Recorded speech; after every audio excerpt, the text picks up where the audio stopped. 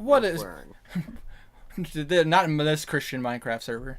What is going on, my frosty friends? My name is Wintercasice, and welcome to Discord Dungeons and Dragons with the Solaires. Currently with Wanderer, Stray, Tiny, and Well. Say hi, guys. Hi, guys. Hello. Who's ready to face me? Ready. Go fight. Ready as ever be. Alright. But, so, sorry I'm starting late, guys, but I say doing some parent stuff and, you know, trying to be a good dad, making sure my daughter is good, because she was very, very fussy. No. And it totally Don't has... be sorry. Own it. It totally has nothing to do with the fact that her bedroom is literally right next to my office, and if I would have started earlier, we would have heard a bunch of crying. But she's good. But she's... I like hearing the cries of children. Makes me happy. Fair enough, fair enough. Seal. Well, hello again there, Seal. But, with that being said, let's go ahead and get into the game, so that way we can get in as much as we can, so that way Walf doesn't crucify me later. So, too late. No!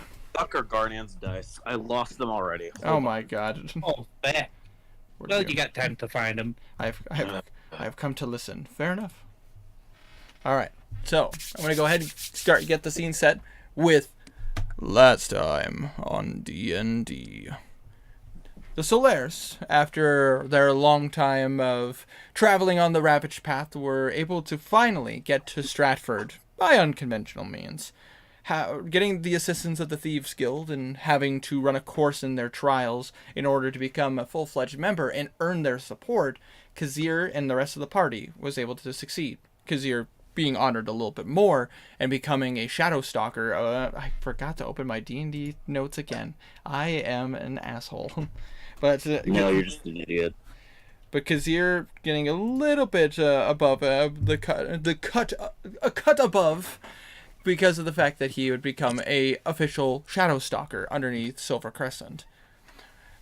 And in doing so, has earned access to places and knowledge that other members of the party cannot. However, the rest of the party is under the respect and eye of the Thieves Guild. With that being said, you all decide to take some time to prepare yourselves, as the battle for Stratford has started to become more and more chaotic, shall we say? Especially when finding out that the Utoruk and his men were the Utoruk, the Tanaruk, I apologize, the Tanaruk's the one in charge, or is he? No, I'm just kidding. It is the Tanaruk. The Tanaruk and his men were making their way to the battlefield, and that you needed to prepare, taking some time and making use of their libraries to gain knowledge to the best of their abilities. They were able to attain knowledge, prepare themselves, get a full night's sleep so they got their spell slots and everything back, and were prepared to enter the battlefield. And upon waking up, they were brought down by the three Shadow Stalkers, Dante, Shiva, and Truewave. You guys were brought down to basically a giant nexus underneath the city, where from there were tunnels going upwards to the battlefield. In doing so, the party decided to split up in different directions, hoping to accomplish different goals. Excuse me. Blue, thinking that it would be smart to try to keep the Tanaruk out of the battle as much as he possibly can, decided he wanted to attempt to disguise himself once again, going undercover with his guys, hoping to maybe convince the Tanaruk to back off, or maybe even just distracting him for several moments to give the opposition a chance to fight back.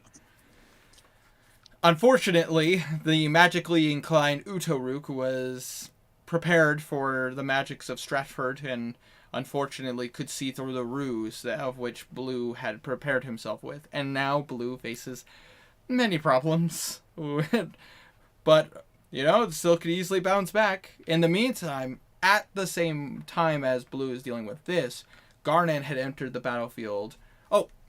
Blue went up alone, but he was in the eagle's eye view of Henrik wielding his sniper rifle. In the meantime, Garnan decided to enter the battlefield from another direction, knowing that his brother Ezran was on the battlefield, chose to make sure Ezran didn't have a home field advantage, deciding to bring more of a threat to the army, the encroaching army, rather than his brothers dead on.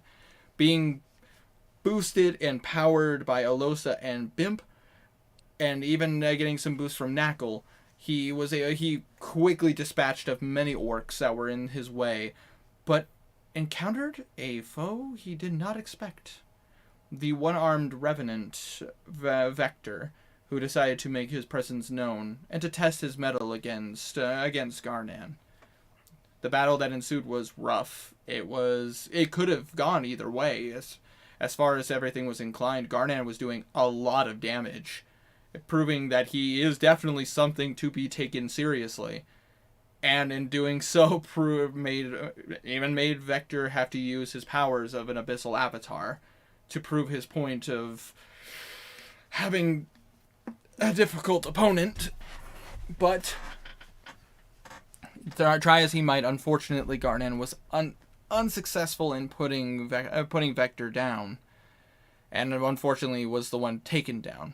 Through some quick thinking, quick movements, and some pre-prepared spells, Alosa was able to get Garnan off the battlefield, and Knuckle and Bimp booked it back to the Nexus, retreating, so they can rethink about their plans and be prepared to try again or try something else.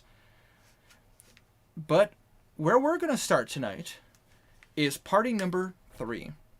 A group of individuals deciding to take the battle to a couple of individuals and try to slow the army down and maybe make them have to backpedal a little bit.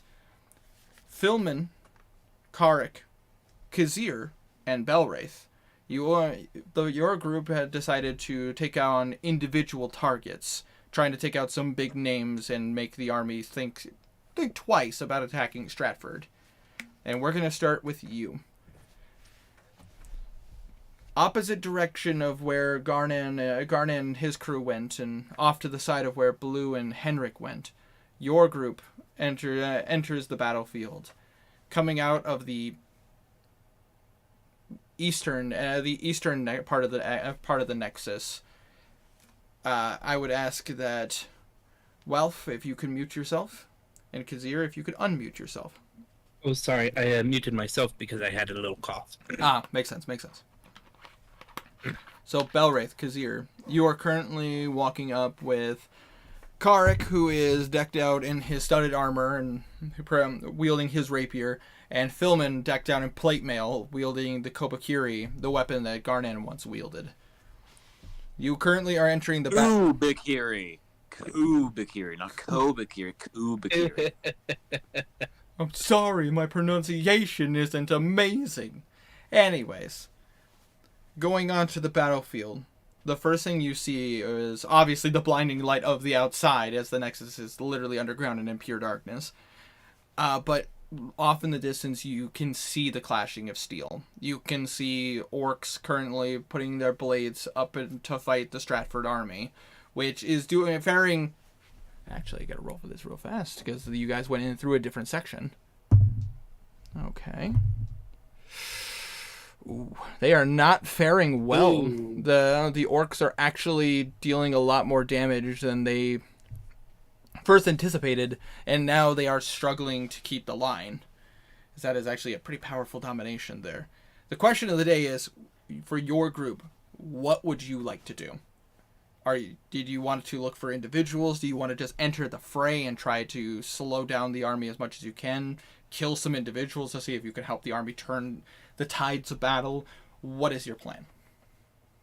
Well, I think we have a few options. We could try to cut heads off snakes and go for commanding individuals as well. We could also try to bring down morale and set fires in the ranks, things like that. Mm-hmm.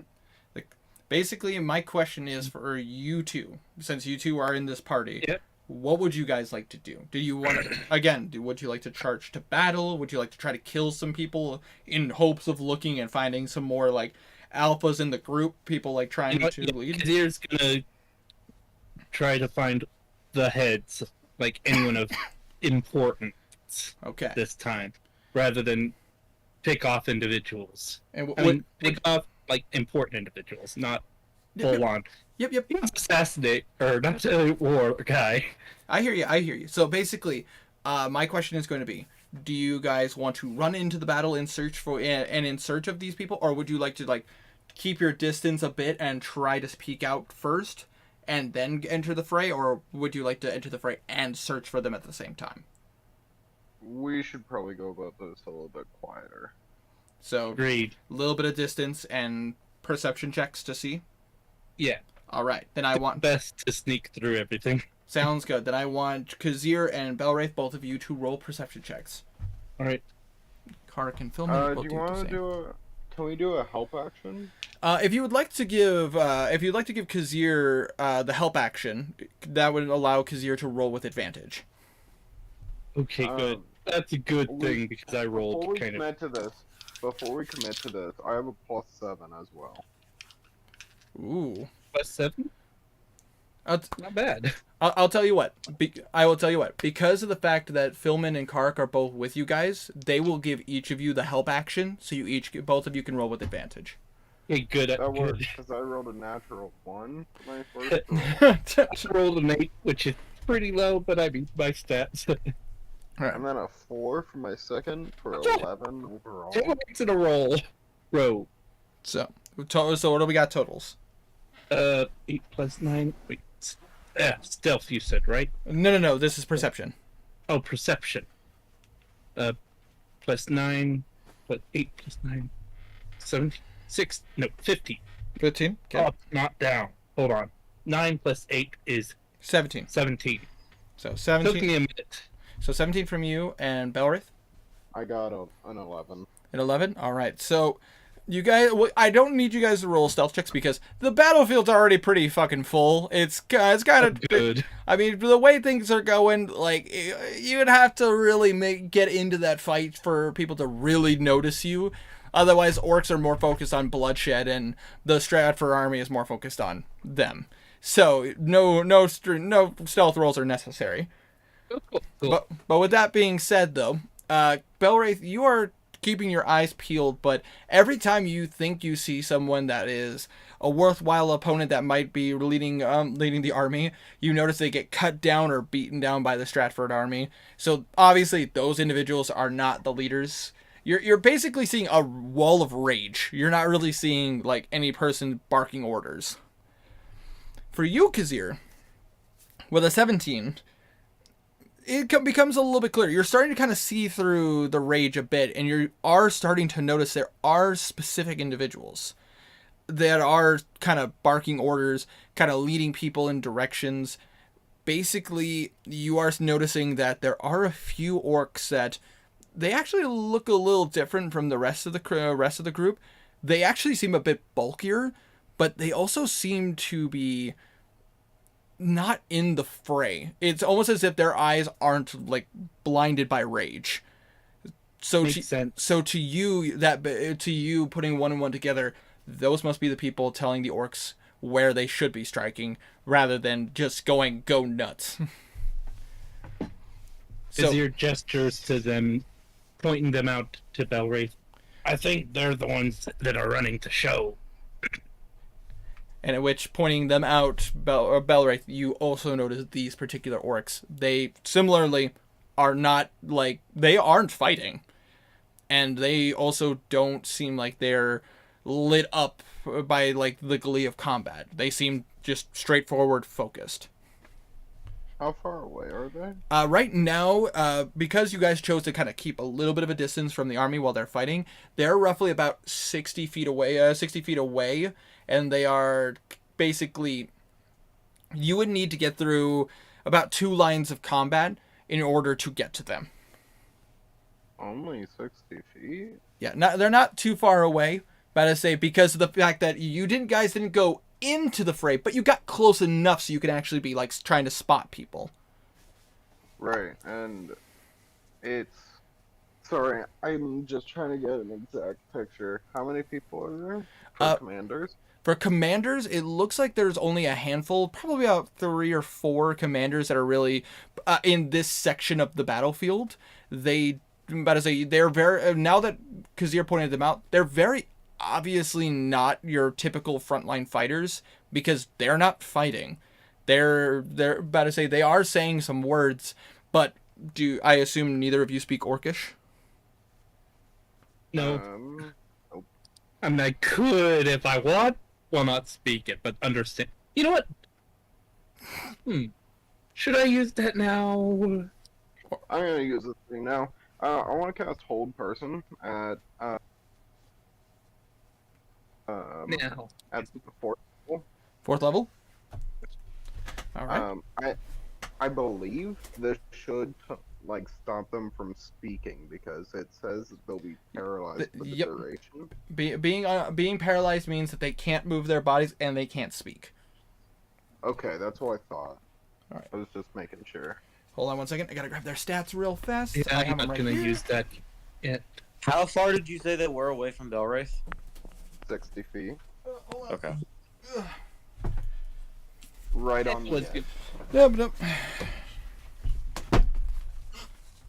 Yeah, Sorry about that. I'm just gonna use comprehend languages. Sorry. No, Think no. it out loud.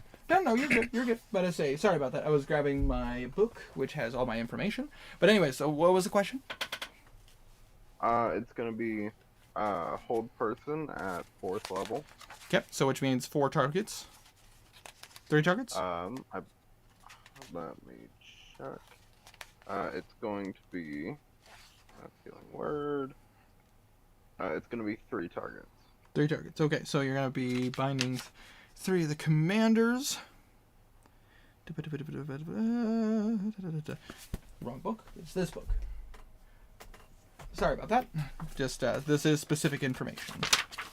Get it out of here, crease. There we go.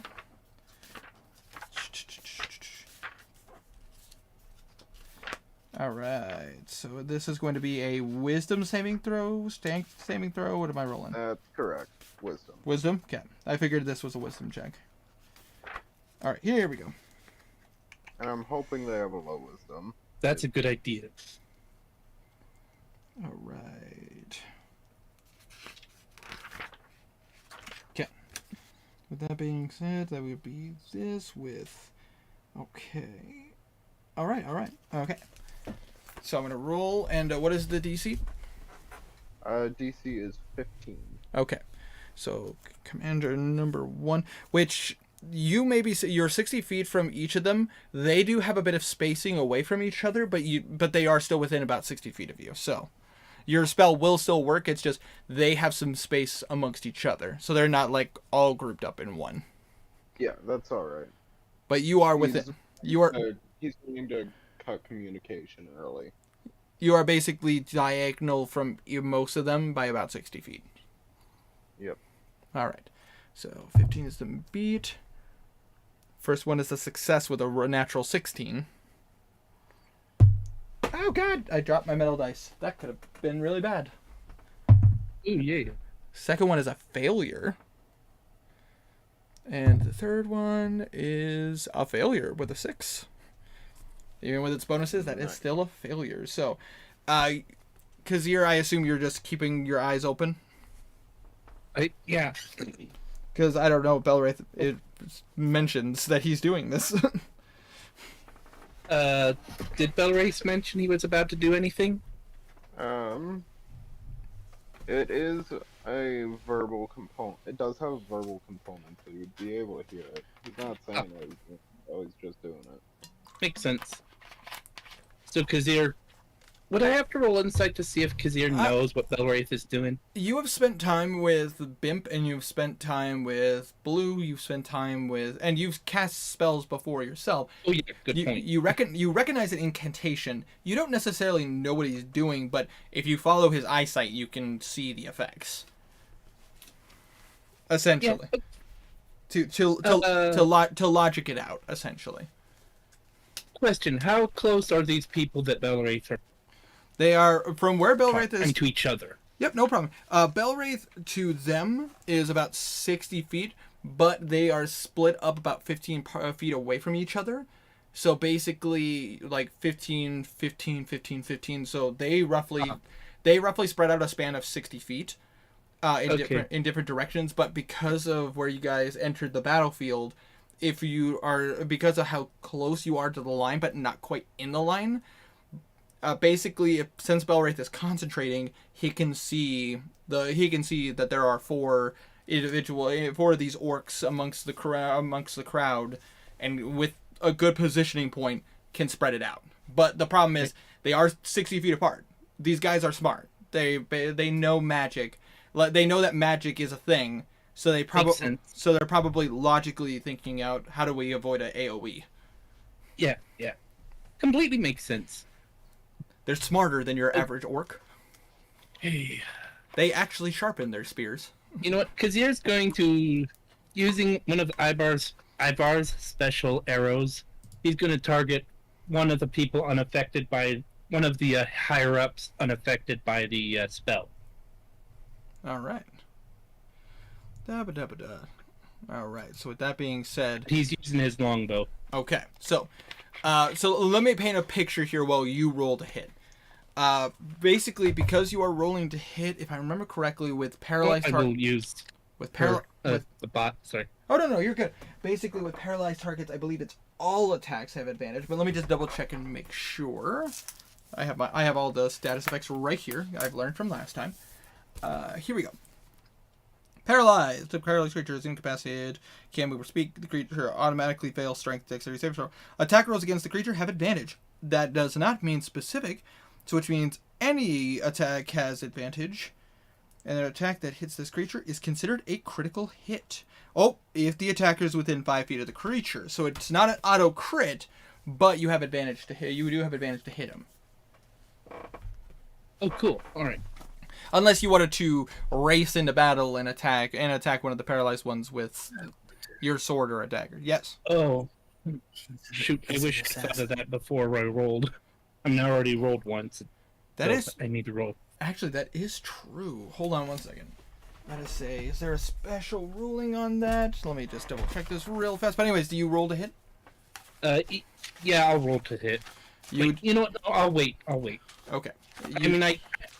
Sorry, I technically already kind of rolled, so I'm not sure. I you do once, but no matter what, you have advantage, so you get to roll twice. Okay, I'll roll again. Let's see. Yeah, I'll just do. Yeah, sorry, my brain not firing on full blast. 14. All right, 14. Natural or with your sorry, my brain just. Why is my brain frying so much? Basically, what am I adding? You rolled a natural. Dexterity, right? Yes, you rolled a natural 14, correct? Yeah. So that would be plus your dexterity, which is 3. Yeah, that's right. Plus your proficiency, which is plus 4. Yeah. Yeah. So right. So it's plus 7. Cool. Yeah, that's right. Makes sense. If you have advantage on attack rolls against a creature that hasn't taken a turn and yet in combat. Oh, that's true. They have not yet made a turn in combat because they've been keeping in the background barking orders. So So technically your assassinate ability does kick in because they have yet to have a turn in combat. Ooh. So which means because of that, god damn it, I just closed the book. Okay, No worries. Because of that, you do 1,000,000 extra damage and they die. Yes. I mean, not too far off. You have advantage on attack rolls with a creature that hasn't taken its turn in combat yet. Any hit you score against a creature that is surprised is considered a critical hit. So if you hit this, which you do, because that is plus 7 to a 14 is 21, which does hit. That is this is considered a critical hit. So do you need to reminded what you need to roll or? I think I got. Let me double check. Quick thing. All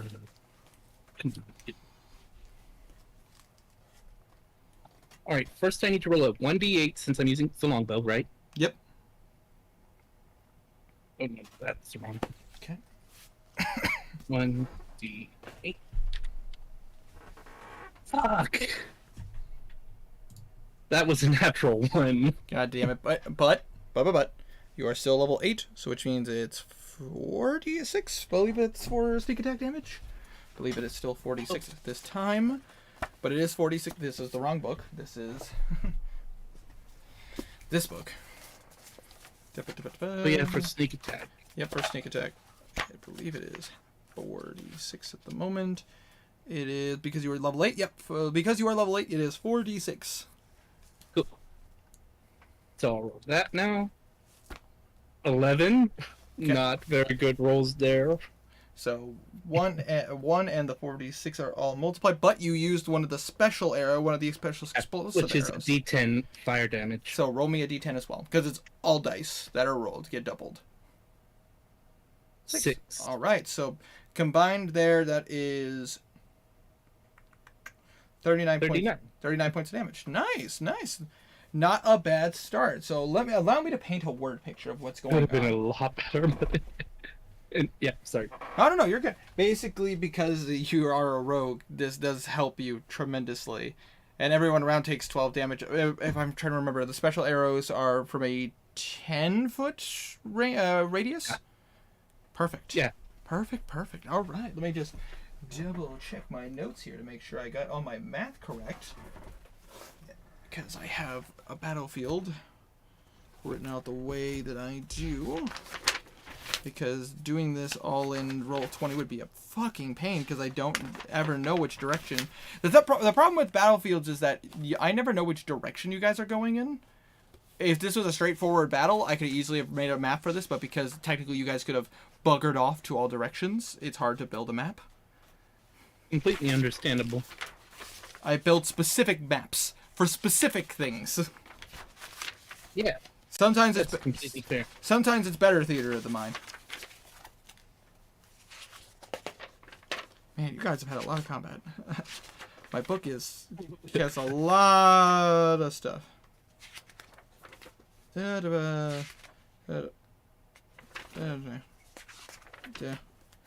my god. Jesus Christ. Okay, there we go. Finally. Oh my god, I've done 30 pages worth of math for you guys. All right. Wow.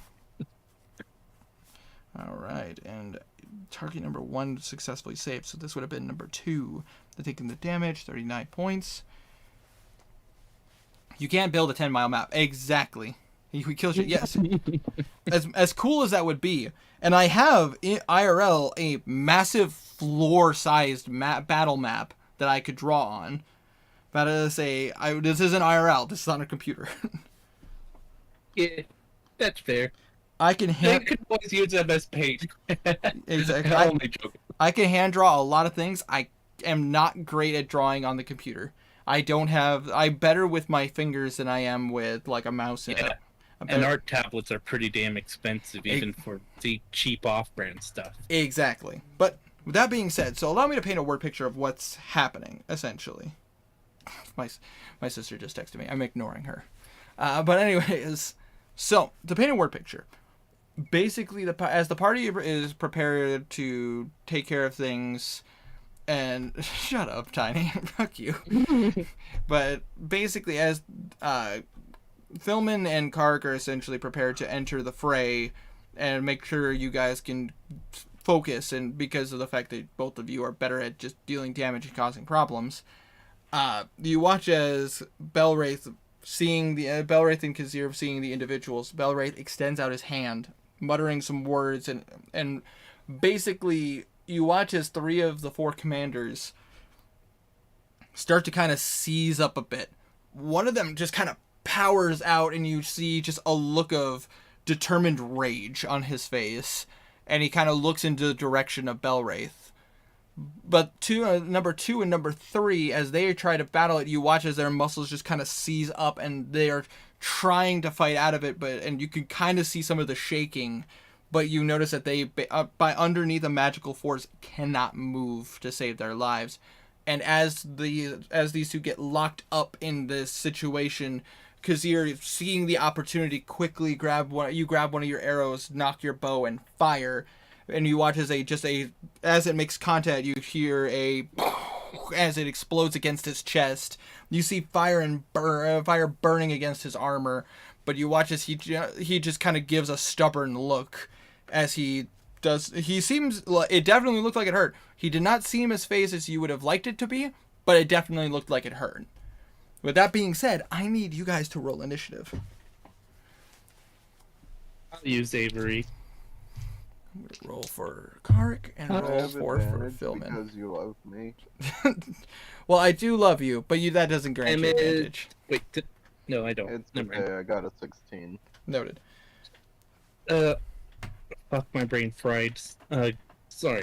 What do I add to when I roll the dice? It would be +5. Your +5 would be your dexterity and your. Oh gosh, Yeah. Better say it. It is a 5. Okay. Yeah. 3 for dexterity. So yeah. Yeah. Better say you get a 3 because of your dex. So 25 to 20. I assume none of you guys have that because. No. Better Spell rate, that's 18, I think he said. I'd say 20 to 15. Yeah, I got a 16. Did you add your dex or is it just straight 16? That is initiative. My initiative roll. Okay, so 16. That is a Kark Yeah. got a 17 because his dex is ridiculous. Okay, Balwraith. 16. About to say 15 to 10. About to say neither you nor Philman got that. Actually, we're going to go ahead and just bounce this down. About to say Philman got a 4. So you and then Philman. So Kazyar, and Fileman. All right. I know all my spelling is shit. That's fine. So But I figured, why not just for the first time do initiative? all right. So with that being said, we're gonna go ahead and go to the top, which is gonna be Karik. Karik, seeing the situation unfold, is gonna go ahead and take the first opportunity. He's gonna use his bonus action, and he's gonna quickly stab his arm with the rapier. And as the blood trickles down, you guys watch as lightning comes down the blade as he uses his Crimson Right to do that, which I believe it's called the Rite of the Storm. You messed up. No, I didn't. What? It's fine. That's the joke. Never mind. It's fine. It's whatever. All right. Because he has 9 levels into Blood Hunter. I gotta make sure I got his dice correct. There we go. Notes. So many notes. This is what happens when it's a battlefield. I gotta keep track of everything. To have it at a 9th level, it is 1d6. Oh, he got his Grim Psycho. Yeah, I already knew that. Never mind. I'm dumb. I have it written right here. So it's a d6. Ooh. Not great, but that is okay. He takes 5 points of damage. But his Rite of the Storm does activate. And he is going to go ahead and he's going to look at the rest of you and go... he's going to essentially... you watch as he runs directly into combat with the front line in front of you. Right of the and basically he is going to... You're noticing as he fights the orcs, he is trying to clear a path so that if you guys ran past him, you would not take opportunity attacks. That is what he is trying to do, and I'm going to roll to see if he succeeds. And see if he can kill some of these assholes while he's at it. Because the rules of combat and war are different, except for when it's specific enemies. Yeah, that makes sense. Because otherwise we would literally be here all day. Oh yeah. Okay. I mean, a million dice, a couple thousand dice rolls. Exactly. Literally. All right, so with that, plus his bonuses, so that's a plus. So that's a 21. That does really well. Then now let's just see how well the orcs handle it. 12k orcs, 11k orcs now, roughly around that area. Let's see how well they combat it. They do not combat it well. So, you watch as Karik quickly running with his rapier and his shield runs into combat, and you watch as he immediately kind of dives in and stabs the blade down, and you watch as Let's see how well his damage does. Because he's using his rapier, he gets a D8 for his damage. Plus the crimson. Oh my god, Karik. Are you kidding me? Double ones. Not great. Damn. Not great. But he did roll well for his combat. And goddamn, you watch as he runs it, and you see that he has the orc's attention. As you watch as he just is flailing his... Oh, he does get a second attack. Never mind. Hold on. Perfect. All right, there we go. Damage. That's better. Not great, but that's better. Better say. You watch as he kills one of the orcs as he comes down, and you watch as he basically is... You watch as he is gaining the attention of the orcs, and he is becoming a massive annoyance to them. You do see there is a clear line for you to run through if you just run through the battle. Cool. Better say, basically, I had to roll to see if the orcs were smart enough to realize what's going on, and because you guys are fucking up their commanders, they're having a hard time seeing what Karik's plan is. But that being said, that is Karik's turn. That's all he can do. Belwraith, what is your plan?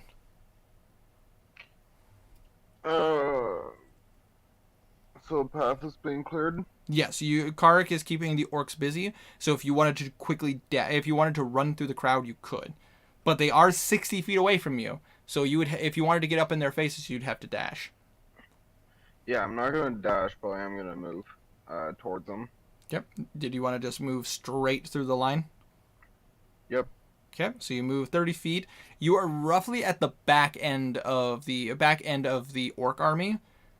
Better say they are, because of the fact that Karik is keeping them busy. I'm just gonna roll something real fast. It is with disadvantage because Karik is keeping them busy. Yeah, I didn't roll amazing. The only people that notice you get through the crowd are the commanders. They see you. Good. Let them.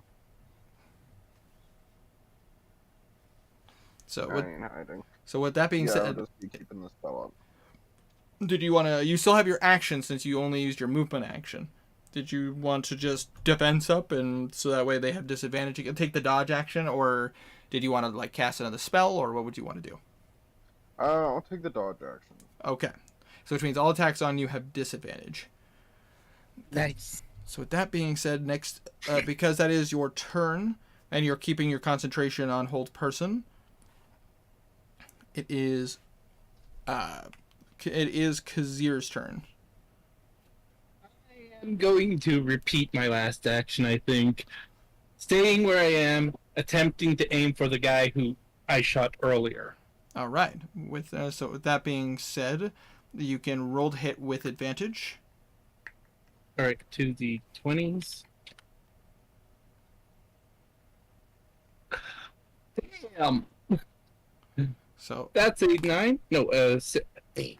Sorry, my brain shit on me again. Why is my brain... 5 plus 7, so that's a 12. Yeah. Which, even with advantage, as you fire the arrow and it strikes against the orc, you watch as it basically shatters against the armor. And because of that, I'm gonna just quickly check something. Actually, no, because of that, I would say that it basically it chips off the armor and bounces away. It does still explode, but it bounces away from him. So it kills just like a random orc. Just a random orc in the background. Ah! Ooh, ooh.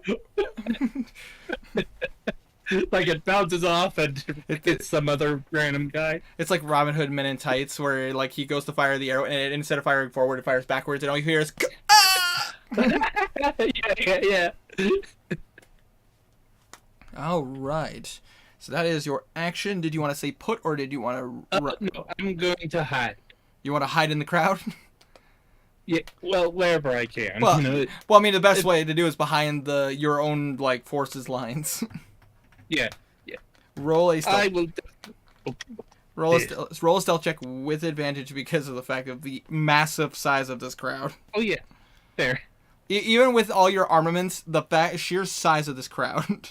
Now that makes me vanish. Yeah, 19 plus fucking 9. So yeah, no, that's a 28. Yeah, you're just But I say The last thing he sees is me flipping off before I disappear to the crowd. you're just like Water Tribe and just.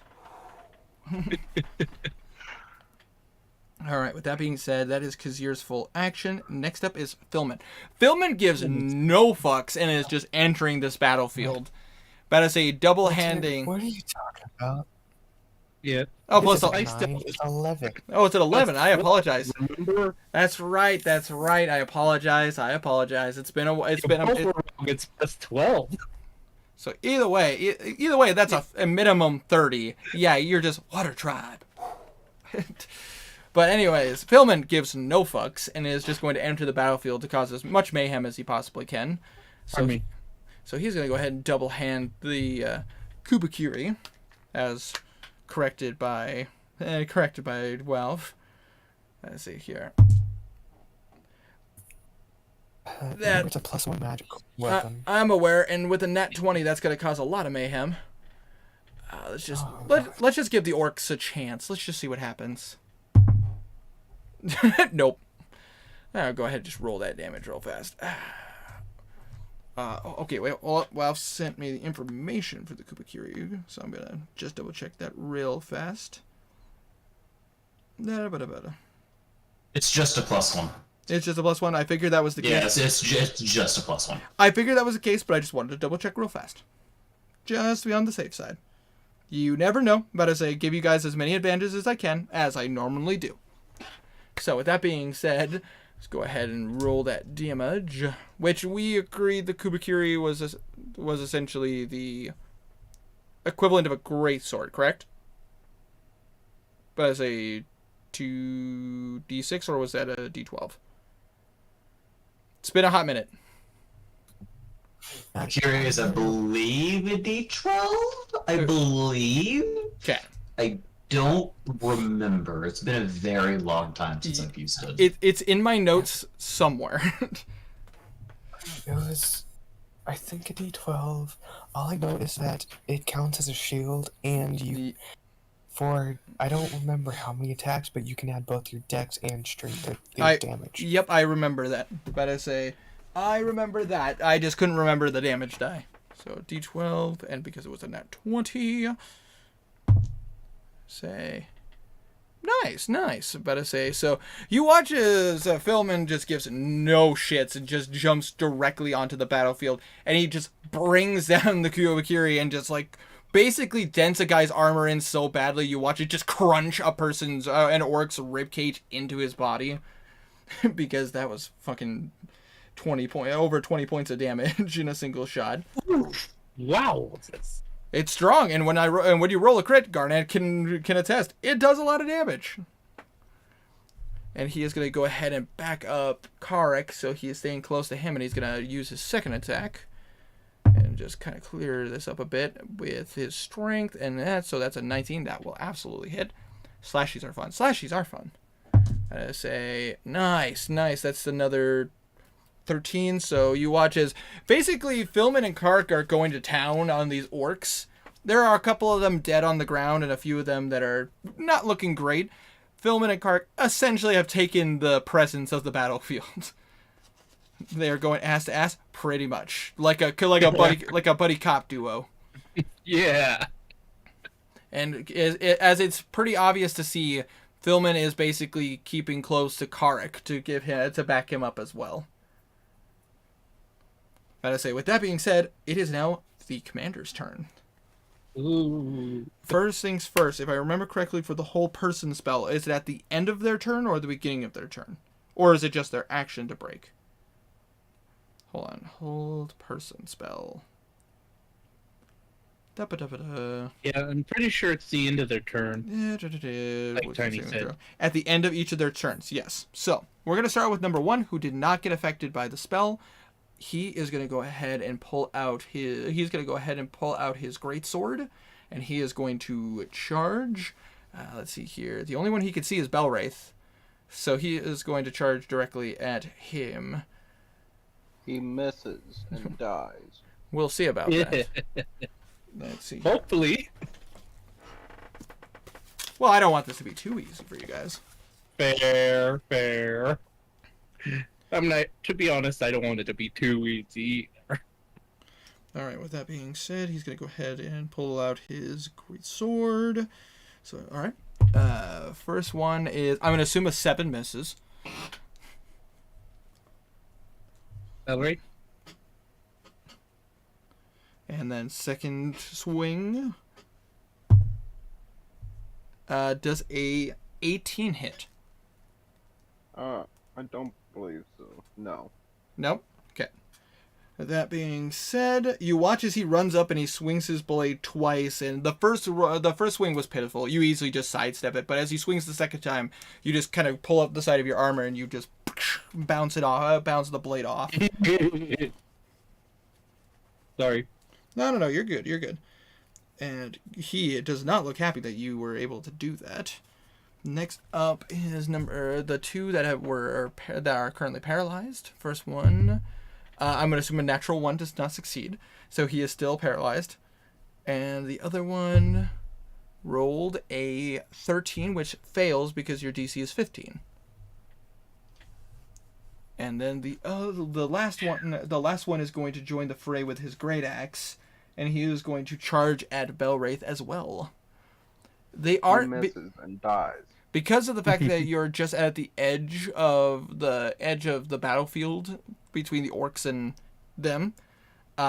He can't quite get the flanking done. What is Belwraith's AC? I assume with plate mail 19 or 19 or 20. It is. A while ago we thought that it was 20, but D&D Beyond says it's 19. So I'm saying it's 19. Fair enough. But I say straight plate mail is 19. But I say unless you also have a shield. I have a shield. Yeah. Then that would be then scale mail. But I say, you're wearing scale mail. All right.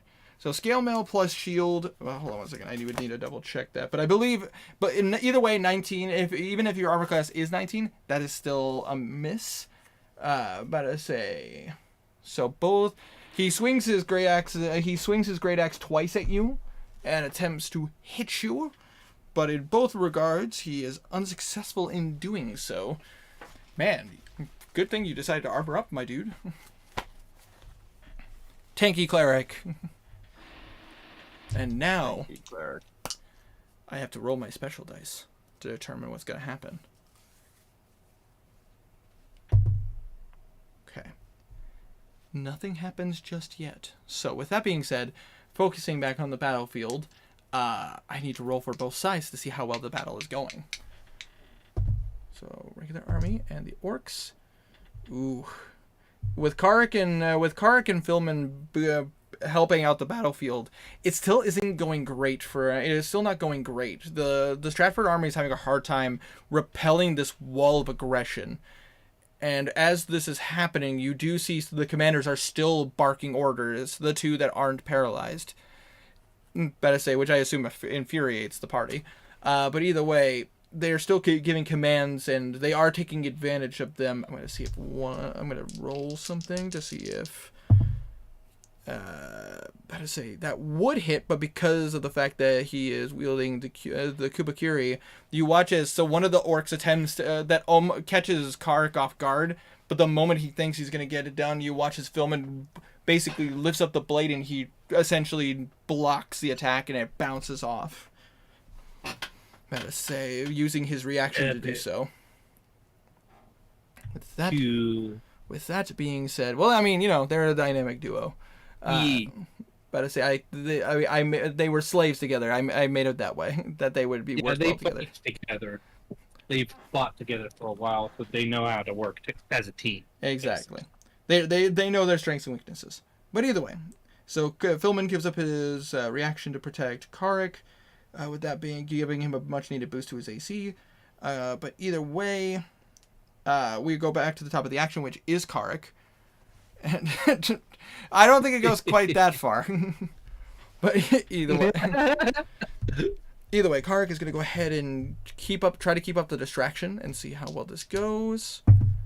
I say, fuck, with a natural 18 on Karik's end, fuck yeah. All right, let's take a look here. All right, you made up for it with normal damage. So you watch as For you, because you're just watching as Kark is just stabbing into orcs with his rapier, really just kind of laying into them.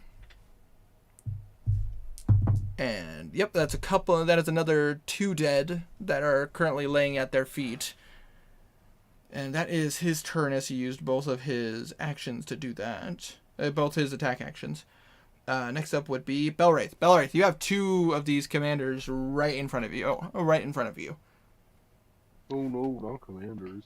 I'm gonna hit one with the gnarled mace. All right. So have you rolled a hit then?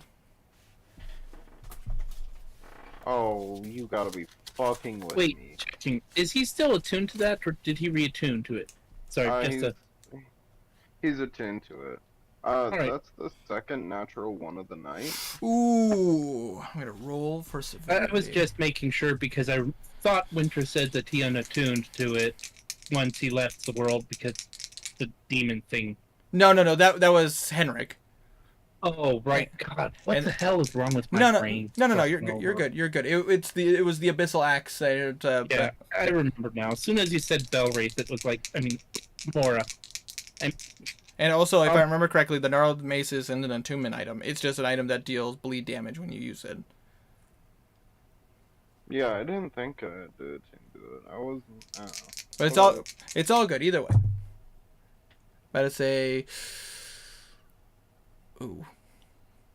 Oh no. I need no, with the severity like this, I gotta roll to see if they can do this. Oh no. Oh no. Even with a high severity, it basically I had it set that That because knocked at the door. it wasn't as terrible as it could have been. Like if I would have rolled any higher, I would have said that you would have been disarmed. But with the amount I rolled, I basically had it said that could use the orc could use his action for a opportunity attack. But even with that, because of your armor, about to say because I rolled I got with his bonuses I got an 18, which literally just misses. So as as you like leave yourself open and he goes to smack you with the greatsword, you watch as your armor kind of catches it just in time, and you watch as the blade just kind of slides off of your armor. But you do see some nicks in the metal. Can I use? I can't use my bonus action to attack again.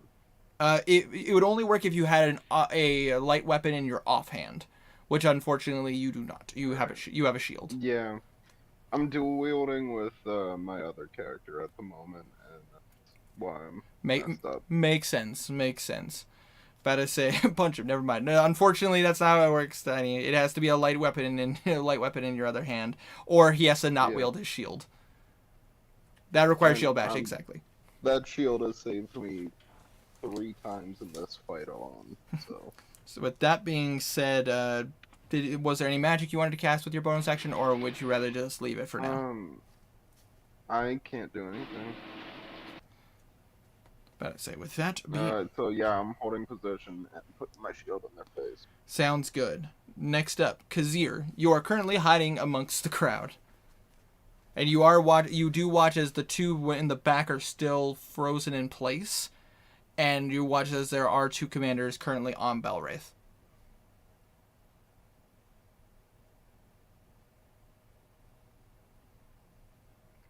Kazir. He's dead. Uh-oh. He's absolutely awesome. I did not realize I was muted. I was still muted. Why did he hide amongst the army? He was so stealth his own people didn't see him and he got trampled. Yeah. What I was gonna say is I can't use my exploding arrows because it would hurt Belwraith. If you want, Fine, go for it. you could still hit the ones that are currently paralyzed in the back, but if you wanted to lend assistance to Belwraith, if you used an explosive arrow, Belwraith would take damage. I'm going to use.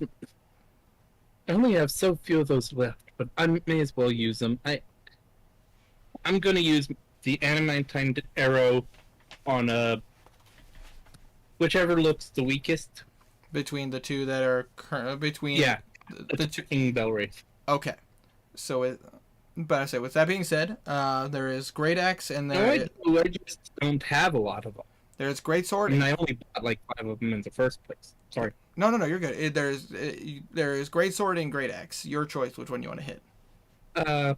I'll go with Great Axe. Noted. All right. With that being said, you would roll to attack with advantage because you are stealthed. Well, yeah. Well, 2d20s. Wrong command. Hey, don't feel bad. I completely forgot how to roll on. Oh my god. Woo!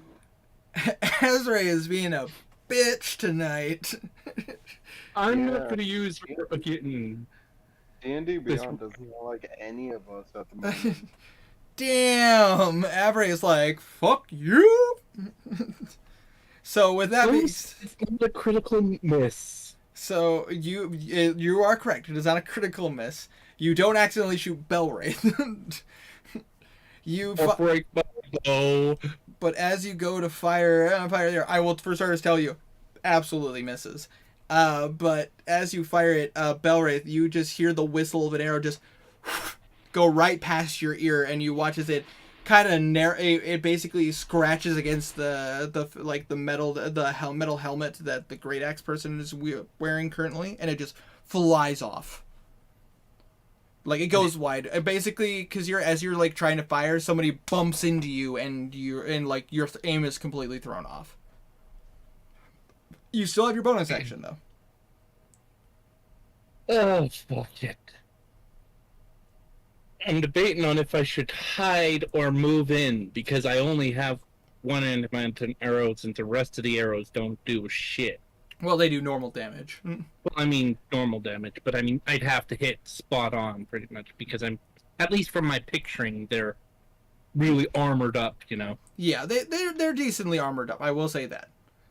And so a regular arrow most likely wouldn't do much damage. If you hit, but I say it would definitely do damage, and you hit with a 4. Oh, Well, good point. well, it was 14 plus 7, so 21 will even plate mail doesn't protect against that. Oh yeah. Wait, what? Hold on, I would have hit, or would I not have? Well, 14 plus 7. You rolled a natural 14, and then you had plus 7 as your natural mod. And so yes, 21 hits most targets. Oh. Unless you're rolling a 21-sided dice, and then I have questions. Yeah. So Nobody would have. with your bonus action, what would you like to do? I'm debating on if I should hide again, or try to get into the face so that I can actually attack. You know. No, I hear you. Rather than- I'd say hide. Yeah. I'll hide because I'm pretty squishy. You could. I don't have a high AC. I was about to say. I mean, I'm decent. Yeah. even if you wanted to get into the fray, if you went stealthy, you could sneak through the crowd that is currently busy with Kark and Philman, and you could like get up there with your daggers. And because you have the mobile feat, you move 40 feet. So Oh yeah. Yeah, you know what? I'm still gonna hide. Just to better safe than sorry. sounds good. Then I want you to roll a stealth check with advantage. Because you still have literally 10s to 20s of people in your way. And last try. Come on, brain, work with me. Sorry. It's good. It's good. Oh my fucking god. 15. Yeah, let's see here. With your bonuses, that's a 20. So that's a 26. Yeah, you are pretty well hidden. He disappears again after flipping him off. Basically, you watch it go. He looks at you, and you're just like water tribe, and flip him off. Fall. You literally fall backwards into the crowd. With that being said, that is Kazir's turn. It is Philman. Philman again is going to continue to not give a shit and keep whacking people with the Kubikiri. I'm gonna say That actually was not a great roll, but with his bonuses, what is the average orc's armor class? Oh yeah, no, it hits. But I say because his strength is really good. And better say, with that being said, that's still 14 to hit. The normal orc soldiers do not have great armor class, which is why I had these special rules put in place. Better say that is 10 points of damage, and then for his second roll, better say that's better, so that hits. All right, that is another 12 points of damage. Good. You're basically watching as Philman and Karg are going to town. You're watching as more orcs are dropping, and a couple orcs are now starting to back up a bit, realizing that fighting these two is a bit rough to do head on. But I say some of the orcs don't care. Some of the orcs are starting to realize, like, oh, this isn't working in our favor. So with that being said, it is now the commander's turn. So fighting these two are fucking terrifying. Yeah, pretty much. But that being said, it is now the commander's turn. First things first, Great Sword is going to go ahead and swing at Belwraith. You do not have the dodge action up, so he does not have disadvantage. But a 15 will not hit you. But he gets a second swing, which rolled just as badly. Both miss. Yay. He's bad. It just keeps going into my armor. The other one is going to go ahead and, realizing the situation, decides to move to an advantageous position, and he is now going to flank you, so he now has advantage. So you are currently between an orc with a great sword and an orc with a great axe. Let's see here. Oh my fucking god! I rolled double sixes. That misses. That misses wholeheartedly. But his second swing with his great axe. The dice are both for and against me. A 19. Oh, and that No, a natural 19 plus his bonuses. So that will hit. no, he doesn't. Who's the barbarian? That would be Garnan, Welf's character. And because of these particular group, because they are blessed by Grumsh, their weapons do an extra damage. That sucks ass.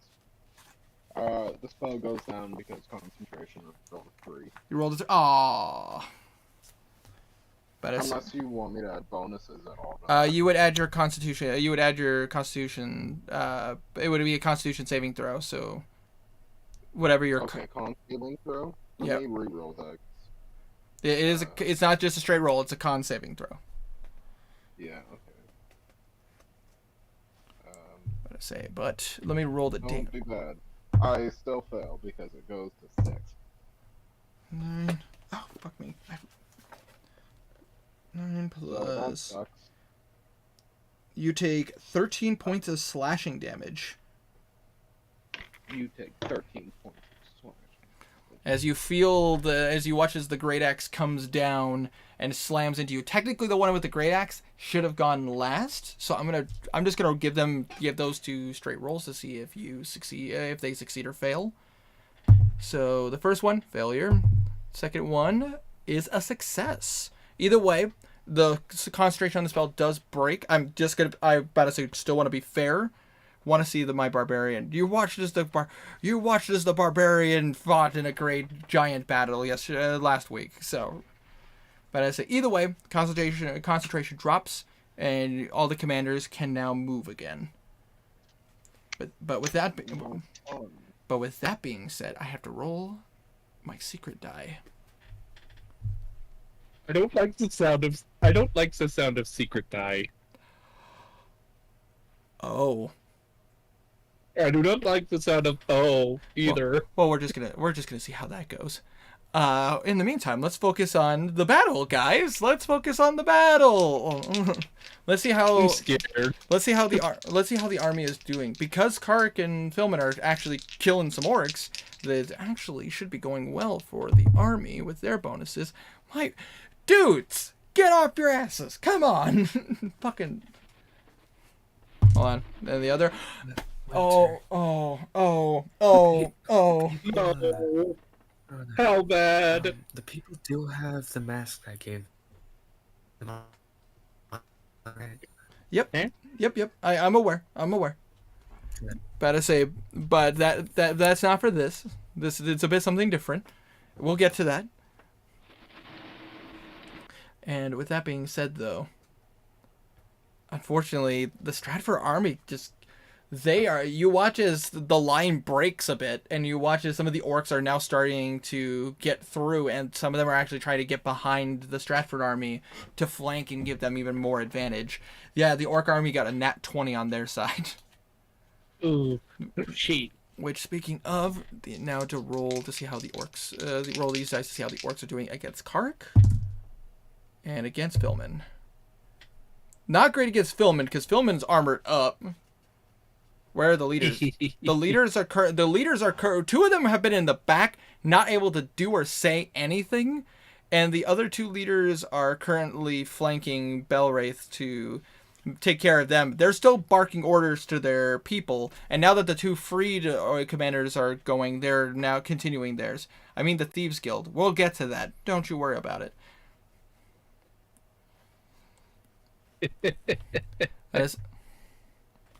They're currently off dealing with other people. But with that being said, the commanders had their turn, Secret Round had theirs, and the orcs have now been dominating their side. It is now Kark's turn, top of the round. Kark is now seeing that the army is having a problem. I'm going to roll to see if the wheels in his head start to turn. They do! You watch as Kark gets this quizzical look on his face as he realizes the situation isn't looking great. And then a smile goes across his face. He's going to use his action, and he's going to cast Darkness on the orcs. And you watch as basically a bellowing cloud of darkness goes over the orc army. Because this is magical darkness, they cannot see through it, which means that all their attacks are with disadvantage. Kark, however, is unfortunately left in the open as he with Philman, but they might hit each other. Well, it's basically has it play. Yeah, that is true. The orcs might hit each other, not realizing what's going on. Either way, it gives the army an advantage on their turn to see if they can turn the tides. But with that being said, that is all Kark can do because that is his main action. He is a duelist, so that is his turn because he can't do anything else with his bonus action at the moment. So with that being said, it is now Belwraith's turn. Belwraith, you are currently sort of have two orcs beating you from one side and the other, and you've lost concentration on the other two. Kind of pissed that I lost concentration on the sweep spell.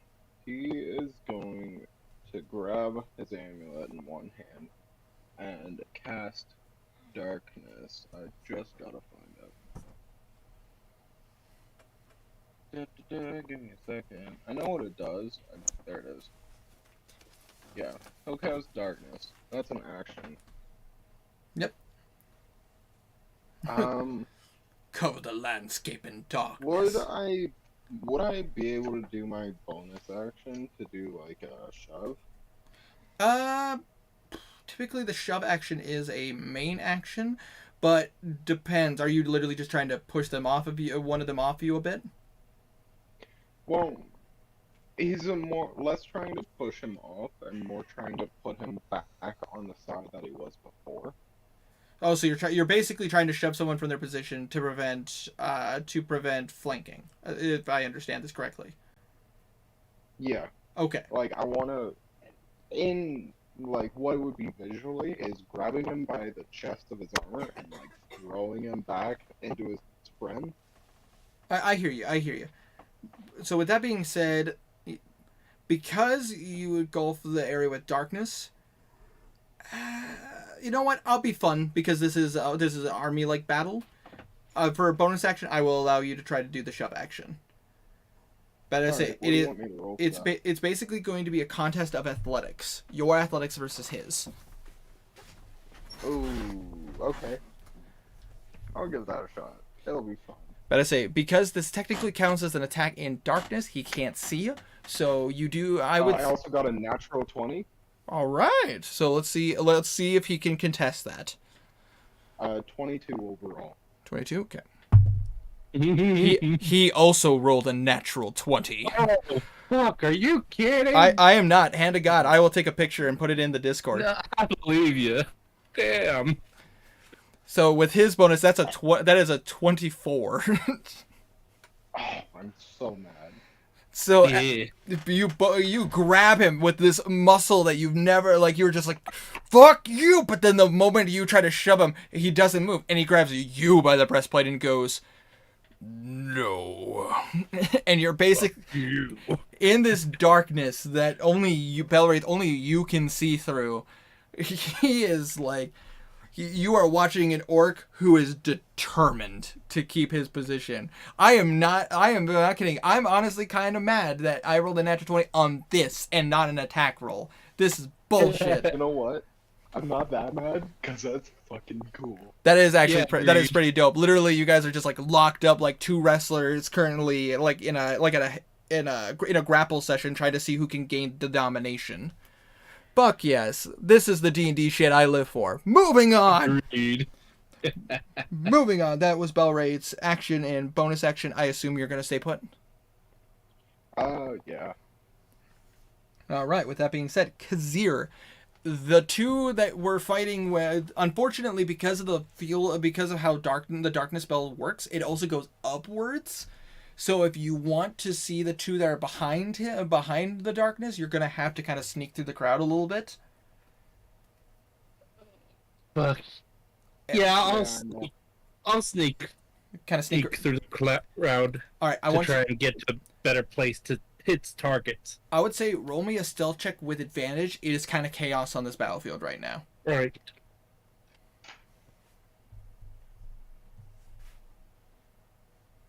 No, that's not the right one. That's there. Oh, fuck me. 26, yeah. That's 26. Yeah, 26. Yeah, you sneak through this crowd pretty easily. Everyone seems a bit busy. You do see an axe. Is this bonus action or just movement? This is just movement. Just making sure. This is for flavor because you're trying to maintain your stealth. Essentially, like you're watching is you just kind of like a cartoon. You're just kind of popping in through certain sections of the fight, like, whoop, pardon me, excuse me. Oh gosh, You see an axe swings and you're like, ah, and you duck down and you just kind of sneak through and all.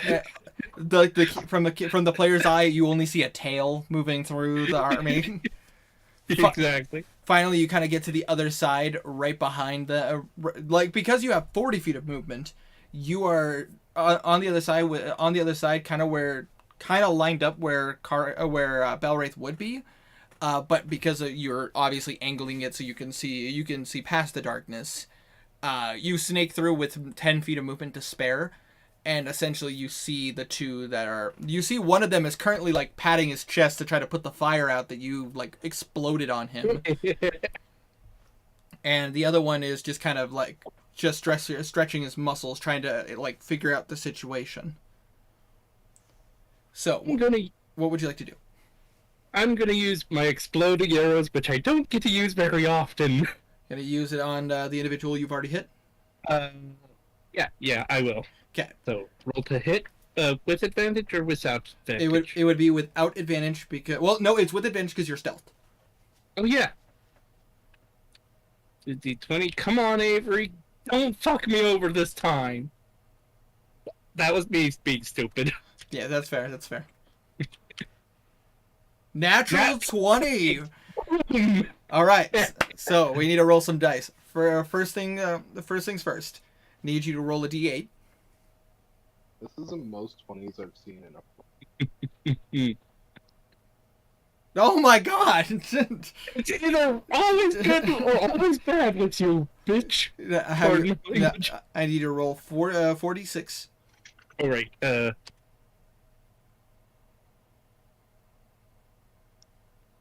that's not too bad. There we go. That's better. That's better. And then I need you to roll a d10. Right. For the explosion. Nice. There we go. So that would be 51 points of damage. Holy shit! Thank you, Tiny, for doing the math, by the way. Jesus criminy. So basically, as this darkness kind of comes up and the orcs are a little confused, they seem like focused trying to solve it, you just kind of stealth through and you're just like, found you. And just... And you watch as the explosion hits him like right across the shoulder, and you just hear as it kind of explodes, and you watch as it catches the side of his face. Splinters are going everywhere, and you're watching as he's just, and he's like starts kind of pulling. You watch as he starts pulling the shaft of the arrow out of his body, and you just see him coated in blood. And you watch as he kind of staggers. He's like, he is hurt. He is really hurt. He is not looking great. You still have your bonus action and 10 feet of movement. What would you like to do?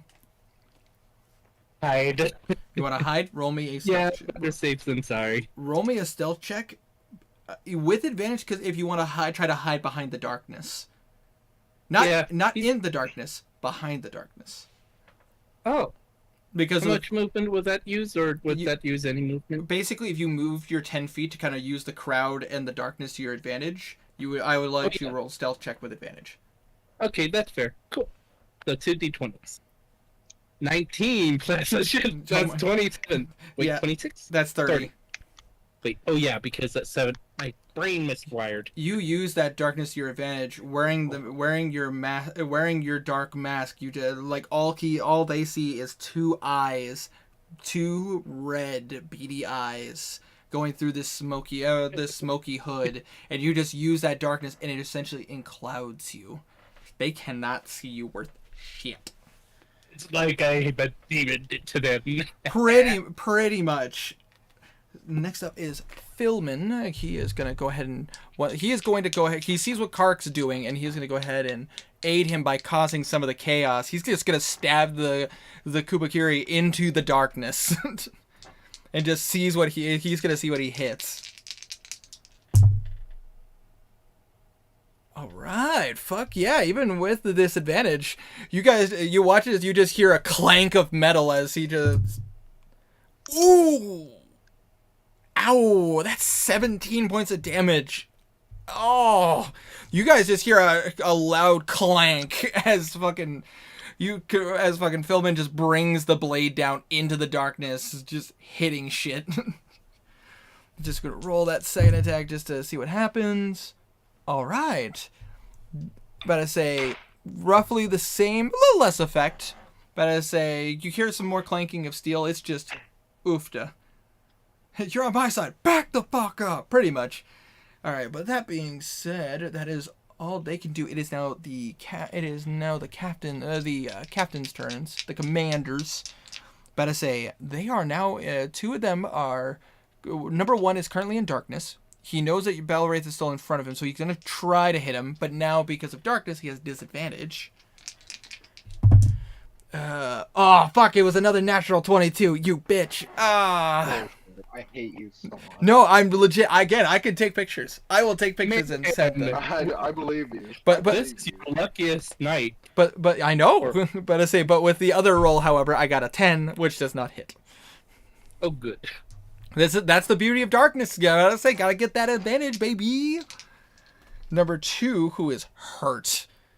I'm gonna roll to see how smart he is and how he wants to do this, or if he gives into his orc rage. No, he's gonna keep his concentration. He is gonna hold his action for a particular effect. And now number three. He's not really sure what's going on or how to handle this. I'm going to roll to see how he wants to do this. All right. He sees that his buddy is getting fucked up. He is going to try to see if he can find... he's going to see if he can find the archer that's shooting his ally. But I say it's just a straight roll. And to see if he can find Kazir, which I doubt he will be able to. Not a fucking chance. So he used his action to see if he can find him. And then he's going to take the... No. He used his action to do that. I chose for him to do that, so... With a natural 20, he couldn't... I know.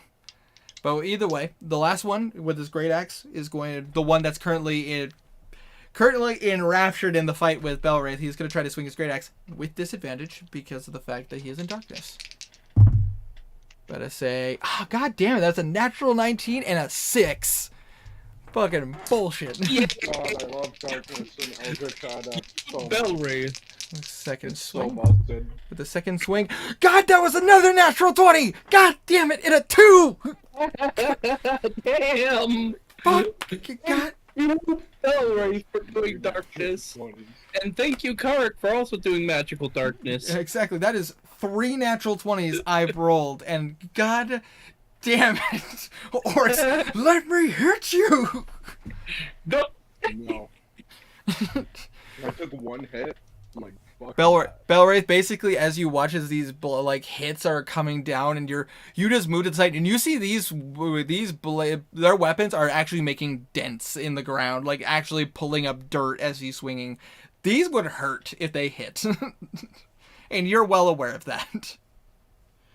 Mm-hmm. All right, it is now the secret action. Let's see how this goes.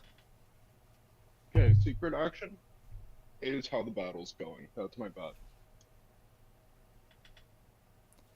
All right, we'll just have to. I got 150 Oh billion. yeah, We're just gonna. that makes sense. We're just gonna see how that. We're just gonna see how that plays out. With that being said, it is current. I have to roll to see how well the armies are doing. The orcs have disadvantage because of the darkness, and because of how well this is going.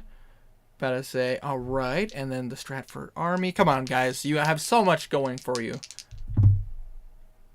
There we go. Natural 20 on the army side. Fuck yes.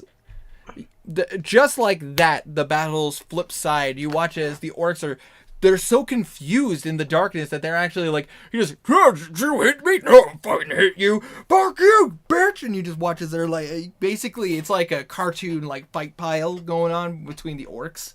And you watch as the Stratford army is realizing like, fuck, now's our chance. And you watch as they all just kind of take like some of the people take a step back, pull out crossbows, and start firing into the darkness, hitting pretty much everyone in the darkness. And you watch a few of them basically take up shields and take up a defensive stance to defend the archers. Happy Gilmore. That's the movie I'm thinking of. Oh, pardon me. With that being said, we are now back up. Dust is being kicked up. People are bleeding. Children are screaming. It's fucking crazy. It pretty much is. Karik. I gotta roll to see how this goes, actually. Because technically, Belwraith can't be seen, and this is going on, and we're gonna see how this goes. Because the army is sole focused on Karik and Filman right now. So we're going to see how this goes. That's fine. I gotta say, Karik is ducking and weaving and really keeping his distance. And Filman... Yeah, Filman's a fucking tank. Even with that roll, Filman's armor class is a 19, so it just bounces. These hits are bouncing off of him. Just checking something quickly. Yes. Didn't Karik and Filman both have Masks of True Sight? They do.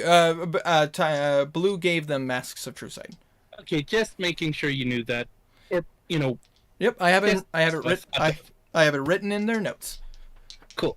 But that is not what's going on right now. At least as far as you guys know. But now, Karik, let's see how well you're doing, buddy. Fuck yeah! Gotta say, there you go, bud. Gonna roll some damage to keep up your and I don't need a roll to keep up concentration because you are just bobbing and weaving and handling this well. And yep, that's good. And the second roll, it's just as good. Damage wise, fuck yeah, Karik, there you go. But as I say, you're just again, because you're from your vantage point, you're just watching the chaos unfold as Karik is just killing more individuals and handling himself very well. Filman is going to go ahead. But I say Karik is going to go ahead and just back up with Filman, keep his distance. It is now Belwraith's turn. You are currently in the darkness. You are dodging. You are basically blocking attacks and handling yourself well. Okay, so I'm hoping shove as my bonus action again, if that's okay. That is okay, if you still want to use your main action. Right. I kind of want to use my shove and wrap my leg around his knee. And Okay. pull backwards and trip him. All right, so you're gonna try to trip him. That would be Yeah. similar thing. It would be contesting athletics. He is in darkness, so you have advantage. Awesome. Because you can see and he can't. Oh, that's really low. Okay, 12. Ooh, hold on. I have to check his athletics real fast. Because he didn't roll great either.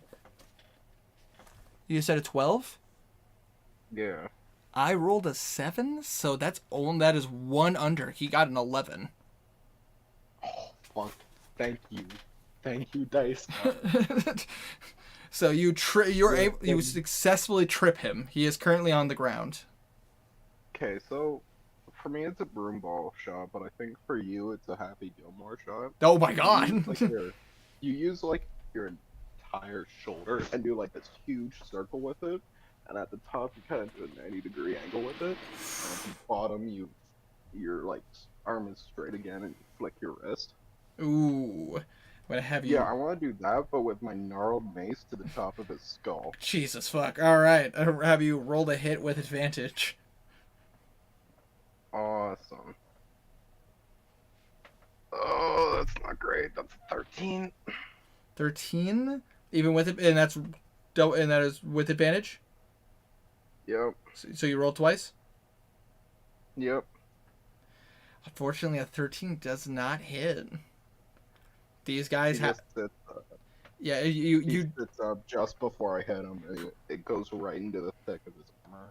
Pretty much, basically, it goes to hit, and you watch it. The back of his armor just kind of catches the gnarled mace before it can dig in. Man, the dice are for and against you guys right now. Jesus. Yeah, it's too, though. It's either completely for us or completely against. Nowhere in between. Like, they want this battle to be long. Apparently. All right. Yeah, exactly. A long, epic battle. All right. With that being said, that was Balleray's action and bonus action. I assume you're gonna stay put. I'll be putting them in front of me again. Well, better say you did use your bonus action to kind of trip him up and move him. So yes, that would be the way that would go. So with that being said, so basically flanking at the moment is off the table. Basically, until the Gray Axe's character's turn, he cannot get back up. So therefore, flanking is not a possibility. So you got this stuff on your side. Okay. With that being said, though, it is now Kazir's turn. So, Kazir, what would you like to do? I didn't realize it was muted. Lather, rinse, repeat. Go with what's working so far. So you're gonna kind of dip out of the darkness and fire? Yeah, it's the same guy I've been hitting on this whole time. All right. You are hidden, so he can't see you. So you can roll to hit with advantage. You are married. Why are you hitting on someone? It can't be helped. It's a sexy orc over there. Yeah. 2d20s. You have 2d20s. So 13 plus 7, so 20. Yeah, that's right. That hits. 20. Nice. So this is not a crit. So this is just normal damage. Is this a normal arrow or is this an explosive arrow? Oh, exploding one. Okay. So have you roll a d8? Right. First, sorry, 1d8. Brain a little laggy right now. Okay. Better say this. You are stealthed, so you get to roll your sneak attack. So 4d6. Oh yeah.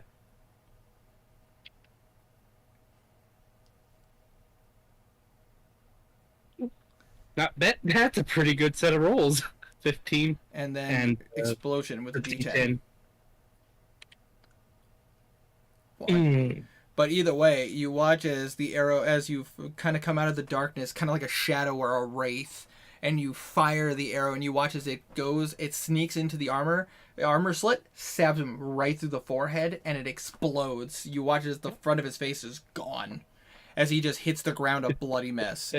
That one is dead. One down, one to go. However, not one that he can see to go. However, I don't like that. I need Kazir to roll a wisdom saving throw. Oh shit. Fuck. And my wisdom is shit, I'm pretty sure. Wisdom. Oh, a wisdom saving throw, you said. Mm-hmm. As this person, 0. as this So it's a flat 4. as this person this person made his way to this side of the battlefield, waited, seeing what was happening, decided to hold his action specifically for this. Kazir, you feel as if every muscle tightens on your body. You watch you kind of try to flex your fingers to keep hold of the bow, and you are struggling. And as you look up, as you try to look, you move your eyes to try to see what's going on. Roll a perception check.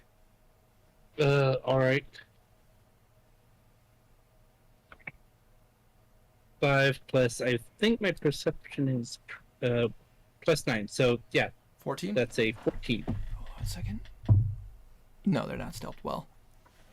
As you see, I'm gonna go. All right, Seal. About to say, good having you in the crowd, man.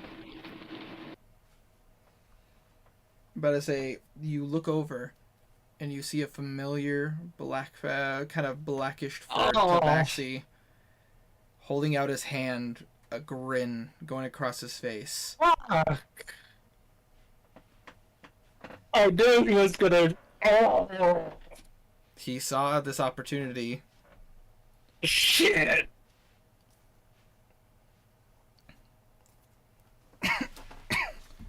But either way, that was a held action. Fair. So so it is still your turn. And if I remember correctly how the rules of hold person works, at the end of your turn you can roll to see if you can break it. So Come on, break it. roll a wisdom saving throw. Wisdom is not my stat. I can. Oh. I think you're right though. Wisdom saving throw, you said this time? Yep, wisdom saving that's a 0, but 17 was the dice. 17. You have The plus end of 0 the- to wisdom. No, I have nothing. 0 to wisdom.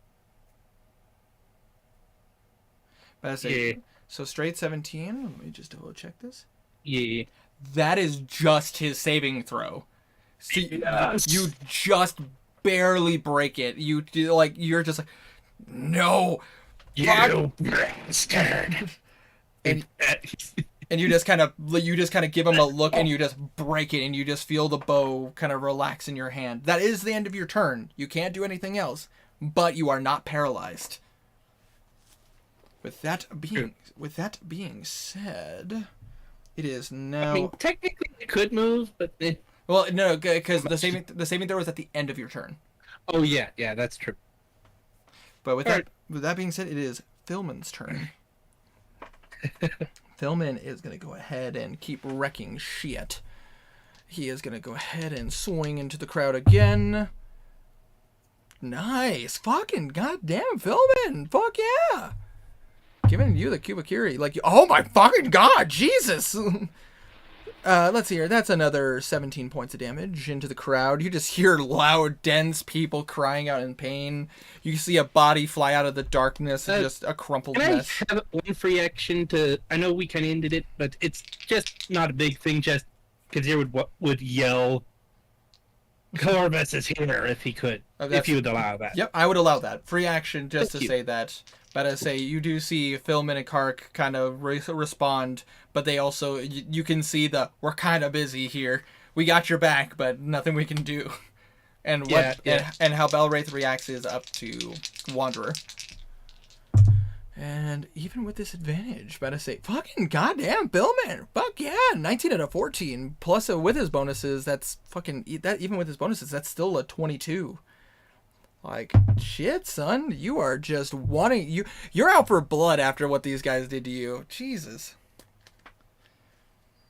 But I say, you're just watching, again, Philman is just bringing down his blade into the darkness and just crumpling people in his path. He is just trying to decimate these people as much as possible. But with that being said, it is the commander's turn, and, number 1 with the great sword. He is going to try to swing at Belwraith with disadvantage. They are not flanking because of the fact that the Great Axe individual is down. So Great Sword is going to try to swing. That is a... I have to roll severity. That was a natural 1. Oh, thank God. He So- hit his buddy. So let's see how this goes. Let's see how bad this is. Oh, it's a good thing. I'm just gonna roll to see how this It's goes. a good thing. That's a good thing. Cool. Of course, fucking course, I would roll a natural 20 on this. Hold on. Gonna roll the damage in because he has the Blessing of Grumsh. It does an extra D8. So okay, so minimal damage on the first swing and part of the second swing. Okay, so that's 10. 14 points of damage. You watch as Belwraith, you watch as he tries to swing at you. He swings very clumsily. You see an opportunity. You kind of quickly swing the gnarled club to like kind of cause the blade to flicker, and you watch as it accidentally stabs into his ally who's currently on the ground, dealing 16 points of damage. And you hear a scream. Let's see here. And because of that natural 1 and how high the severity is, he does not get his second swing. Let's see. Oh, I'm almost sad about that. Hit his buddy again. So, but it's now Commander number 3's turn. He's going to roll another perception check to see if he can spot the archer again. You're now out in the open, so he is able to find you. Shit. Let's see. Does he have anything that would assist him in this?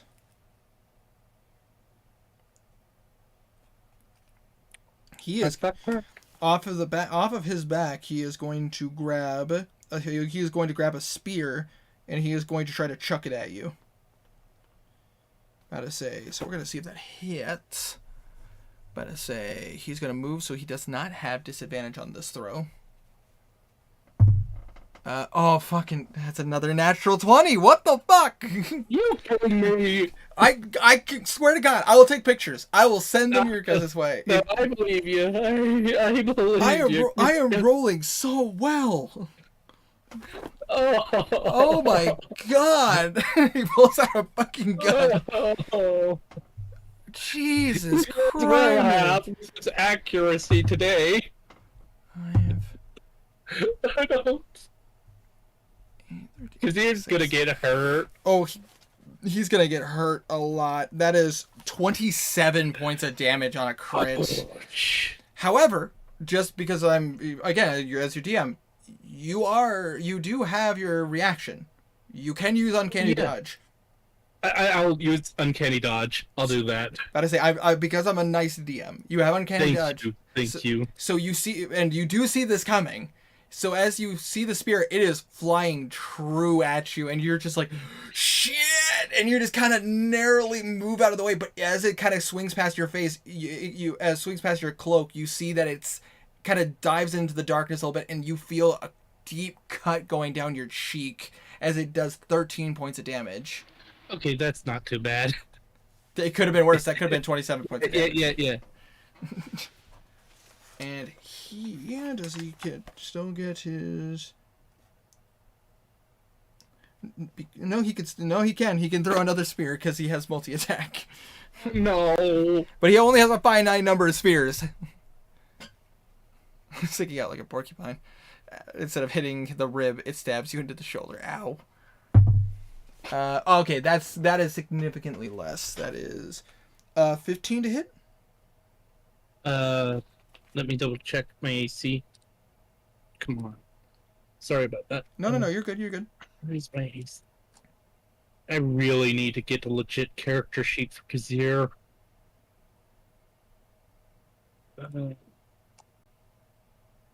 Sorry, this is... I'm gonna just assume it hits because I can't seem to find my AC. I'm trying to remember. Does Kazir wear regular leather or does he wear studded leather? Studded leather, I'm pretty sure. Studded. So, which means that is believe that. Hold on, I will pull this up real fast. I know Tiny's probably typing it faster because he's 12 plus dex, so that would be a 15, which, I'd say 9 plus this, which is 15, which matches. So anything to increase it. As far as I know, you don't have any AC increasing items. Yeah, I don't think so.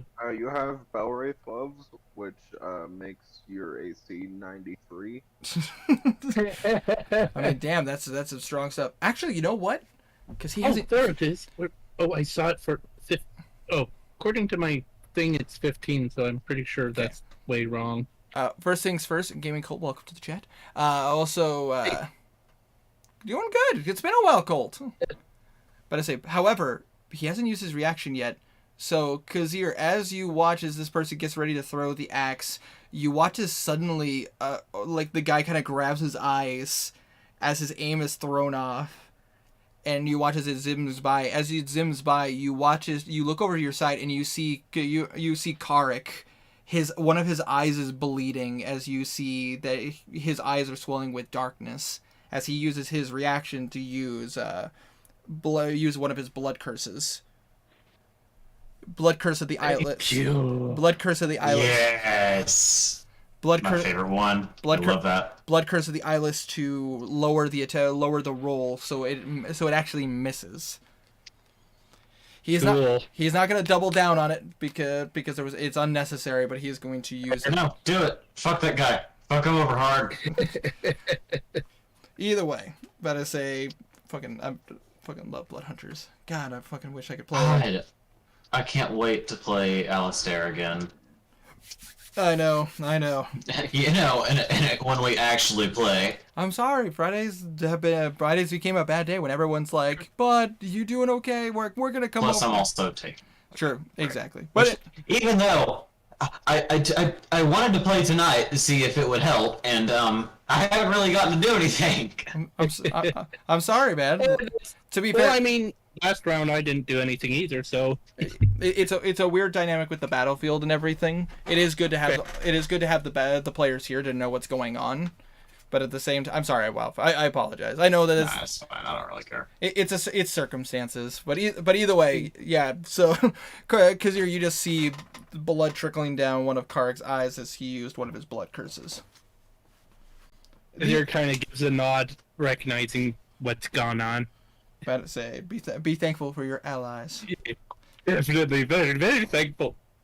So in all, I took 15 damage, just making sure. Or so, no, total, you've taken 13 damage from that first attack. To say. And that's Sorry. No, Cool. you're Just good. making sure. You're good. About to say, and it is now the last commander's turn, and he is going to use half his movement to get back up, pulling his buddy's sword out of his chest. And he is going to go ahead and he's going to go into... this is a very specific thing. He is going to go into Grumpch's Fury. So he... Ooh! I know what that is. So with that being said, he is now a very not happy camper as he is just going to start trying to unload on Bellwraith. However, Bellwraith, still in darkness... cannot be seen, so all attacks would be at disadvantage, but because of Grumpch's Fury, it is now just a standard roll. That is I assume a 24 hits. But that being said, here, we're gonna do some rolling. That is, ooh. I know, I'm worried too, Stray. I saw the shit. But anyways, that is 14 points of damage on the first strike. Youch. And then he gets a second swing. Okay, that's not as bad. That misses. Even with Grumpch's Fury, he does not hit. Oh my goodness. This could have been really bad. But, however... I'd like to use my reaction. Oh, what would you like to do? I would like to cast Hellish Rebuke. Hellish Rebuke? Dexterity save on his part? Yes. Alright. because of what's going And on. I believe he has disadvantage because he's still in dark. That is correct, and he is not a very dexy boy, so If I Say can ball. find it. that is a Oh, that's a 14. About to say, which I believe your DC is 15. that is correct. Yeah. He takes. Oh, if I could roll less ones, please. He takes 15 damage. 15 damage. All right. To Great Hex boy. It's not an even trade. Well, it is an even trade, but you know. If you knew his health right now. Nice. Yeah, he's perfectly fine. That's the first hit on him, I think. It's not great, not great. However, again, nice. You guys can't see his health, but it's a nice number. But anyways, so first swing was a hit, second swing was a miss. He's got 69 health, doesn't he? Yes, he does. Yes, he does. Nice. Nice. God damn it. Nice. The maturity level. I'm sorry. So with that being said, that is the commander's turn. It is now Corvair's turn. Which one am I fighting? 1, 3, or 4? But I say you are fighting 1 and 4. 1 and 4. Of Yeah, course. in the darkness. Naturally. But I say 1 is in a grumptious fury, so this is not going to go great for you. But you can still handle it just fine. You're fine. But either way, Yeah, I'm Belgrave. I'm golden. you're fine. But either way, Corvair, seeing this opportunity, realizing that what's going on, he is going to go ahead and kind of slip out from his hiding spot.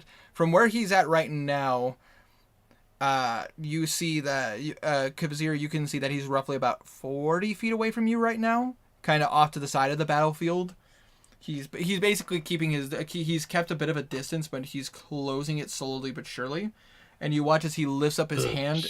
You watch as he lifts up his hand, and you see a ball of like kind of sickening yellow kind of appears in his hand, and he's going to cast Eldritch Blast on you. Oh shit!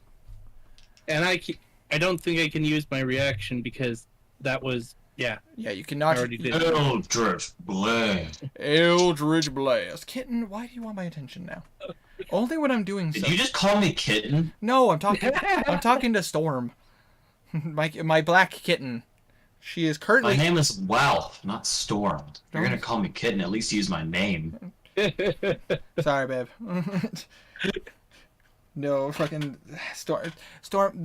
You are crushing my finger in my book. Like you are laying on the book as I had it closed.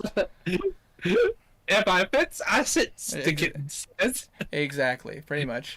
Even But- if I don't sits in this case, I mean, don't fits. How come whenever I'm like playing video games or watching movies and stuff, you don't want to cuddle? It's only when I'm trying to sleep and when I'm playing D&D.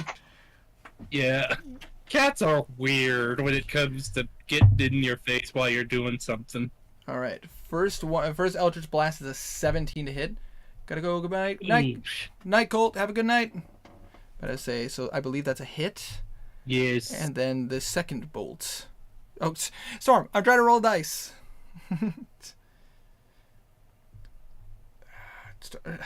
Storm, I love you too, but you need to get out of my dice tray. I need to roll damage on them. Oh, I'm scared this will bring me down to 0 quick. Say. Fine. I'll roll right here. Oh, that's another 17. I don't to like hit. the sound of that. That's another 17 to hit, so that's 2 that hit. How much damage? I have to roll that now. Sorry. No, you're good. Okay, first roll wasn't great.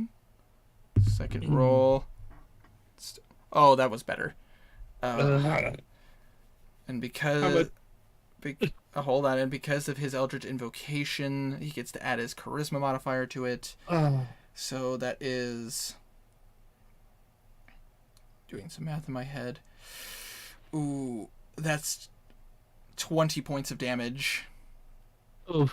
Not as bad as I was afraid, but still Still, pretty. I rolled really low on that first strike, so It took me to 29 HP. You basically, Kazir, you watch as he kind of lifts up his hand, and you watch as this sickening yellow blast kind of dual bolts into two, and they strike against you straight in the chest. You kind of, you feel the force kind of blow you back a little bit, and you just, it just kind of smells like rot as it hits you.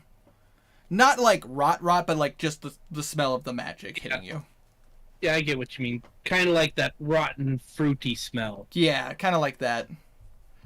But to say, with that being said, it is the orc's turn. I can't roll for the orcs because I have a cat in my dice tray. Storm, can I play? Storm, I'm gonna move you. I'm going to move you.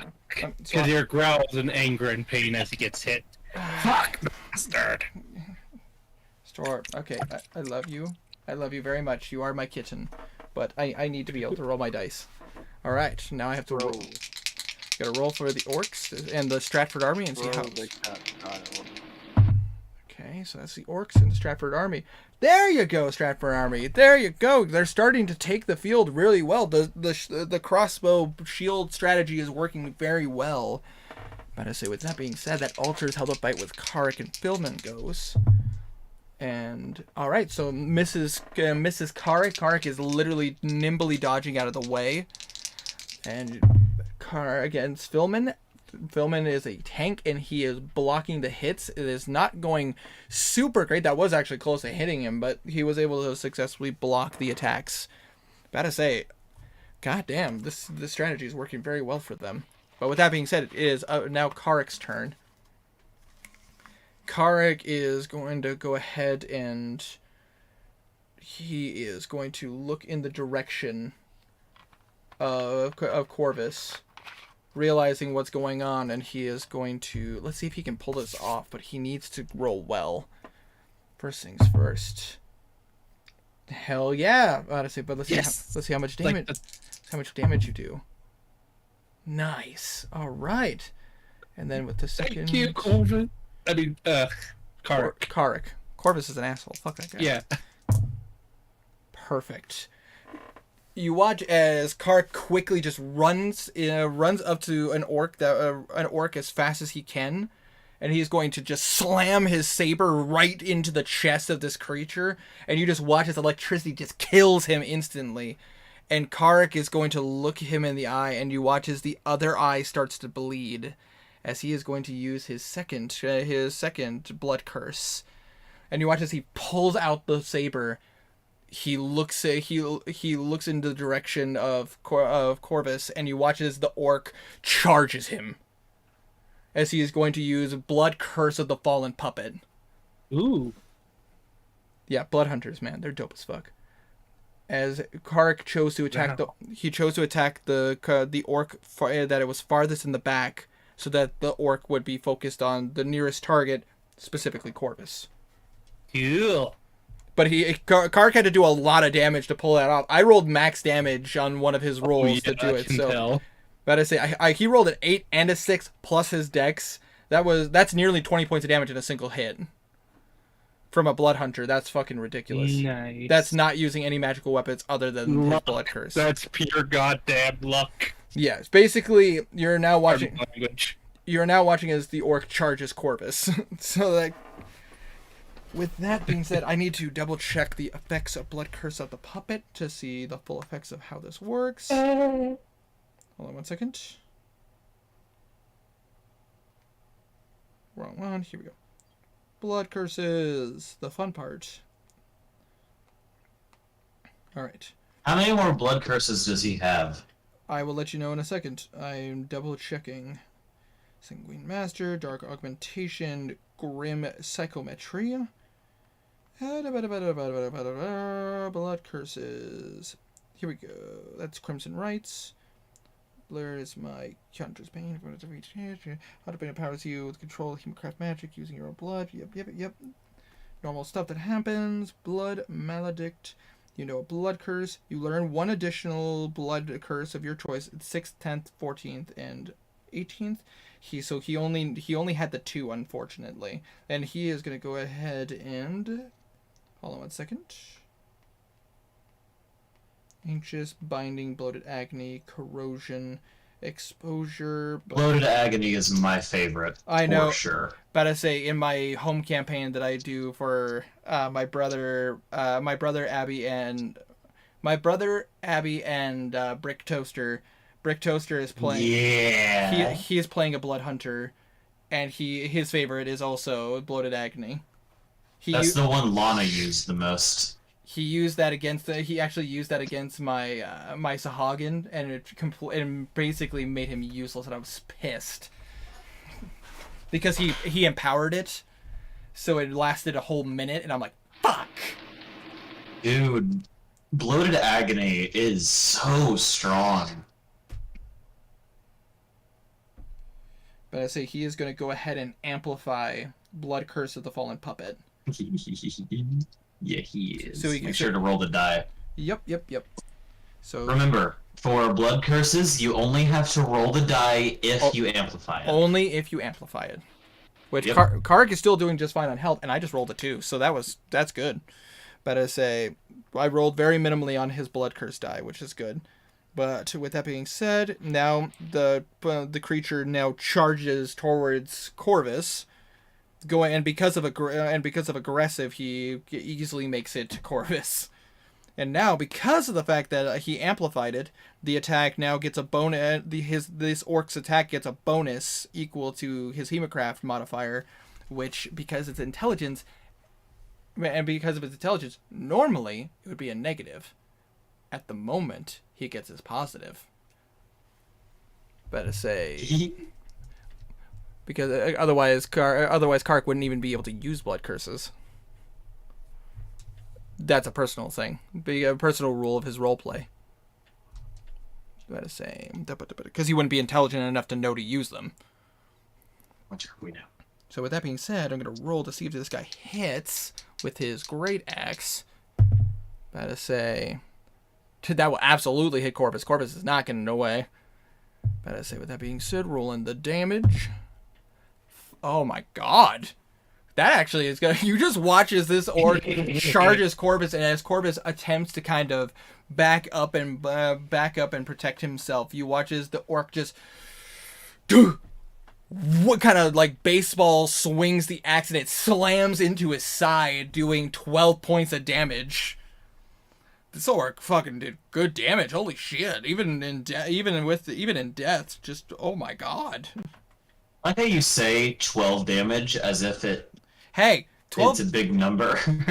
12 damage for one of these guys is really good. Okay, well, to be fair, Winter, we're used to Karma's campaign where we have damage in the thousands normally. Well, I'm sorry that at least minimum hundreds.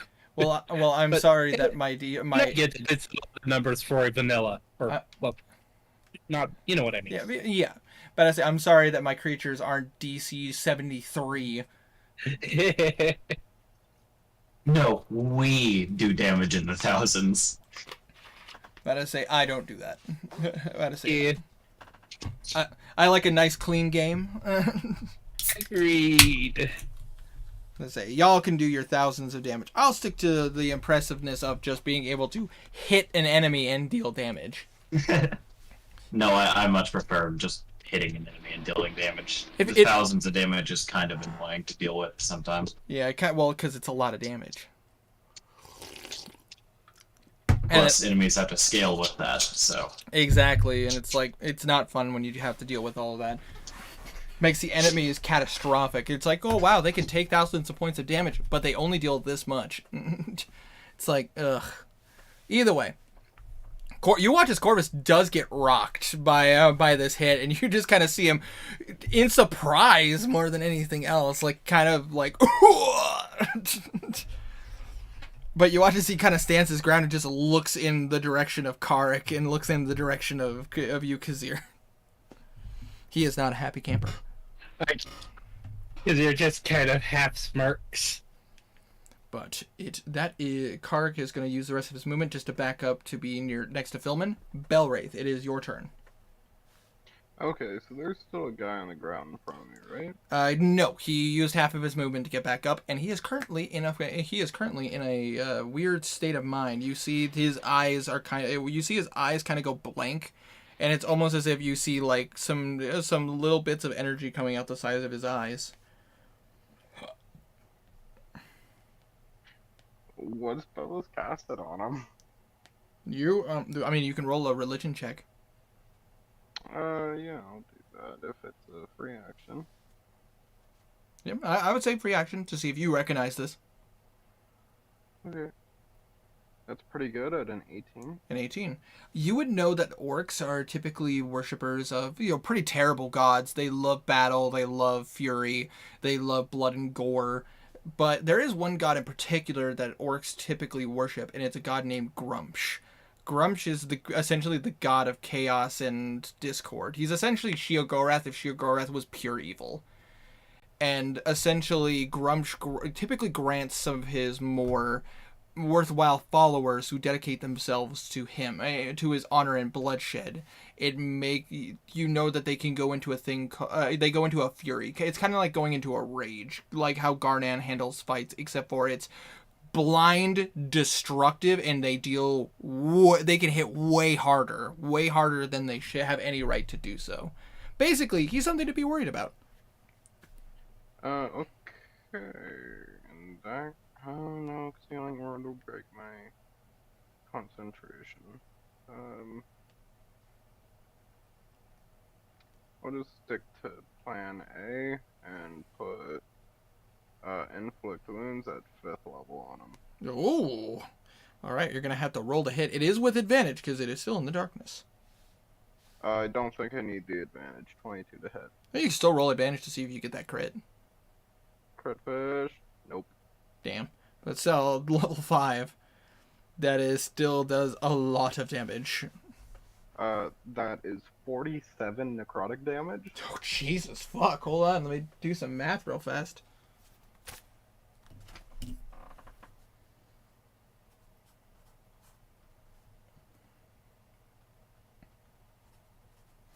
Use him as a threat, and he's like, no. You watch it. You just kind of reach out. You're like, no, and you just reach out your hand. You just slam the palm of your hand into this guy's chest, and you watch as the black veins just spread, and you watch as he kind of like as it kind of reaches his throat and his mouth. You watch as he kind of starts spitting up blood, but you watch as his eyes still effervescent, just blank.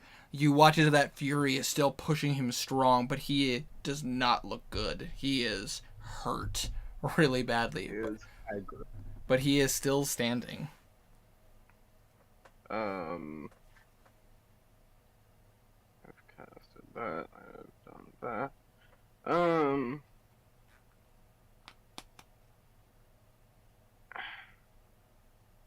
Can't hide because that's an action. Okay. It's time to do something that I call hope for the best and end my turn. All right. With that being said, it is now Kazir's turn. Kazir, you watch as you are currently locked eyes with Corvair, and you still see the commander over there, like stare. He's still looking at you, but through kind of clouded eyes. He's still like he kind of sees you, but kind of doesn't see you. But both of them still seem pretty focused on you. It's up to you to determine what you want to do. Do you want to back up? Do you want to try to hide? What do you want to do? You're muted, Stray. Thank you for reminding me. I derp. No, it's all good. Kazir is going to do the only thing he can really. You know what? He's going to slash and hide. Do you want? He's gonna. Do you want swap out? Oh, what's it? No. Go ahead. Explain to me what you're doing. He's going to quickly pull out the Shadow Dagger, not the Shadow Dagger, though that sounds pretty damn cool. That'd be the Shadow Blade, and he's going to quickly strike Corvus. Where's the stats on that? I mean, there we go. Never mind. Yeah. He's going to slash at him and then hide. So, yeah, roll to hit. Yep. Which there is no bonus to, right? It would be your dexterity plus your proficiency. Yeah. This would be Keep. because you are not hiding before the attack. It is just a straight attack. He is 40 feet, so it would take your full movement to get to him. Oh shit, you're right. Are you sure you don't I want? was, You sure I you don't don't know want? why I thought he was right against me. No. Then no. I won't move because I couldn't hide when I'm right in his face. That is true. That is very true. So yeah, reluctantly I'm going to hide. Did you want to like try to shoot him with your bow first, or do you want to? Yeah, I can shoot him with my bow. I'm an idiot. No, it's good. It's good. Scratch the hole, pulling out the sword, and I'm gonna pull out my longbow and shoot him with one of the boom arrows. All right. No allies are close by, right? Just making sure. Yeah, he. The only thing next to him right now is a orc corpse. All right, then yeah, no point. Yeah, so he's gonna shoot the Ibar's special arrow. Okay. Just so you know, this would be a straight shot because he does see you. He knows you're there, so it'd be just a straight roll. Yeah, I understand. 13 plus 7. Plus 7. Plus 7. That's a 20, which will hit. Yes, by a hair. Yeah, straight shot, no sneak attack. However, it's still a D8. Yeah, I know. 3, not too good. And a D10. Come on, nat 10. 9, I'll take it. I say that's still pretty good. 15 points of damage. He watches it hits Corvus, and Corvus just kind of takes it to the shoulder, it explodes, just and it kind of hits him, and he's like, ah! And he looks in your direction as he kind of pats out the flame on his armor. Do you want to roll a stealth check? Oh, yeah, definitely hiding. Roll me a stealth check. Come on, work. Please be a good roll. 9 plus 11. Plus my 20. I would assume you're gonna back up a little bit into the crowd and everything. Yeah. Okay. He backs it into the crowd, kind of ducking under cover. All right. It is with it. No, because he can see you as you're going into hide. He was focused on you, so no advantage on this one. I'm gonna call that. But I said, I understood. No advantage on it. Yeah. Just roll. You slip into it with no issues.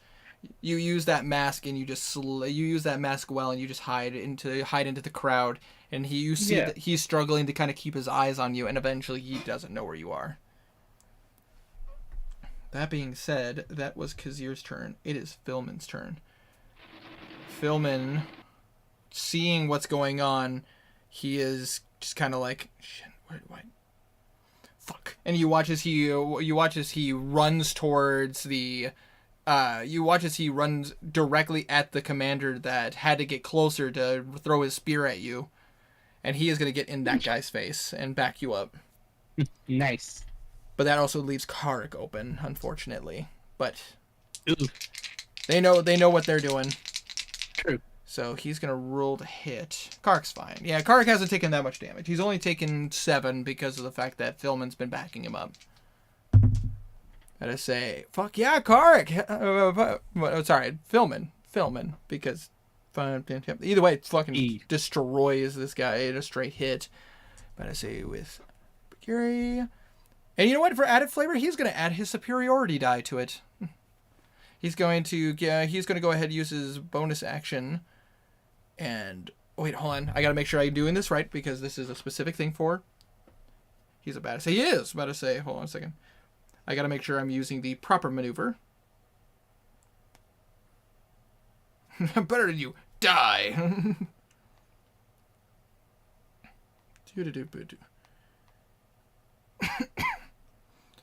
He is. Did not know someone was a battle master. About to say, yeah, Philman is a battle master. He's used the battle master stuff a couple of times to use goading attack, and also he's going to use up his bonus action.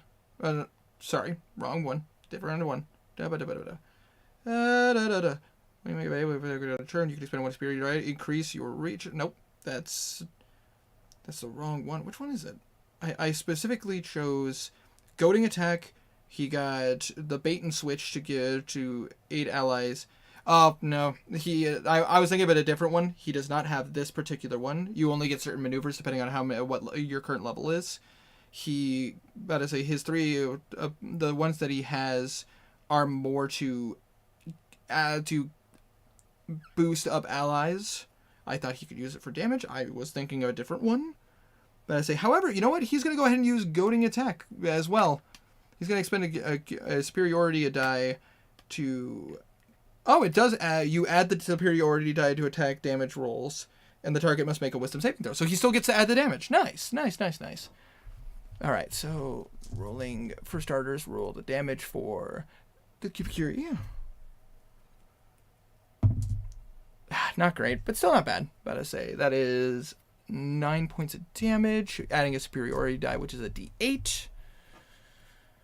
That is... Oh, minimal roll. I rolled a 1. Bullshit. So that's 10 points of damage, and he has to make a wisdom save. Oof. Which he fails. They're not very wise. So now if he tries to attack anyone other than Philman, he has disadvantage. So until the end of Philman's next turn, and he's going to go... Philman's going to use his second attack. And that's going to hit. About to say that is a 20. And... Alright, that's good too. I'm about to say that is +1 because of the Kipikiri. That is 11 points of damage on that. Nice. So, total... Okay. Nice. Good hits, and now that guy is focused on Philman. As you just watches Philman just slams into him twice with the blade and just goes, "Oh, I thought you orcs were tough. I didn't know you were all a bunch of prissy bitches." It just starts smack talking him, and it's fucking ridiculous. It's kind of a weird side of Philman. But either way, with that being said, that was Philman's turn. It is now Corvus's turn. How much does Corvus want to make this hurt? He can't see you. Let's see how this is. Fuck.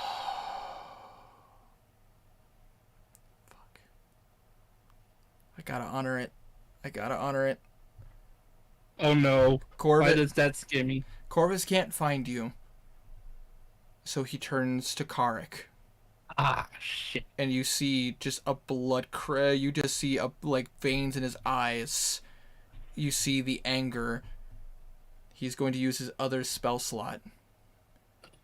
And you watch his ripples of dark energy swivel from his fingers.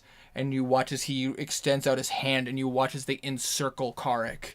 And Karik has to make a Constitution saving throw. Oh, God. Is he casting the Arms of Hadar? No, he's not. He's casting a much more dangerous spell.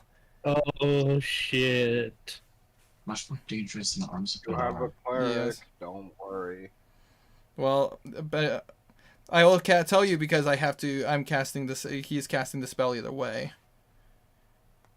Hold on 1 second. The spell is specifically called... This is a spell he made specifically. He got because he knew he was going to have to fight a crowd to get Kazir when he was trying to ambush you guys, but he never got the chance to use it because you guys handled yourself very well. As he's going to look at Karik and cast Negative Energy Flood. I don't know what that is. You send ribbons of negative energy at one creature you can see within range. Unless the target is dead, they must make a Constitution saving throw. So Karik is rolling real fast. Karik didn't roll well. Fuck. That fails. Woo! Dead DMPC. On a failed save, the creature takes 5d12 damage. Holy! Fuck. Yeah, and that's not all it does. We're just gonna see how much damage this does.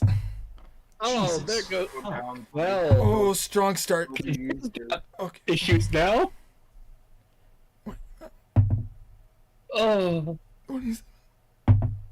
Oh, 33. Just go down, buddy. Okay, it's okay. How buddy, much? just- How much health does Karik have? I know he has more than this, but how much health does he have? Cause that still fucking rocked his shit hard. Hold on, oh, I gotta. it's a close call, isn't it?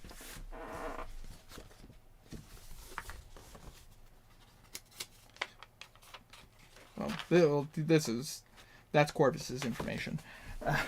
Hold on. I have 2 folders. One for NPCs and one for enemies you guys might fight. Cause I think I have spare the dying. I gotta double check that, but Oh, depending on how much this does and what it does, I do. that there could be an issue. Yeah.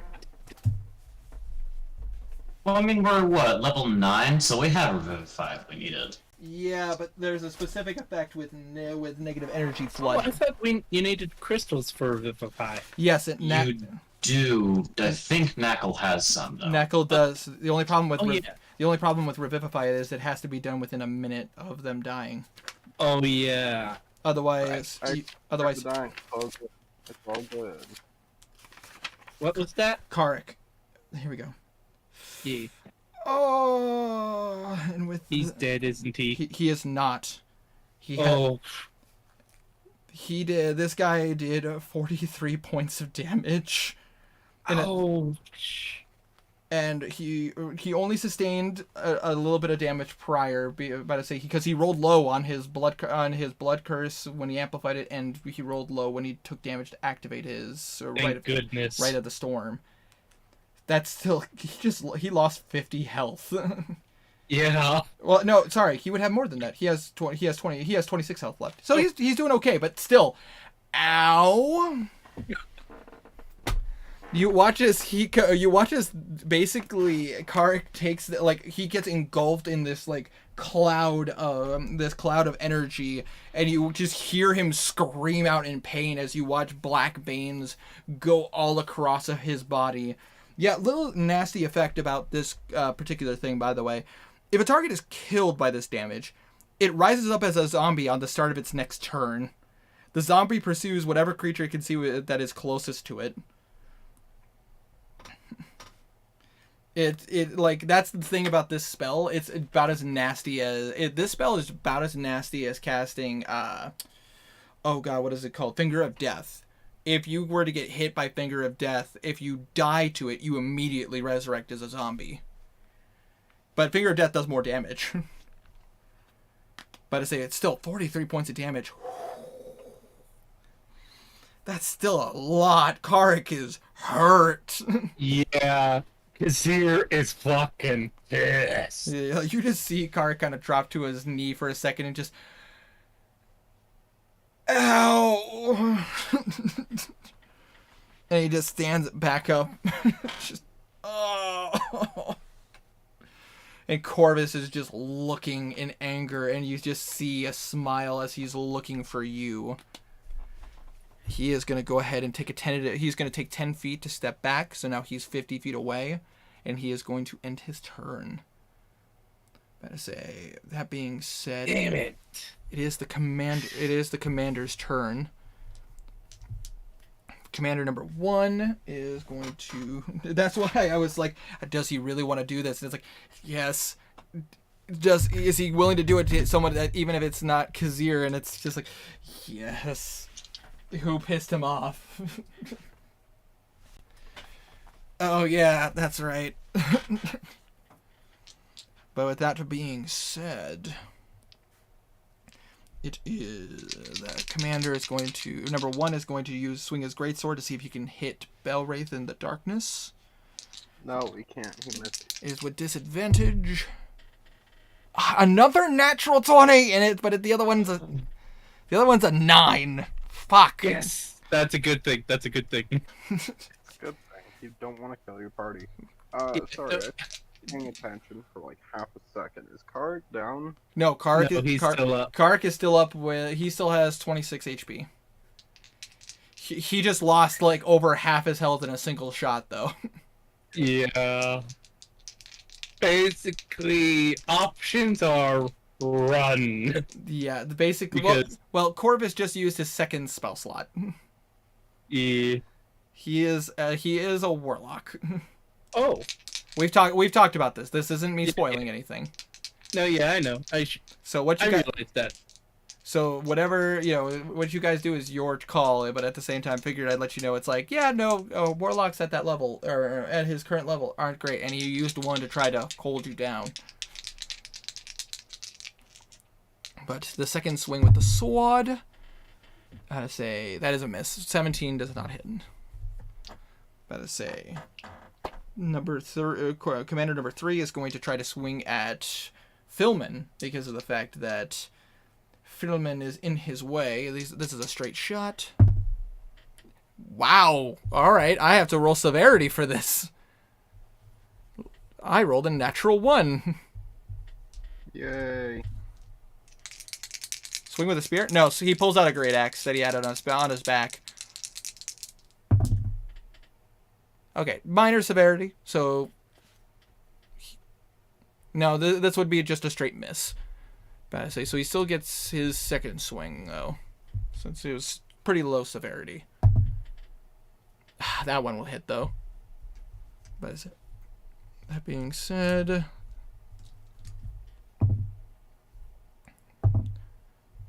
that's not too much damage. 12 points of damage to Philman. Philman's fine. Philman. Is it my turn yet? It is not. I have to roll for the army real fast. I'm sad. I know. I'm sorry. Happens. It happens. Gotta say. I'm sad. Oh, I have to roll for. I'm sad I have to roll for. for you. I have to roll for concentration real fast to see if. Wait, is darkness a concentration spell? I think it is. I believe darkness Yes, is. it is. Okay, so he has to roll to see if he can keep up concentration. Unless Karek rolls a natural 20, that darkness is gone. But you never know. But you never know. No, unfortunately not. Yeah, well, I rule it that if it rolls above, like the max roll, I say a nat 20 is the only way you can save it, because I'm a nice DM.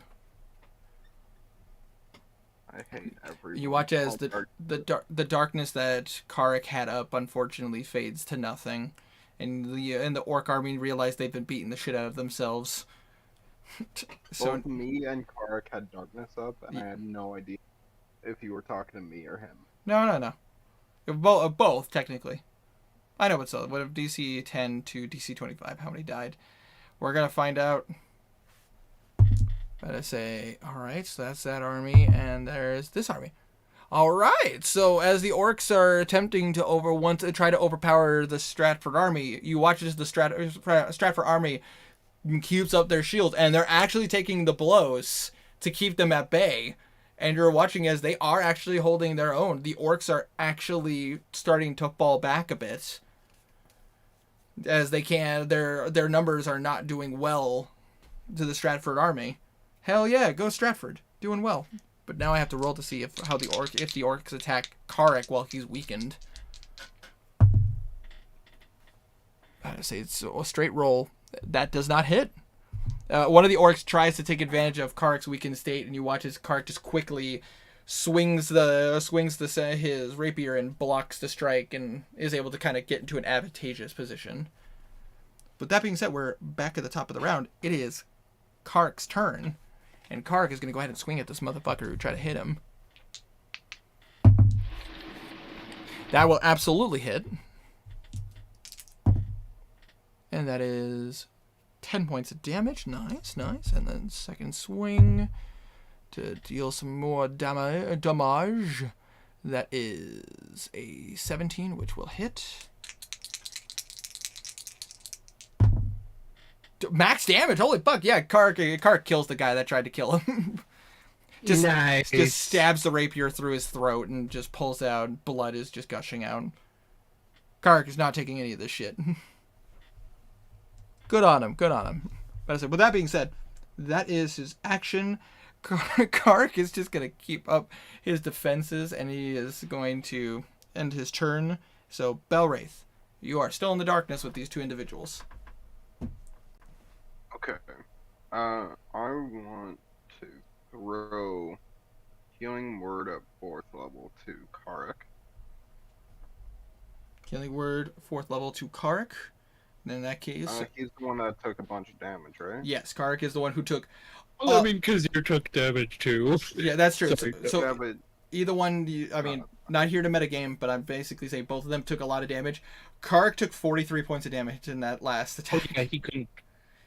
Belwraith probably couldn't cast Healing Word because Kazir see. Never mind. That is true. You have to see Kazir, and Kazir is hidden. he heals for 11. 11? Okay. On a level Yep, 4? And that is, yep. Wow. It's 44 plus something. Plus your wisdom modifier. Yeah, so plus 3. So 11 total or 11 plus 3, making 11 total. 11 total. Okay. That's still healing. Karik will gladly take it. And that's a bonus action as well. That is correct. Which is why one of the reasons why I like Healing Word. So I'm going to move my attention back to the 2 orcs, and I'm gonna also kind of work my way around them to offer Karik a little bit of a darkness retreat if he so chooses. Okay. And I want to hit one with my gnarled mace. Do you want to hit the greatsword individual who seems to have not taken any damage yet, or do you want to keep wailing on the great axe individual who has taken a lot of damage? I'm gonna keep wailing on the lots of damage, dude. Keep hitting Grumsh Boy? Yeah. Alright. Roll to hit with advantage. Fuck yeah, that's another natural 20. Hell yeah! Oh, nice. So you double the damage on all the dice. Yep, that's gonna be 9 for the D6s. Or no, it's 2d8. Or it would be 2d8, wouldn't it? Because it's a gnarled mace. Yes, it would be a D8, and then you would double the D8, and you would also roll a D4 because this creature does bleed, and you double the D4. Nice. Cool. And then you also add your that- strength on top of it. That is going to be 17 plus 2 for 19. All right. So as you kind of look at this guy and you're trying to take advantage of the situation, you're just like, fuck this bitch. You swing and you kind of leap up a little bit and you just slam this fucking club across this guy's face. And as you bring it down, it kind of hooks the side of his face. And as you continue to bring it down, you just hear a and you snap his neck as it comes down with the gnarled mace. Dopamine. He is dead. Nice.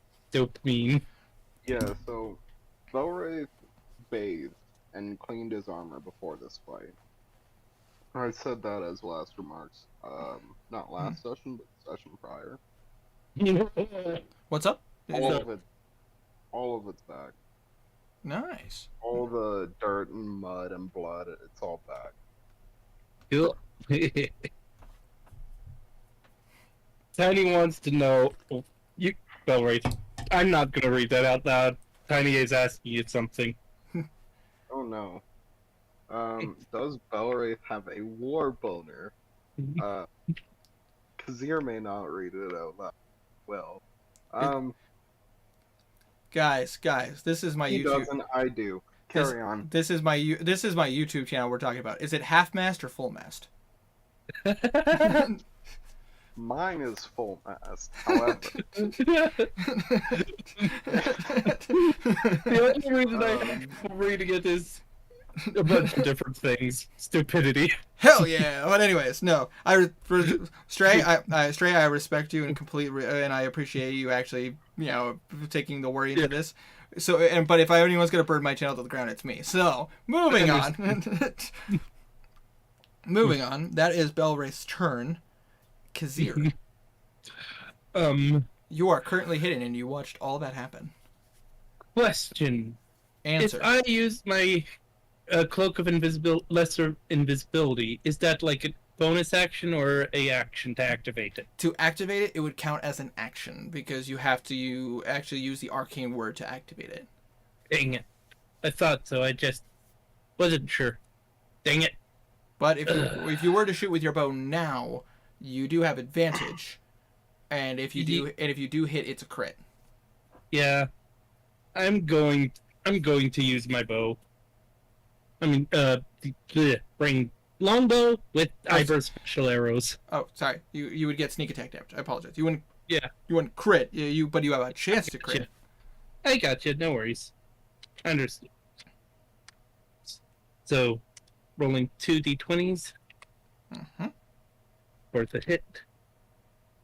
16. Plus 7. That will absolutely hit. Excellent. Okay. While he's rolling that, do you actually plan on going back to Garnan's thing at any time tonight? I'm thinking that with how much time we've spent on this, if I were to move from here, it would probably be towards Blue's situation, as Garnan was able to get back before it got worse. Yeah. Okay. Well, in that case, I think I'm just gonna go to bed because I'm tired. Sounds like I've done enough. sounds like a plan. Well, but I say I wish I was as good as Matt and being able to make the string make combat move faster, but unfortunately, it's just one of those things. I apologize, man. Fine. The only way to make it faster would be to remove NPCs, and that And even bad idea because we would be dead. and even with that still wouldn't slow it down too much. Yeah. That's still, Fuck. You're right. I also want to see if Blue dies tonight. it's up to you. It's up to you if you want to try to stick it out. I don't, but I do. Fuck. Just grab a cup of coffee like I did. Go for it. 48. Coffee doesn't work on me. English. A D8 and 46. And are Oh, you 46. If coffee doesn't work on you, then do a mocha, which is coffee but hot chocolate. 16. Caffeine in general doesn't work on me for some reason. 1d8 and the d10. Yeah, Sorry, my that is correct. English. That is correct. And also, while I completely understand, I have attention deficit disorder. Caffeine doesn't work on me either. Neither does melatonin or trazodone. Samesies. It's really annoying. Yeah, I agree. But at the same time, I learned how to just knock my ass out. I have crippling. Punch yourself in the face until you fall asleep. 32 points of damage. Fuck! Nice. Hold on. I actually have to double check this real fast. That is a really good hit. Hold on 1 second. Corvus. I've not really been paying attention to combat. How many things are still alive? Better say. It's Everything. Better say. Two of the commanders are dead. Corvus is taking a decent amount of damage. He's still standing, but you are seeing that blow right there. It does kind of sinks into his shoulder and kind of dips into his chest a little bit. And you watch as he kind of quickly pulls it, and you watch as blood is gushing out, and he has to put his hand up to kind of keep it under control. nice. Then it explodes. Explode. Hold on. The explosion nearly rolled max. Yeah, So- you just basically blew a hole in his shoulder, essentially. I'd say between that and the freaking 12 he took earlier and your other shot, but I say he is hurt. He is not doing great. Yes. The question is, how desperate is he? Uh-oh. And that is another roll, but that is going to have to be on his turn. Oh, yeah. And because he's gonna say "fuck you" and go back to hiding. Roll a stealth check. Well, that's still not too bad. It's my stealth. 18. 18. Yeah. I would move 40 feet away. Oh yeah, he Yeah. does. Just going to try to divvy yourself in the crowd as much as you possibly can. Yeah. Okay, moving 40 feet. So yeah, there's a wide berth here. But with that being said, you just see the look on his face. He is weighing his options now. But we're gonna Badass spells. but we'll have to see how we're gonna see how this goes on his turn. Oh, Phil- Brad, oh, please don't run. I want this end. But with Sorry. that Kill being the said, guy. that is Kazir's turn. It is Philman's turn. Philman is gonna keep wailing on this guy. Fuck this guy, and he's gonna go ahead and use Goading Strike again. So we're gonna roll to hit. Winter. Yeah? Winter.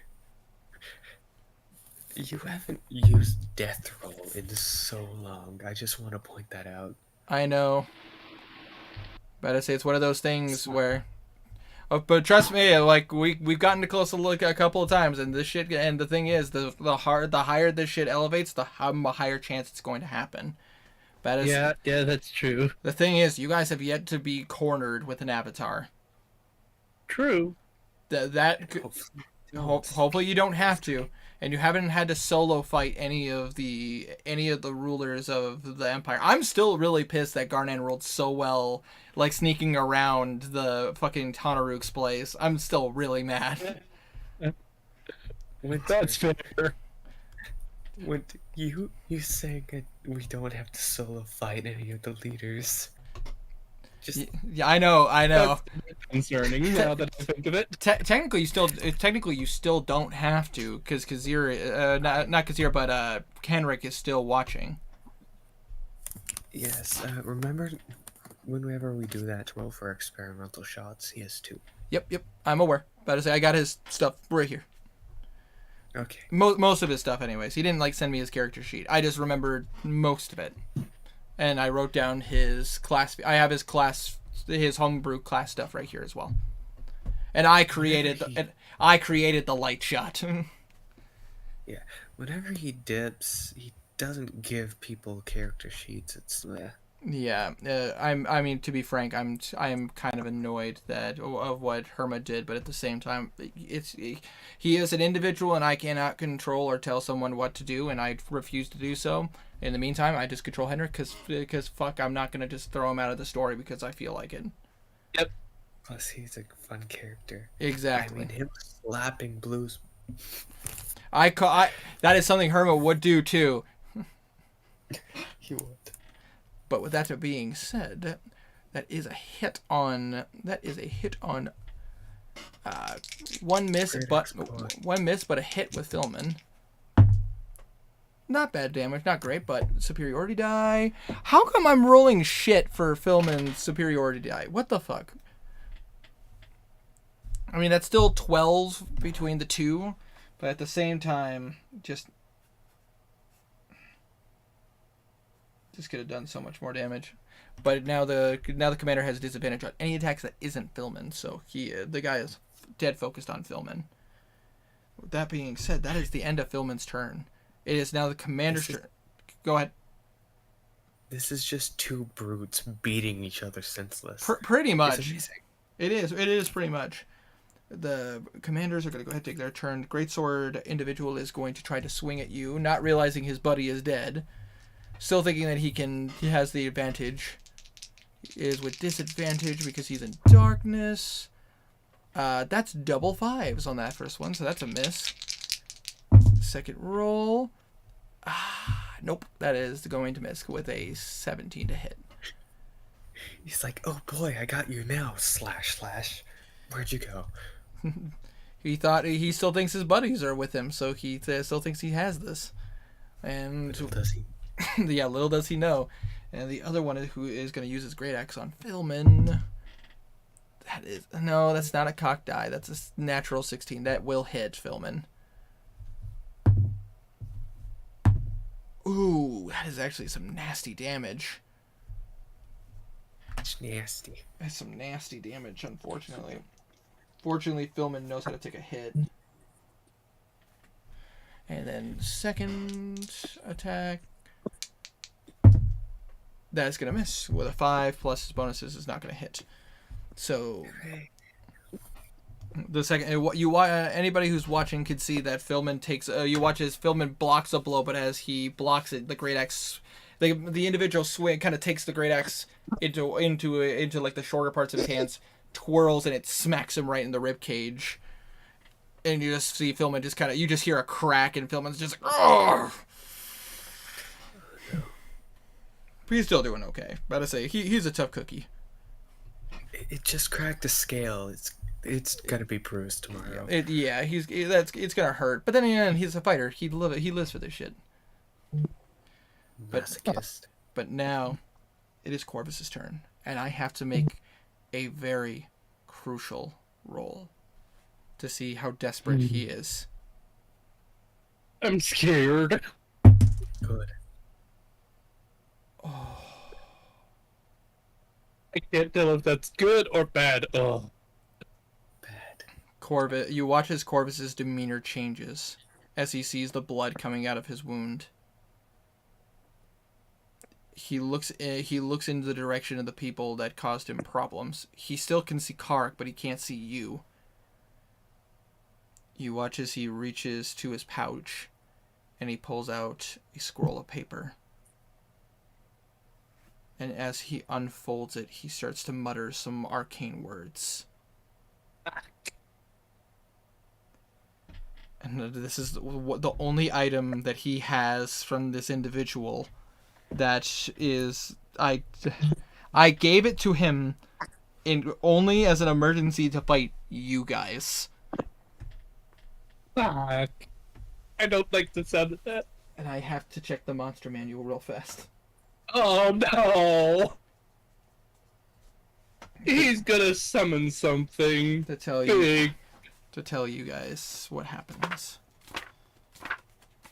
I have the page bookmarked, fortunately, because I knew that this might happen.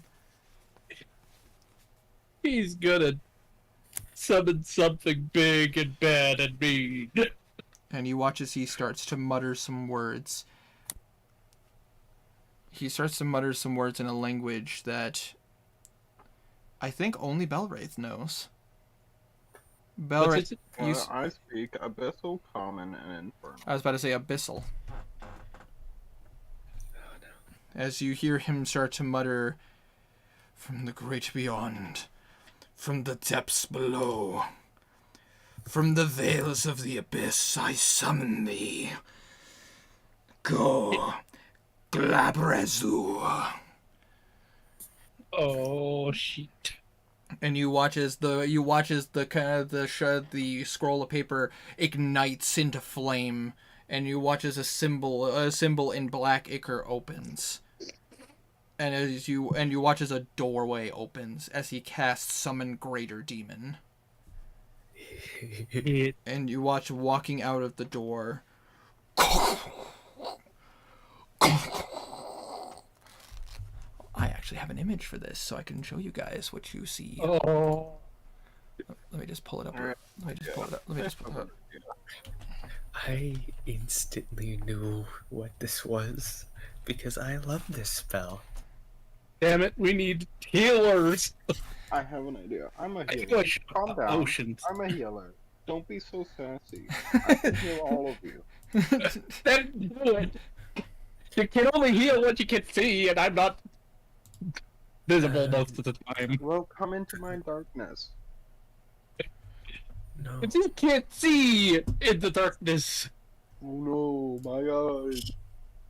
Shut up. I can't see. Hold on, I It'll gotta be safer. make sure that this is just the image and not the stats. Hold on. There we go. Can I just see the image? Not. No, show us all the stats. No, you're not allowed. Just take a screenshot of the picture. I don't know how to do that. So much work. Oh. It's so much work. Oh, just tell me what it is so that I don't have to look at it to find it. It's fine. It's fine. I got it. It's fine. I think. I'll let you know. I'll let you know in a sec. Let's ignore my metagaming joke. I, Thank you for your pity chuckles. let's go. I know what this is. I gotta go into my monster. I think it's gonna be a bone devil. I think it's gonna be a bone devil. Would it be pure irony if it was the same thing we already bought? This is what you see. Oh, bone devil. I'm Oh, actually I remember looking at those because I to do stuff with them. To give a full description, you see this creature step onto the field of battle, and you see him look up, and all you hear as he steps through he is considered a large category creature, so he is about 10 to 11 feet tall, and all you hear is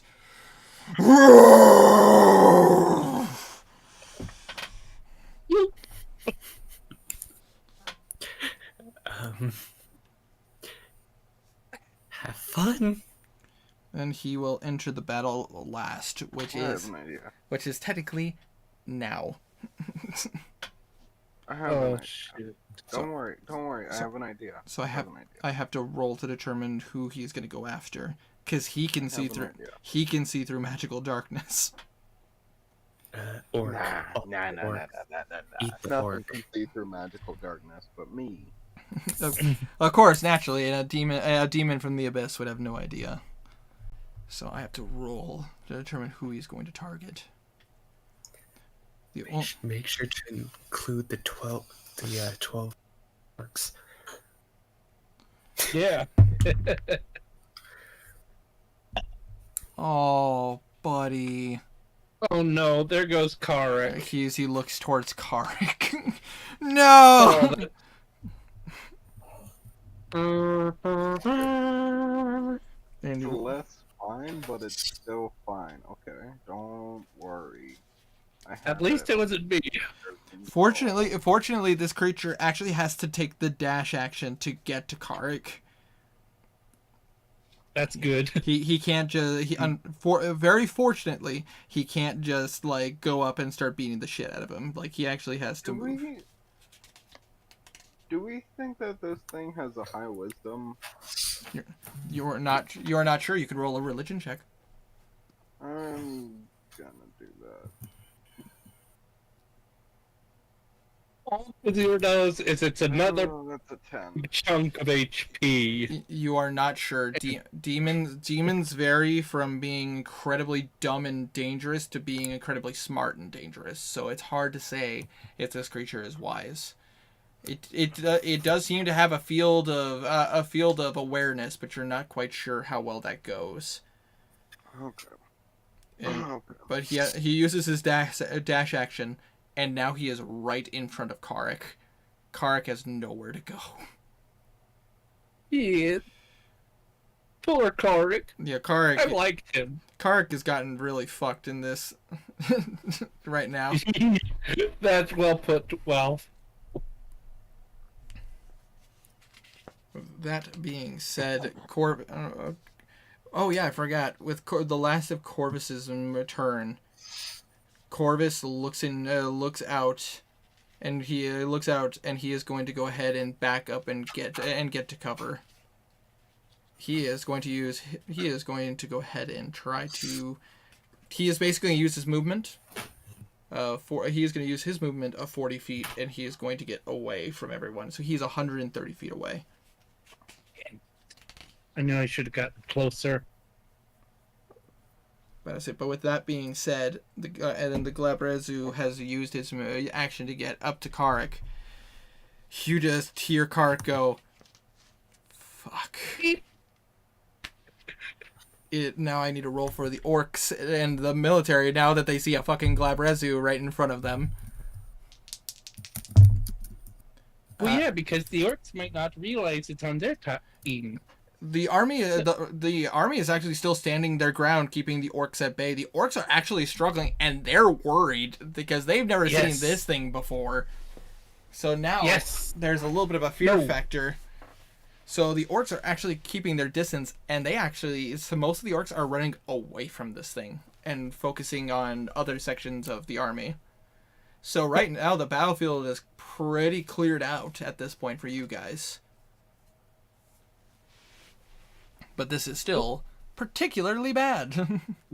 Yeah. And that being said, we're back at the top of the round, which is Karik.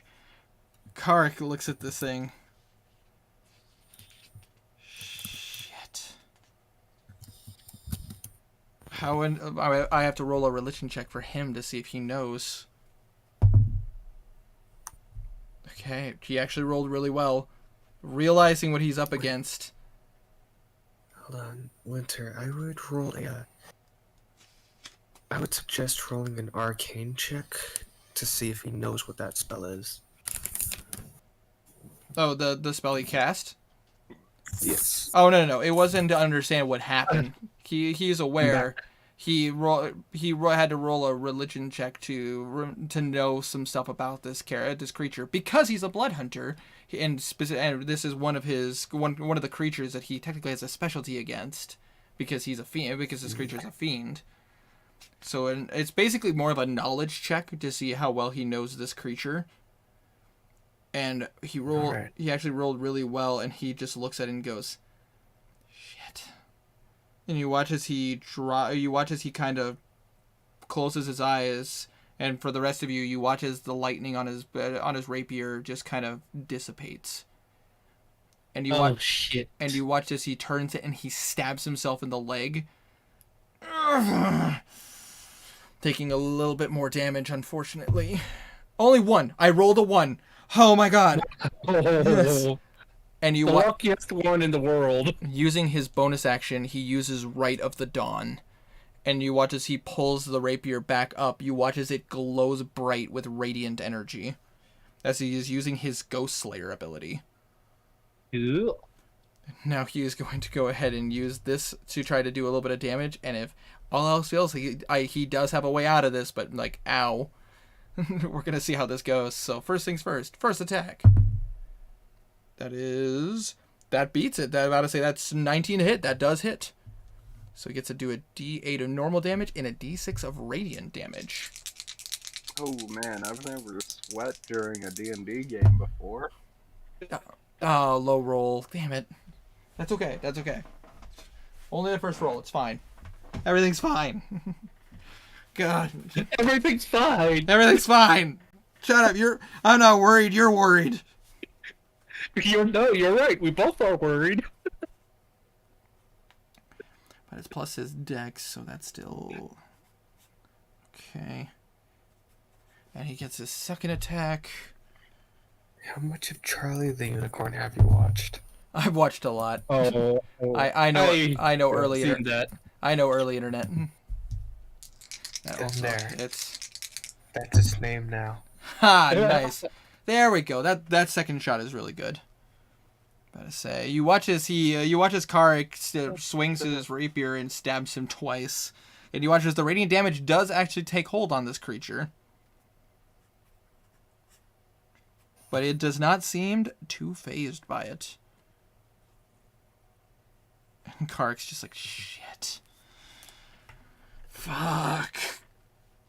And he just looks at everyone else and just goes, "Look alive!"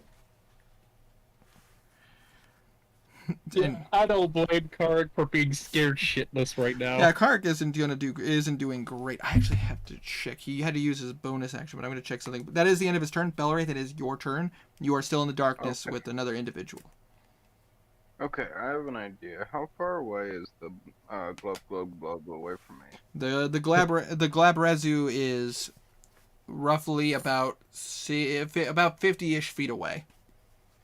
Perfect. I want to cast Command. You can cast Command. Wisdom 15. Wisdom 15? Okay. And because he is a demon, he has magic resistance. Fuck. So he has advantage. Okay, it's okay. I have darkness on me, so it's all good. Say... Wait a minute. Plus his wisdom. He fails. Oh, fuck yeah, I'm telling him to flee. So on his turn. He has to sprint away. Yep, Use yep. dash action and everything. Yep. Fucking out of here. That is, however, my action. Gotta say. Oh. That's my magic. Alright.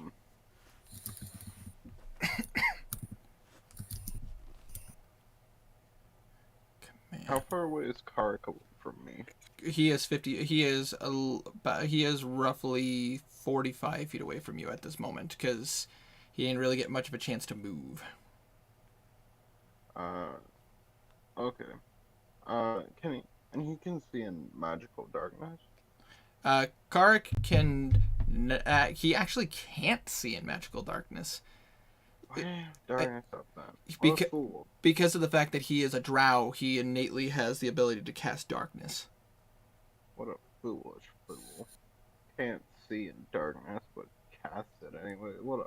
It was to disorient everyone else. Yeah. Plus, he's a very talented fighter, so he can fight even in darkness. He still rolls really well. Belwraith, more trying to get him out of that area, is gonna call the Karak. Help me with this. Karik does look in your direction, and can hear you in the darkness. You watch as he gives a nod. It is not his turn yet though, because his turn was prior, so he can't do anything right now. Yeah, I'm gonna be shifting my focus to Big Boy. Okay, duly noted. And that is your turn.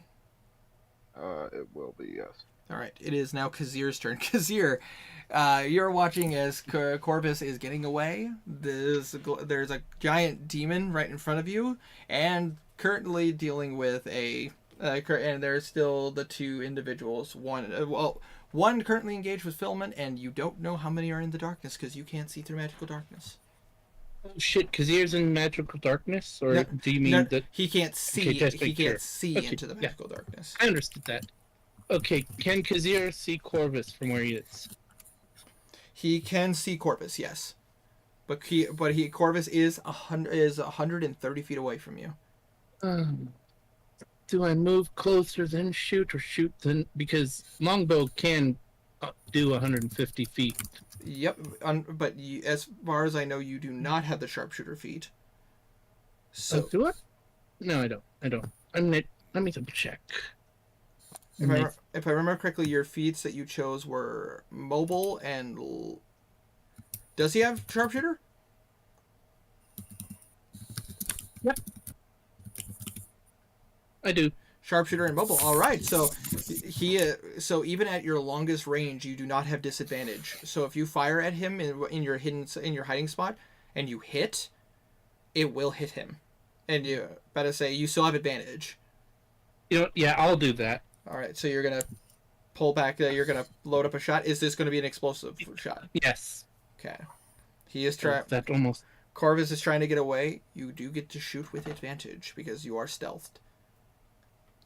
I have only 4 of those arrows left. To the 20s. Mm-hmm. For the hit. Wrong thing again. Get myself annoyed with that. 19. So 19 That's plus it. 7, 26. That will absolutely hit. So I need. Okay, so first, 1d8. Yep. That's a 2. Shit. God, that is like the third 2 on a D8 you've rolled tonight. 46. Yep, 46. Nice. That's not good. Not really better either. And a D10. And a d10. Come on. Fuck, that was a bad roll.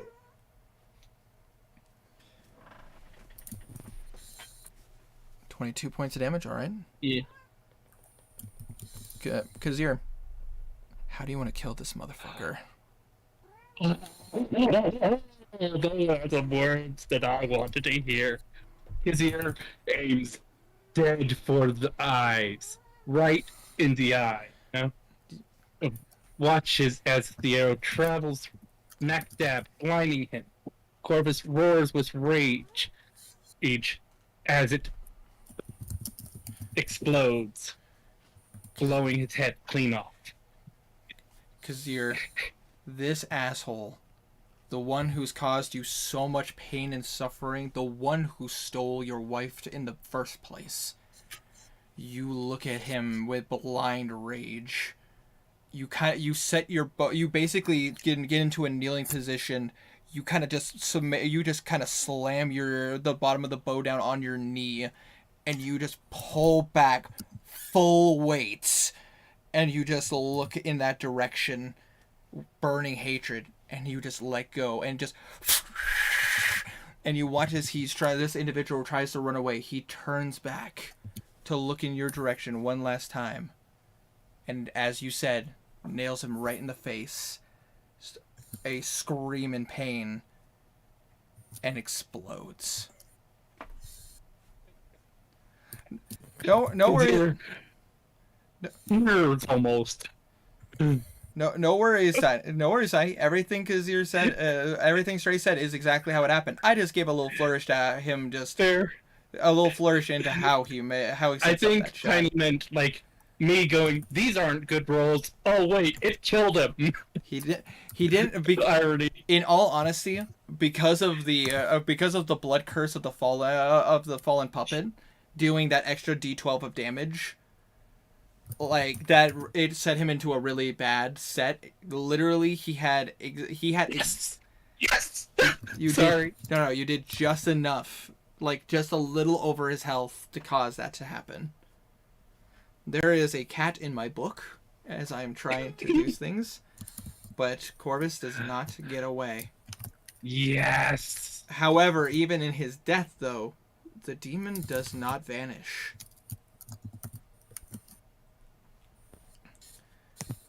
As he once again lets out a burrowing roar. Looks back to make an exit quip and gets shot in the face. Exactly.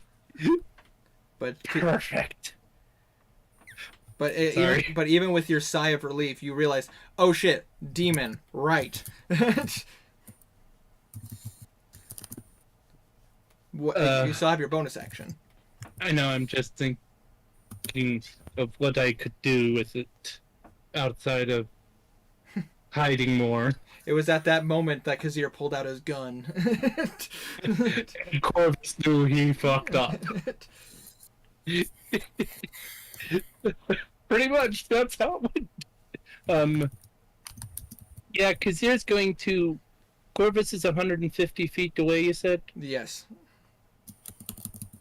Damn it, if he was a little bit closer, I would loot the body to see if there was something worthwhile. Well, to be fair, I don't think a corpse is going very far.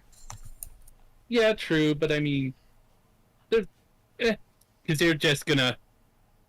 you know what? Kazir gets as close as possible, plus his bonus action of, Yeah, to dash. So you go 80 feet. He's still 70 feet away. So you kind of zip past the demon. Yeah. Figuring there might be something useful on the body to help, because almost out of boom boom arrows, and this guy's got a lot of health left, and everyone's going down. So that is Kazir's turn. That is Kazir's turn. Philman looks over his shoulder and sees this creature, and now he has to weigh his options. How sentimental is Philman going to be?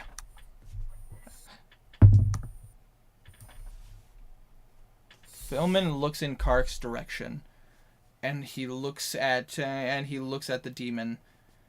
He kind of gives Kark a look, and Kark just looks at Philman and gives him a nod. You're not quite sure what that means, but Philman, as he looks at this demon, turns back to focus on the commander in front of him,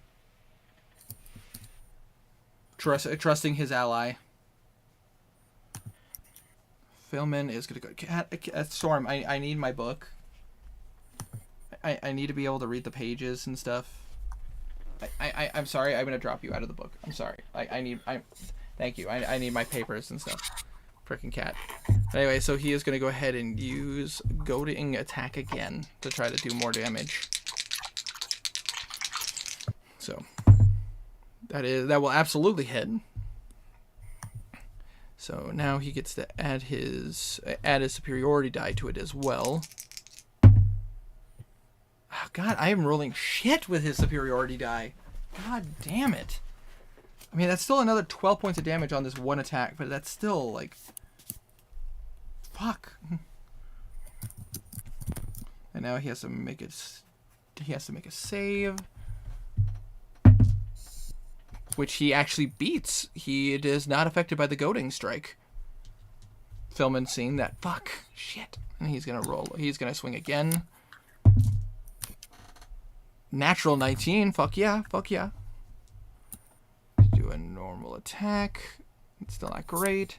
7 plus his strength. All right. I love you too, Storm. I will gladly give you attention all the time you want, just not when I'm playing D&D. My focus needs to be on this. All right. So that was Philman's turn. That is all he can do. And he, again, just after he does that, you can see he has an eye on Karik. That is Philman's turn. It is now the commander's turn. The commander in the darkness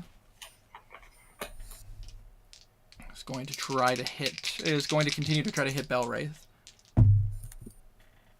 which he is going to miss. And then then second swing. Ah, God, still miss. Would have been fine. Meh, whatever. And then the one on Fieldman. Ah! I almost dropped it on my foot. That would have hurt me. Ah, that will hit. Shit. I say it's fine. It's fine. It's whatever. 1, 5. Okay. Not bad. Not bad damage. Not bad damage. But does he hit with the second swing? That's higher. God, fuck me. Ooh, that damage is a lot better. Oh, Philman, no. He's doing okay. He's still doing fine. But you do see that this orc commander does actually get 2 really good hits on him. But Philman's still standing. He's still fine. You just hear another cracking sound coming from his chest. Just oh. Son, that was a better swing than I expected. Yeah, pretty much they're trading blows. Now is not the time for that, though. And it is now the demon's turn. Because he failed the command spell, he has to, with his action, dash away. But because he's dashing. Well, he has to. He can't get closer to Belwraith, so he has to go the opposite direction. So he's running directly into the army. And he watches this creature just goes 80 feet into the army. Kind of. Hold on, I'm gonna just see what. I'm gonna roll a die just see what happens here. Yeah, no, you watch as he steps on some idiots, both orcs and humans. And as soon as he gets 80 feet away and his turn comes to an end, he turns and looks directly at you, Belwraith. And you can hear from across the battlefield, "No one controls me." I assume I cut out a lot.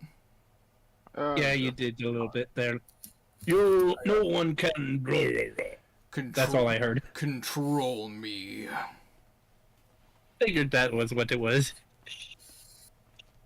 That will be his turn. I am covered in cat hair. It is now the army's turn. We're gonna just roll to see if the army is even gonna continue fighting. Yeah, because he just fucking. Yeah, you watch as the orcs retreat, and you watch as the Stratford army backs up and is getting closer to the city. Pardon me. So you're watching as the fighting is coming to an end between the army in this little area because of the fact that the Kleperesu is right here. Didn't quite go Corvus's way. But Thankfully, no, it did not this time. But that being said, 1 second.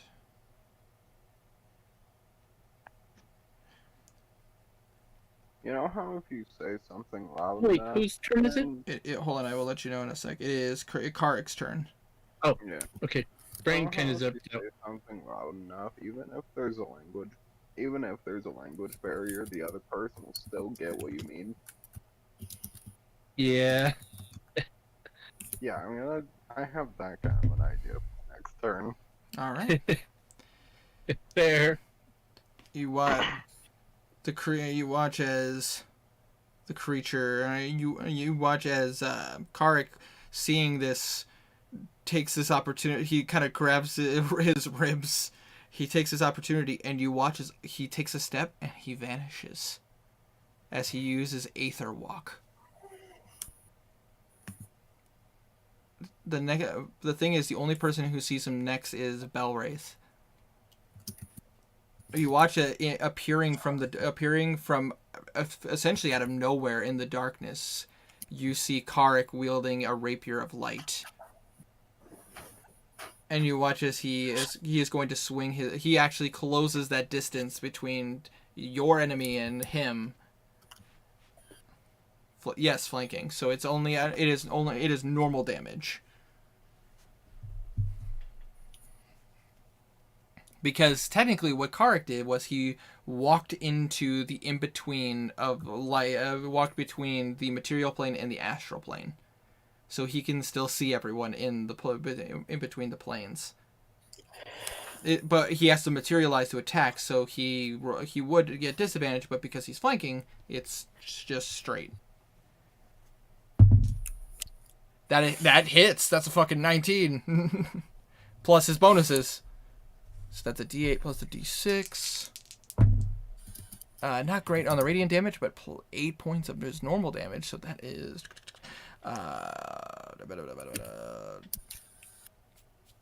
14 points damage on that first hit. And second swing. That is natural 20. Yes, finally it's on your guys' side. I'm really glad not to roll this with the Glab Rezu. So that is 21 points of damage in a single hit. Beautiful. I love you, Conrad. You just watch him appear from the aether, and he just. Oh, I feel pretty. Oh, so pretty. And that is Karik's turn. So it is your turn, Belwraith. Awesome. So I'm gonna drop darkness. And is the orc's attention still on me, or is it on? It seems Karik now? it seems conflicted. As the darkness falls, it now sees both of you. Can't really tell if he's focused on one more than the other, but he does have 2 new holes because of Karik. Right, so you know how if you say something loud enough in one language, even if there's a language barrier, the other person will still get what you're saying? Yeah. Yeah, he's gonna say in common very firmly to this orc, pay attention to the other one. And then he's gonna turn his back to him, and he's gonna walk towards the big demon thing. All right. He is going to use his reaction to hit you. What a bitch. I rolled another natural 20. What the hell is happening to me tonight? Oh god. I just rolled back-to-back natural 20s. Oh shit. I thought it was gonna be natural 1. I'll be fine. It'll be...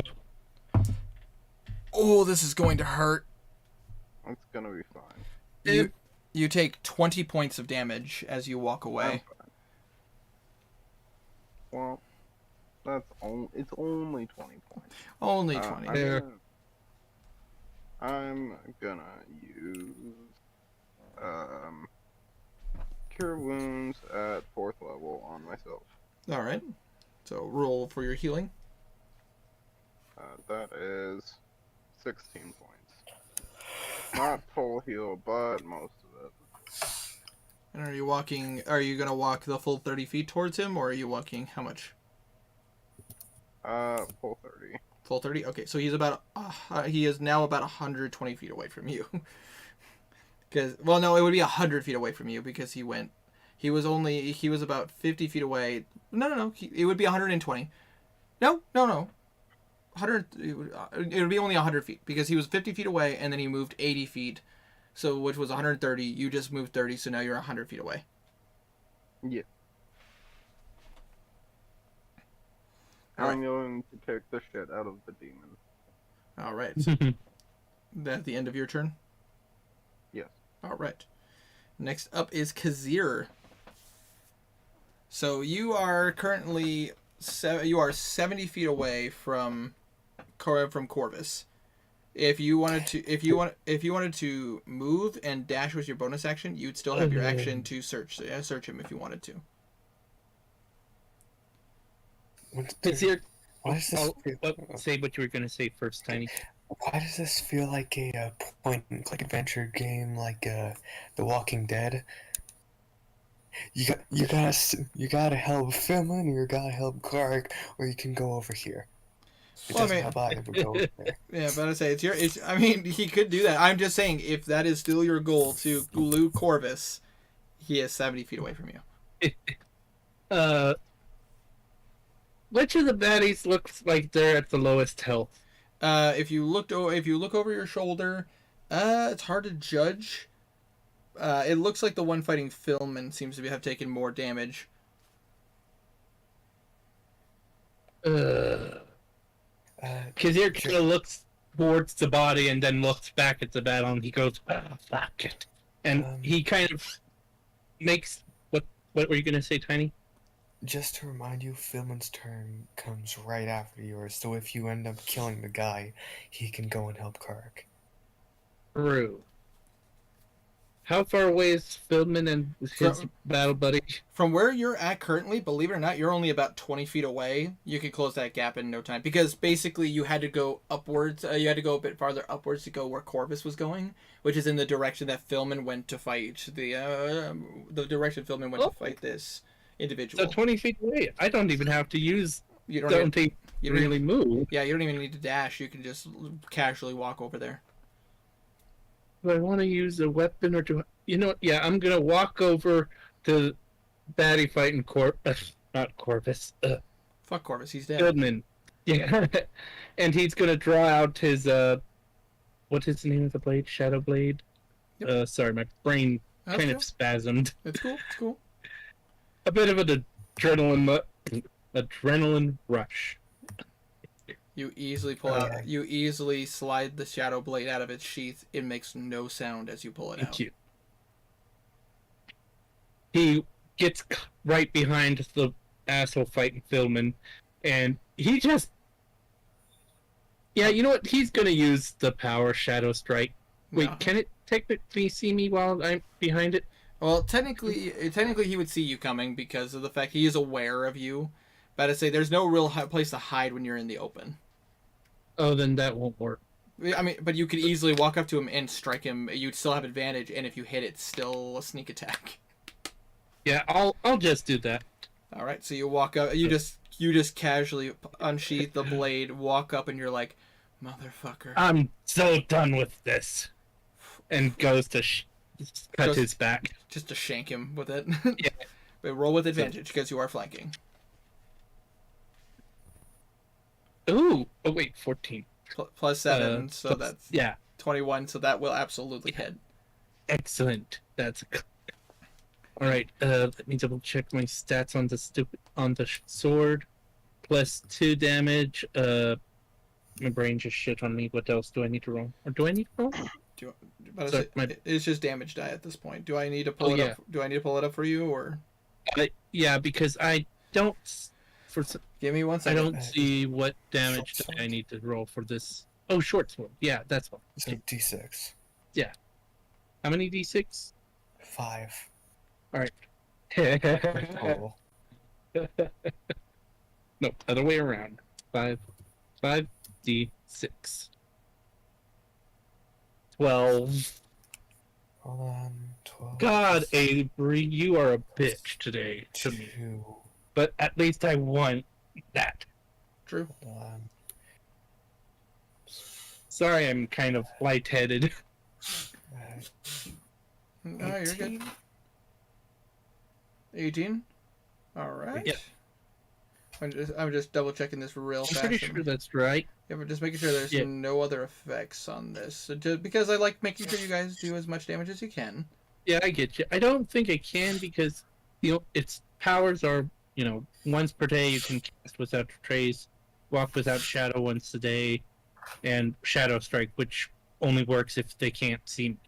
Let's see, that's the specter. That's If you hit a creature that cannot see you, you deal Scorching additional Wrath. 2d10. which the creature sees you coming. So unfortunately, that will not fly. Yeah. Still 18 damage. Still 18 damage, which is still good. Well, I guess I could have snuck towards it. I should have thought of that. But the only problem, Yeah. is again, there's not really a lot of places to Oh stealth, yeah, that's a good stealth point. in an open area. Other than under dead bodies. Yeah, unless you wanted to carry a dead body with you Or I over. could have used one of the powers to sneak right behind it, and I think I could. Yeah, I could have done that. Oh well. Anyways, it's all good. It's all good. I'm currently pulling it up. I apologize. I have a lot of magical items that I keep. Let's see. Anything for your bonus action? If you do have mobile, so if you wanted to walk away, without opportunity attack, you could. That's right. Yeah, I'll walk away. If you but If he's still alive, I'll walk away, kind of trying to egg him towards me rather than Philman. Well, if you stay still, Film gets advantage. Oh Sure. yeah, I'll That stay still. Never mind then. I'll stay still. Okay. Brain not work today. no, it's all good. Hold on. Bonus action dodge. Oh, That is Yeah. true. You could bonus action take the dodge action. yeah, I'll do that. So, That would make it so that if he tried to hit me, he'd have to hit me with disadvantage, right? Yes. Bingo. Just making sure. My brain is a little bit fried, and for some reason, all of a sudden feels really warm here. No, it's all good. Well, I mean, this is a stressful situation for you guys. About to say, I apologize. I'm taking a moment. There's a God, where I have it in my notes. Hold on, I'm getting it. Let's see here. Nope, that's Henrik's items. And I have the blade here on my thing, but I might have not copied all of it or something because Hold on, I'm literally getting into the thick of my stuff here. Let's see here. Nope, that's a really dope blade that I saw that I thought was awesome. Let's see here. That's the problem. I also keep it with all my like dope shit, and I always look at dope shit. So I have just a whole list of dope shit. Ah, here we go. Okay, found it. All right. You added your +3, and you added your +2. So that is yes. Okay. Yep. The other abilities that are locked on with this weapon would only work if you were being stealthy or you were trying to escape. yeah. So you are good, but I say that is all you can do for the moment. Gosh, I never stopped to realize how much stuff I have on here. I have a lot. But Fair. anyways, moving on. Oh my gosh, there are so many notes. And I accidentally just moved my bar, so now I'm completely Oof. lost in my items, and now I don't know where it is again. Because fuck me. But anyways, that it is Philman's turn. And Philman, seeing you do that, smiles. As he is going to take this opportunity to roll and with advantage to hit him. I see, that's a natural 17, so that will absolutely hit. I've rolled minimal damage. What the fuck? Whatever. I'm saying, still. That's still a chunk of damage, though. Doing some math real fast. Just give me a moment. All right. So that is. And now his second strike, which he still has advantage. 17, natural 17. Nice. There we go. That's so much better. +1. That's it. So you watch as he lifts up the blade, and he just goes, "I'm sorry, son. You done fucked up." And you watch as he kind of reaches forward, and he twists the Kubikiri, and you watch as he slams the handle right into his chest, and you just hear a thundering like crack go across his rib cage. And you watch as he kind of buckles, and he falls down to his knees, and you watch as he lifts up the Kubikiri. And you just watch as he brings it down in a horizontal slash, and you just watch as he falls, and like his arm falls off and part of his torso disconnects. Thanks, son. Appreciate the assistance. No problem. Oh, yeah, I'm not muted. Sorry, had to check. No problem. And you watch as he starts walking. And Belwraith, you see right next to you, you see Philman walk up right beside you with his giant executioner blade. Alright, son. We have a large fight to do. And that is his turn. Nice. With that being said, that was Philman's turn. It is now the commander's turn. The commander only seeing Belwraith walk away does still have a target next to him, which is Karek, and he's gonna go ahead and just try to wail on Karek. Ooh, that will hit, unfortunately. Let's see how much damage it does. Okay, and okay, minimal damage. Okay, it's okay, Karek. You're not going down yet. But unfortunately, he does get a second attack, though.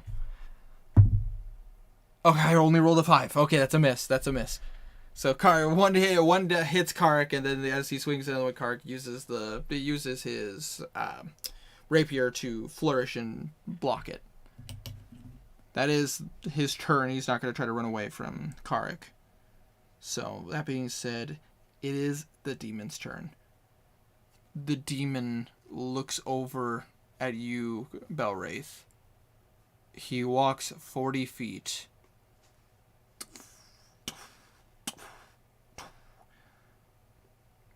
And I need to know, Belwraith, what is your current HP? Oh, not a good question. You're muted, by the way, Belwraith. Belwraith? Water? Yeah, I'm here. What is your current HP? My current HP is enough at, hold on, 35. You watch You watch as he looks to you, and he mutters a word in Abyssal, which you understand as he says, "Stop moving, and stay that way." As you feel your muscles tighten, you feel everything lock up. And I need to read the full description of this effect. It's gonna be.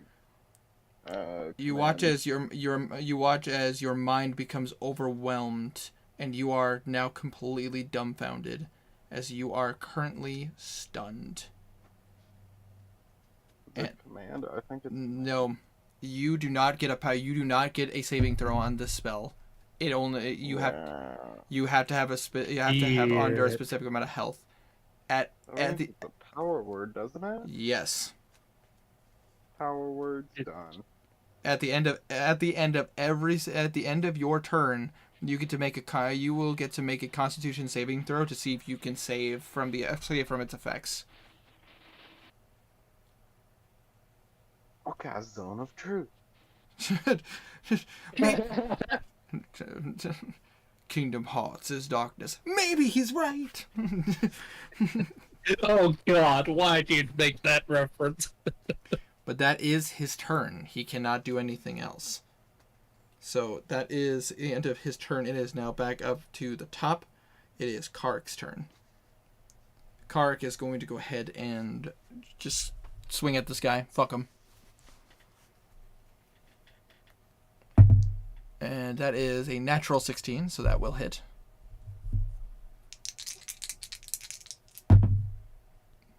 Not great not great normal damage. Good radiant damage though.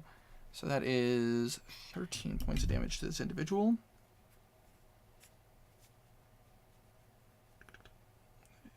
All right, and then second swing.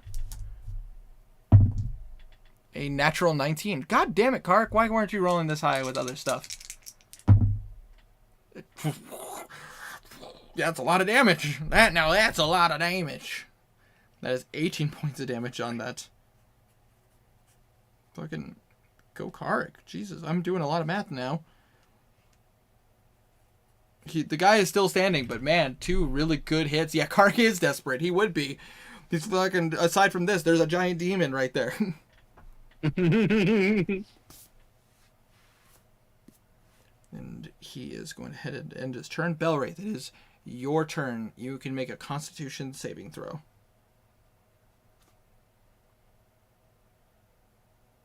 Belwraith. Wanderer. I'm muted again. Yeah. 19. 19 is a success. As your turn comes to an end, you kind of just focus, and you focus on that static in your head, and suddenly you kind of pop out and you're seeing the world clearly. Unfortunately, that is your turn. That is your turn, but you are no longer stunned. No, it's my turn. Well, less than 5 feet movement. He'll walk towards them. But it's I'll call it less than 5 feet movement. noted. With that being said, that is your turn. Kazir. There is a dead guy right in front of you. If you wanted to backtrack and help Karek real fast and help him, better say he's about 30. He's a little less than 30 feet from you. Yeah, Kazir will help him. Do you want to try to get? You want to just get to the other side and flank? Yeah. All right. With that 35 feet, you make it no problem within your movement. And he does attack the guy in the back. Just stabs the guy in the back. Yeah. Roll to hit with advantage. 2d20. 12 plus 7, 19. brain. That will hit. Cool. So Excellent. roll me 5d6. Alright. Come on, do high damage. That's Ooh, not too... 2 really good high damage, and then 2 really extremely low damage. 23 points of damage, though. That is nothing to sneeze at. Yeah. You stab the blade into his back. And he does scream out in pain. He is still standing, but you see as his eyes start to kind of flicker, as his pupils start to fade out. You're not quite sure what that. You bastard. You're not sure what that means. Forget you can use a minor action to pull out a dagger since the short sword is light. That is true. I should have done that. I mean, I could still do that. Yeah, you could still offhand. If you wanted to, Right, do that too. But I say you want to minor action to pull out a dagger, offhand strike. Yeah. All right, roll to hit with advantage. All right. Let's see. 7. 7 plus 7, 14. Oh, yeah. 14 does not hit. As you attempt to stab him with the dagger, you watch as he brings up his hand and he blocks your arm. Wait, it's the end of my turn dagger. Does that make any difference? I'm trying to remember. Oh, Sorry. What's up? 15. 15? Not Yeah. So 15. 15. Let me just double check. I don't think that hits, but let me double check. Is that a +1 or +2 dagger? Let me double check. I have that shit written down. I just need to figure out where it's written because I have a fucking... No, that's... I'm not sure how adamantine works in winters. Hold on. +2 damage, +2 attack. Plus 2 to attack. +2. Yeah, so that's a 16, which just hits. Yes! Alright, so d4 +2. Oh, D4 plus hold 2. on. Sorry, my brain kind of... No, you're good. 2... Oh, 1d4? 1d4 plus 2. Yeah. Okay, 1d4. I'll just roll the d4 because my brain Oh, 3 points of damage.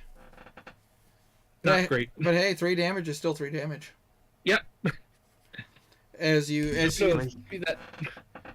tries to block your arm, and you just let go of the dagger, and then you quickly flip your arm around so you can grab the dagger. And you just stab him. Quick sly move, and then you quickly back up so he can't swing back at you. That the end of your turn. Kazir? Oh, what did you say? I'm sorry. No, it's all Kind good. of zoned out for half a moment. No, it's all good. Did you want to end your turn? Yeah, since I can't tide, I'll end my turn. All right. With that being said, it is now Philman's turn. Philman, seeing what's happening, he is going to step forward 30 feet, and he is going to take up a stance. He's going to take up a stance, and he is going to take the dodge action. All right. Basically, staring this demon.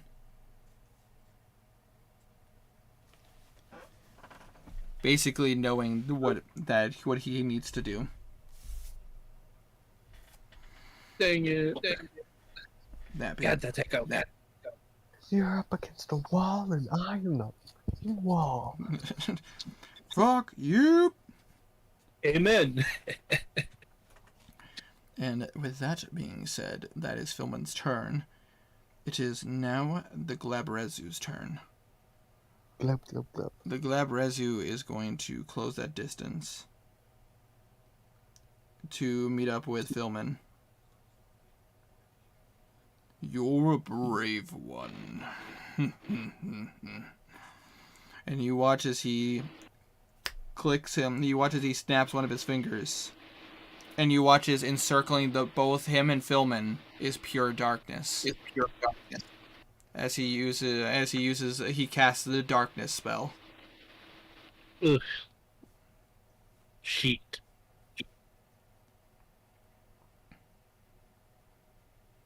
I had to say, and now he is going to attack with his pincers. 'Cause he can. But because Philman took the dodge action, it is with disadvantage.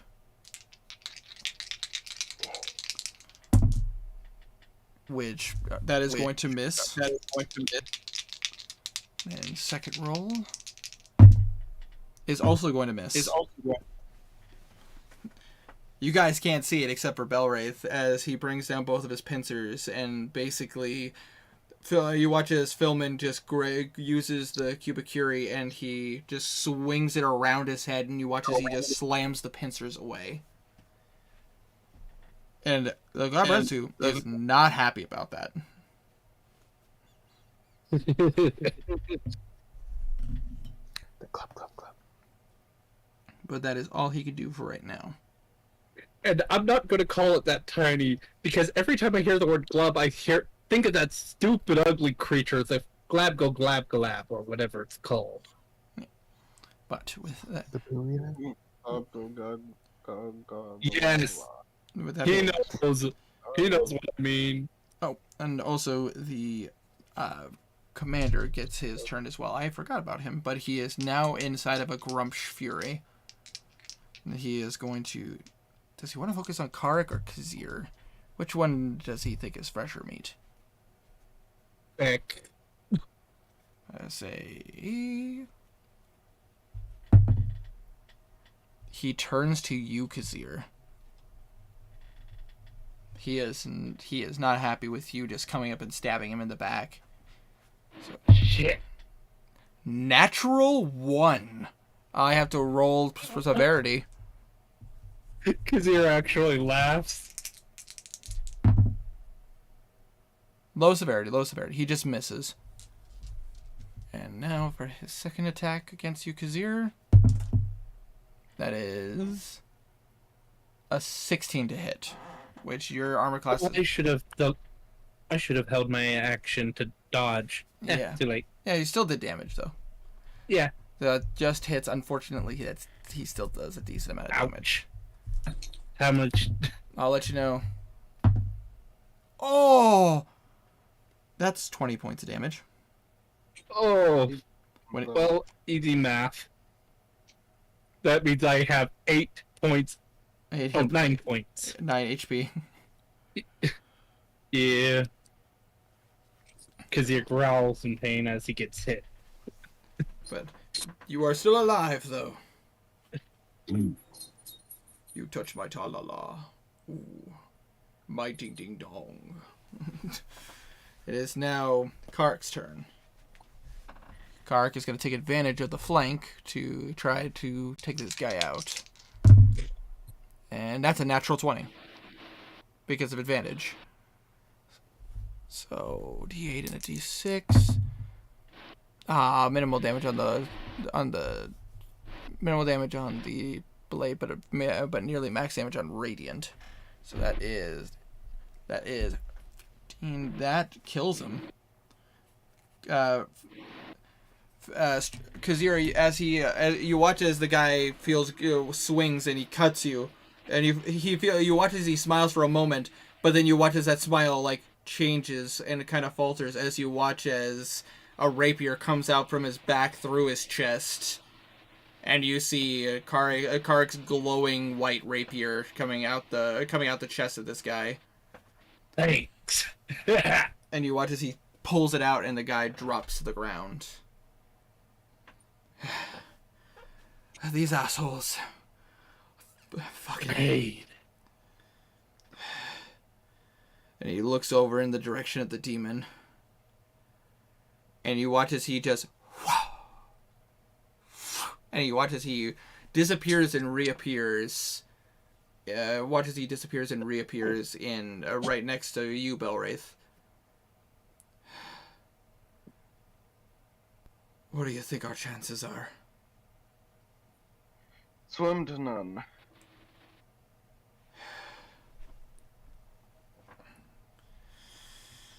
Fuck. And you watch as he has to end his turn because he can't do anything else. Belwraith, it is your turn. Belwraith will put a hand on Kark's shoulder. Also, Travis Jacob, welcome to the chat. Cast. What is this? Healing word at 3rd level.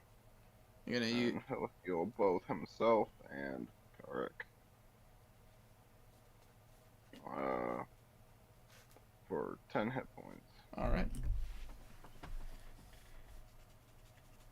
And now I realize I could have healed myself with that first healing word as well, and probably someone else.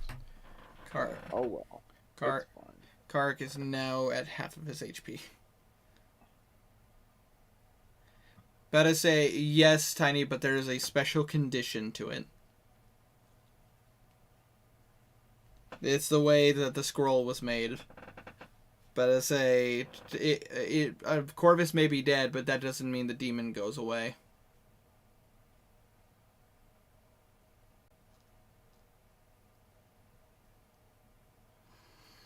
About to say, and I thought so. I was just making sure. Yep. No, it's a special condition with the specific scroll that he has.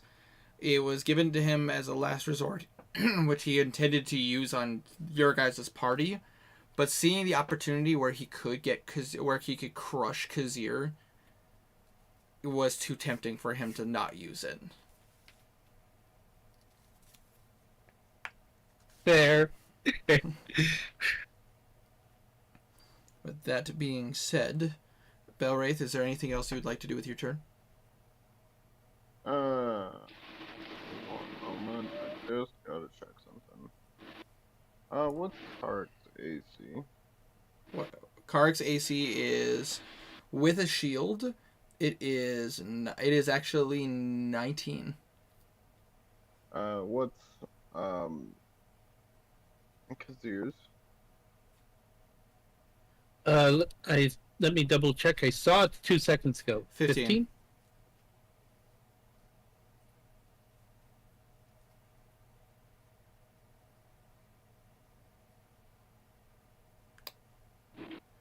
Went very quiet. Yeah, it did. What's Kazir's? 15. 1, 15. 5, Yeah, you cut out. 15. You cut out. I Oh, was waiting for the answer. sorry, didn't realize I cut out. Yeah, you're all good. I can't cast 2 spells in 1 turn, so carry on. All right. Well, Healing Word is a bonus action, so if you wanted to get into the fray, you could. But if you want to keep your distance, you can keep your distance. I'm gonna hold it for other reasons. All right. Duly noted. I can make people attack when I cast spells on them. Duly noted. And that is your turn? Yep. Okay. Kazir, it is currently your turn. Let's see. Ooh, echo. It threw me off. Just double checking. How tall is the thing? The thing is about 10 feet tall. That won't work. Oh, besides, it's in darkness still, right? That is correct. So I can't see it anyways. Nope. You could try to fire your bow at it. It would just be with disadvantage. You know what? First, I'm going to do the bonus act. Potions are bonus actions, right? That is correct. In In my world, yes. Okay. Potions. It's not a lot of HP, but it's a normal healing potion. So a 2d4 plus 2. Yeah. So I'm gonna do that. 2d4. Ooh. Nice. So it would actually be 8 because 2d4 plus 2. Oh yeah. I knew. So, not a lot of HP, but each HP. It's something. 8, you said. Yeah.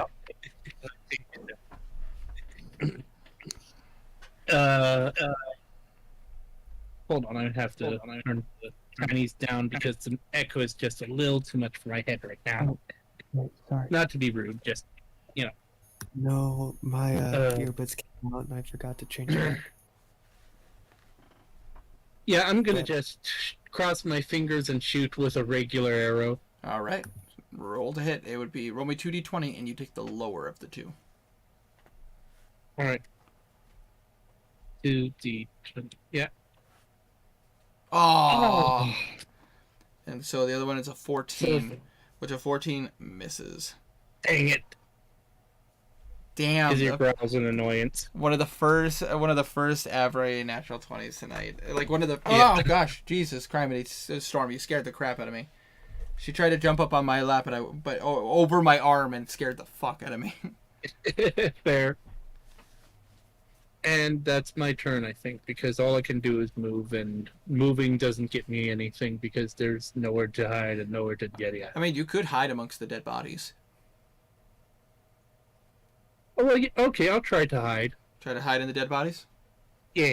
All right, roll me a d20. The demon does not seem focused on you, so I will. And you do have your boots to make you quiet. So I would say Cool. with advantage. Fuck you, dice. So 6. I still hide. 6 plus 11, so 17. Yeah. Let's see what this creature's passive perception is. All right, no, all right. He does not seem to notice you currently. Cool. You should be thankful you have such strong proficiency in stealth. Yeah. Hi, Storm. I see you want to be in my book again. Storm, Sweet Pea, I love you a lot. Why do you do this only when I'm playing D&D? I am like when I'm not doing interviews or working on stuff. I can be such a lazy person sometimes, and I'm like just playing video games. And now you're sitting in my dice tray. God fucking damn. Okay, anyways, so that's Kazir's turn. It is Philman's turn. Philman is focused. And he is going to, even with the disadvantage, he's going to roll to hit him.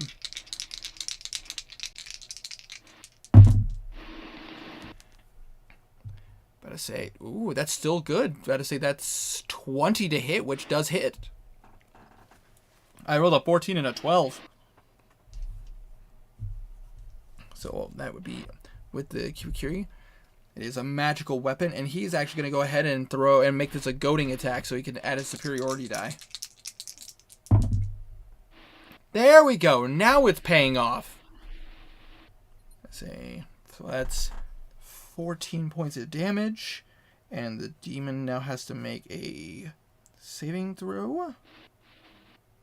This is not magic, so he does not get advantage. Why could you roll my dice? Sorry. No, you're good. You're good. Let's see. This be okay. Nah, the demon isn't falling for it. That's still the extra damage though. Kark and Philman is gonna go ahead and try swinging again. That is double 18s. Why the fuck can't I roll this well with Zax? Why is it only with my NPCs? That's still good though. That's another 12 points of damage. And none of it, and because the Kibakuri is a magic weapon, none of it, this creature is not resistant to the damage.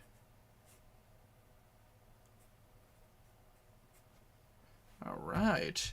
So Belwraith, you watch as Philman swings the Kubakiri twice, and you watch as it actually sinks into the creature, and the Glabrezu actually responds to the damage.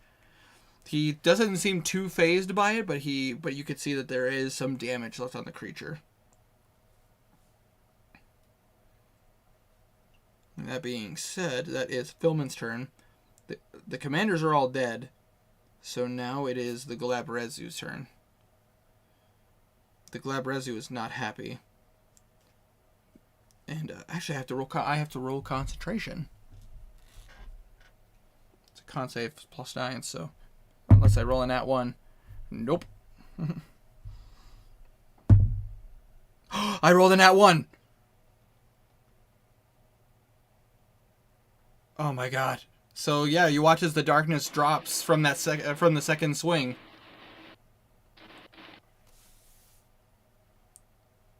So now the Glabrezu is left out in the open. The Glabrezu is not happy. And he is just going to go ahead and go all out on Philman. Which means that's 4 attacks. That is 18, which is a miss because Philman is wearing plate mail. But I say 18, which is a miss because he's wearing plate mail. 17, which is a miss because he's wearing plate mail. Where are all my good? There we go. Okay, the last one is a hit. Still, holy shit! 3 freaking Philman was able to block 3 of the attacks. But he's still gonna get punched in the face though. And he's gonna take a healing potion's worth of damage.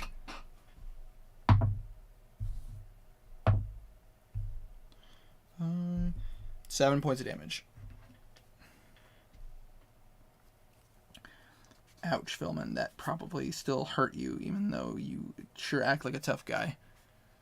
This creature is mad and abyssal. About to say, Belwraith, you just hear, "Why won't you ants die?" That is his turn, and now it is Karek's turn. Karek is going to... He does not want to go... He does not want to lose focus. He does not want to get close to this thing.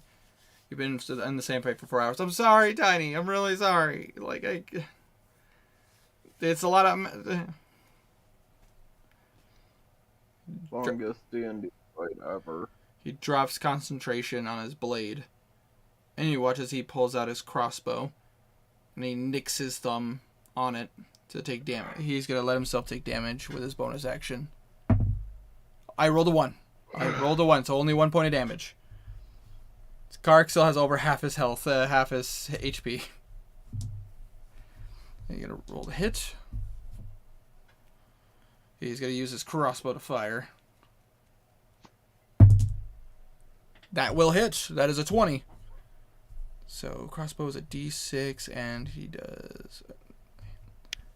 Has hand crossbow a D6 or a D8? I think it's a D6.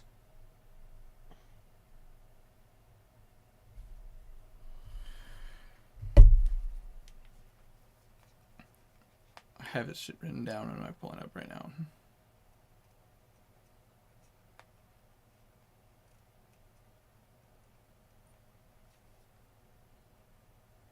1d6. Okay. Nice. So 7 plus. So 12 points of damage, radiant. So he's gonna try to fire. He's gonna fire again because it's a hand crossbow. That is a hit.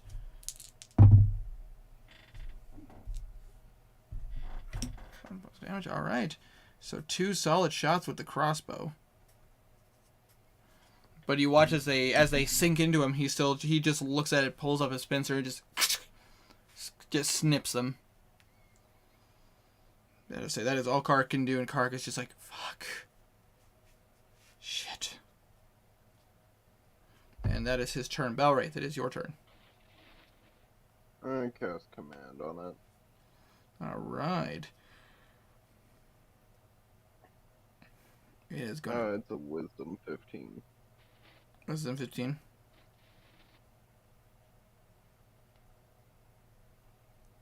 Alright, hold on 1 second. It's roll with advantage because it's magic resistance. Gotta say, that is a 15. Matches, so it succeeds. Fuck, that's okay. Hey, it was worth a shot, though. Mm-hmm. It's gonna be my next few turns, because it's fucking good. It is fucking good, and it's something that... Yeah. With that being said, that is your turn.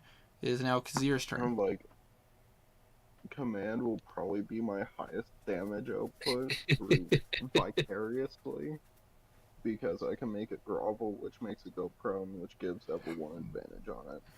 Good point. Does rolling the dice is a bonus? Is rolling my dice a bonus action? The magic ones. Sorry. What is your question? Oh, you want to rolling my magic dice a bonus action or an action? It would be an action. Dang. That's. I think you could pull a fast one on me. No, I was just checking because it's a roll of the dice. It would seem like it would be True. But and I was hoping that it would, if it was a bonus action, because Yeah, no, I that would actually be really useful right now. Because it's a specific magical item. Rolling the dice would be an action.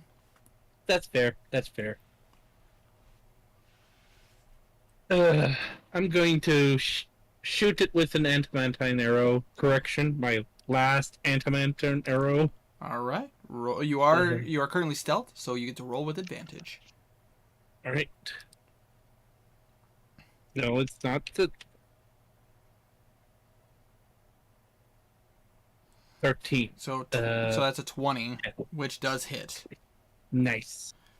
So first start D8. It would be it's not a crit. It's just but it is a hit, and you get your stink attack. So roll me a D8.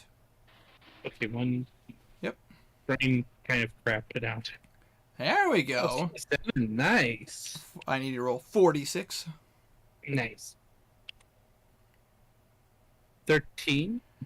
I'm about to say, so 7, so 20 plus your dex 23, and because it's adamantine, it is plus 2, so that is 25 points of damage.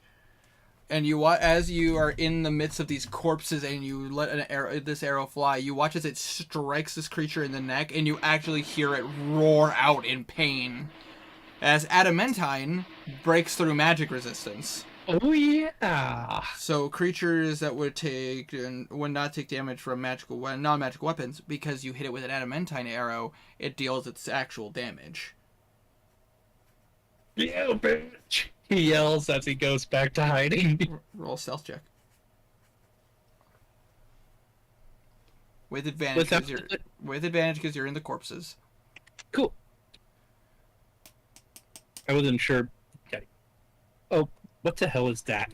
I don't know, but I don't know what S20 is. 23. I have no clue either. 23. About to say, I think you're pretty well stealthed. Yeah. Nice. All right, so that is Kazir's turn. E. It is now Philman's turn. Philman, realizing he has an opportunity here, is going to go ahead and focus on this individual. He is going to go ahead and swing. He does not have to roll with disadvantage now.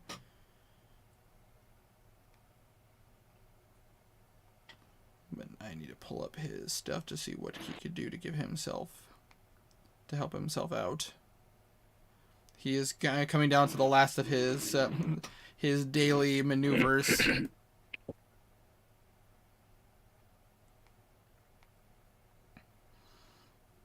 He is going to go ahead and use fainting attack. He's going to use a superiority die as a bonus action. And he's going to give himself advantage on his first attack roll.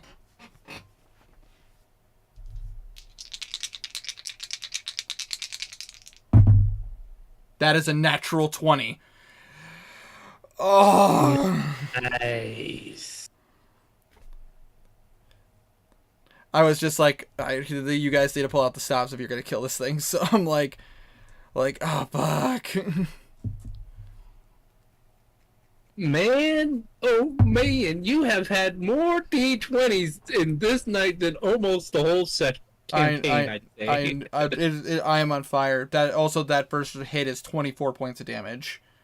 Nice. That is actually going to hurt this thing quite a bit. Unfortunately, he only gets it for the first attack. He doesn't get it for both of the attacks. Oh, wait. Fair. You have advantage on your next attack roll. Okay, just the next attack roll. Oh, adds the superiority die to the attack damage roll, so I get to roll that too on top of it, which is also doubled. Oh, that's not too much. But hey, you know what? Damage is damage. Exactly.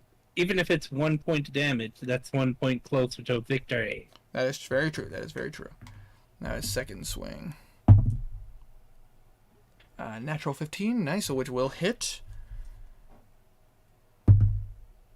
That's another 14 points of damage. Fuck yeah. Yeah, you fucking go, Philman. And you watch as Philman basically goes between this creature's legs, kind of moves it or moves around, and he is taking the opportunity to deal some damage, and he gets one really good shot in, and you watch as he digs it into the thigh of this creature, and you watch as blood starts to pour out, like this black ichor. It's not blood, he's not bleeding per se, but you do see some black ichor starting to come out. Yeah, big things. Demon, I love that. That is Philman's turn. It is now the creature's turn. The creature is not happy. He is going to go all out on Philman. He is hating Philman so much right now. He's just going to go all out, all 4 attacks. So first pincer. That is an 18, which misses. Thank God, Philman's AC is so high. Second pincer. That is a miss. I am rolling shit right now. But now both the punches. What is wrong with me? I rolled a 9, an 8, a 5, and a natural 1. Oh my god. How come my badass monsters are the most anticlimactic? I'm really sad. Thank goodness. Low roll. It's just a miss. But I say roll low severity. The creature is not happy. The creature just looks in Philman's direction and just literally is just clawing the grounds at this point. I'm really mad. Philman is really getting fucking lucky as hell. I'm like, God, whatever. This is just my curse. I'm not allowed to have a badass boss. All right, but anyways, that is the Glabrezu's turn. It is now back up to Kark. Kark is going to continue to shoot his crossbow. That is going to hit, and the second shot is going to miss. Yeah, it's going to miss. Just barely. But still. 12 points of damage is nothing to shake your head at. As Kark is now starting to get headshots on this creature. Alright, that is all Kark can do. He is keeping his distance. It is now your turn, Belwraith. You're muted. Wander. Oh, shoot. I think we lost him. Did we lose you, Belwraith? Oh, dang it. He's on Do Not Disturb, so we can't at him to try and get his attention. I mean, I could put his turn on hold for a moment.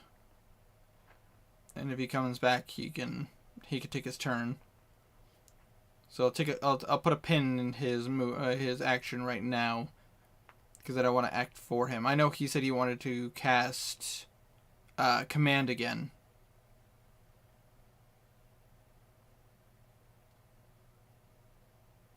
You know, I'll just do that. He said he was gonna cast command again, so I will cast command, and I will have Belwraith cast command. Grovel. Command Grovel. command grovel. All right, let's see. But I mean, the Glabrazu has resistance. But I say, yeah, 24. That's yeah, he's not affected. Belwraith's gonna keep his distance. And it is now your turn, Kazir. Let me think. How far away is this thing from where I am? From where you're at, because you didn't really move too far. You're about 70 feet. I'd have to use my bonus action. Could I possibly try to sneak behind this thing, and not get seen by it? That's a tough call because you're hiding amongst corpses, and if this was trees or something or if there was like fences or bushes or a lot more plants, I would say yes. But because this is very much an open field, and the only reason you're hiding is because of corpses, I would say yeah, that's fair. I would say no. All right, that's fair. Well, go with what's been working. I'll shoot it with regular arrows this time. Regular arrows? Alright, so while you still roll with advantage. 2d20s. 17 plus 17 plus Nice. 7, 24. That's a hit. You do get sneak attack damage. Alright, so... my brain just shit on me. So, D8. Oh yeah, 1d8, sorry. You're good. I didn't realize I was getting tired, I guess. No, I mean, dude, it's 3 in the morning where I'm at. 4d6. God, I'm so tired I almost typed out 4. 4. Ooh, I mean, not too far off. So that's 3, 6, 3, 6, 9, Oh, wait. 11 points, 12 points of damage. Yeah. But Not too bad. But because you are firing your arrow, which your bow, which is not magical, the damage is reduced. Oh, shoot, I should have... But I need to get me a magic bow. you can always look into it. All right, so you hit him. It does sink in, but it doesn't seem to do as much damage as you expect.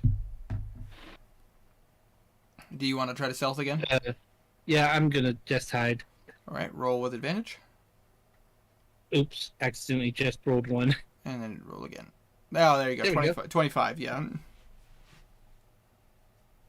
So, phew, Yeah, you hide under another body. you just grab another orc body and you're just like, don't notice me, please don't notice me. yeah, exactly. All right, next up would be Philman. Philman is going to keep up the pressure, and he is going to go ahead and he's going to use his last maneuver, and his last superiority die to use one last feint attack. So he has advantage on this first strike, but it's his last one. I never used all of Philman's maneuvers before, so this is a first. I rolled garbage too. That's That's a miss. Shit. So that first strike is a miss, but let's see his second strike. He can do something. That's an 18, so plus his bonuses that will hit. So at least he hits this turn. All right, another 10 points of damage. Nice. You watch as Philman is still like doing his damnedest to bring this creature to its knees, and he is tearing into this creature's leg. Basically, if this was like a Dark Souls boss or something, the Glabrezu would be getting to the point of like dropping to one knee. Nice. Philman is just wailing on this creature, hoping it drops. So close! But now it is the creature's turn. And the creature looks up at all of you. He is going to point a claw in the direction of Belwraith and Karek. And he's going to cast a spell. Uh-oh. At which, for this particular spell, I have it pulled up right here, fortunately. It needs to be I believe it's a wisdom saving throw. Each creature, I'm about to say it's hitting Karek and Belwraith, and they have to make wisdom saving throws. Okay, so Karek, natural 20. So Karek is not affected by this, and Belwraith unfortunately fails with a 7. Even with his bonuses, it doesn't meet it. So you watch as the creature snips its pincers, and you watch as a little ball of energy kind of pops, to both Belwraith and to both Belwraith and Karek. And as it does so, Karek kind of shakes his head and it looks away, but you watch as Belwraith kind of just stares off into space all of a sudden, not aware of his surroundings. And now the Glabrezu is going to go ahead and make his 2 pincer attacks on Philman.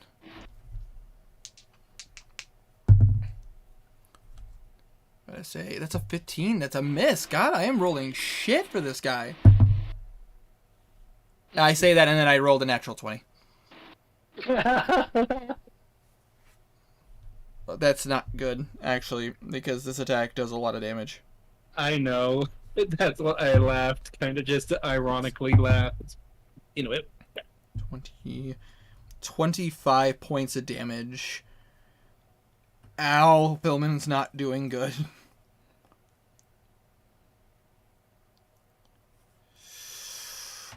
I will have to peek at Philman's full health in a second to double check his stuff. Target.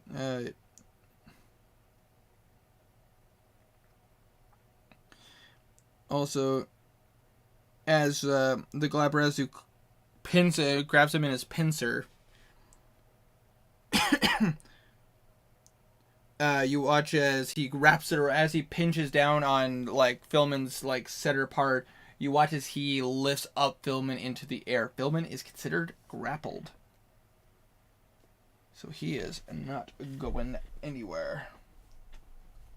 Oh, shit. Yeah, and he is lifted up 10 feet into the air. Yikes. Yeah, Philman is very much trapped at the moment. That is the Glabrezu's turn, so it is now back to Karek's turn. Karek is going to keep wailing on him, but I need to check something real quick.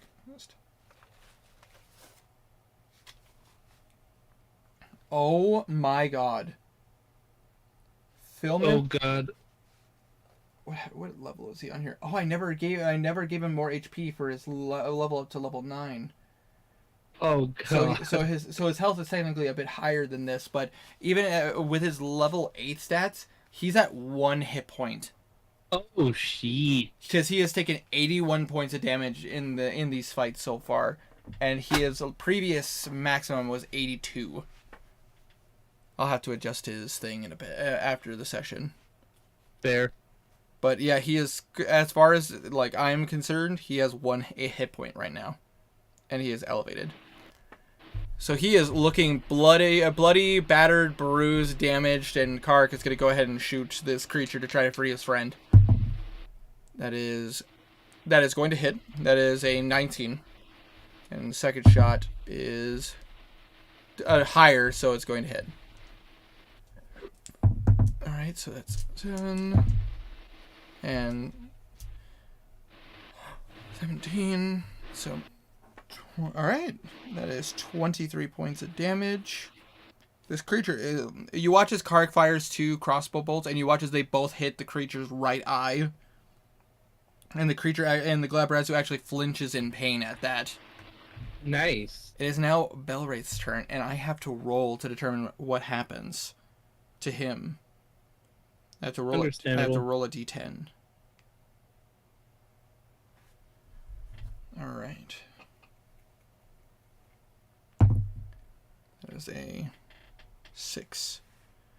You watch as Belwraith just stares off into space and does absolutely nothing. Oof. Does he get an opportunity to... at the end of its turns. Okay, so you can make another wisdom save. Roll for that. Belwraith kind of snaps back to reality. Oh, there goes gravity.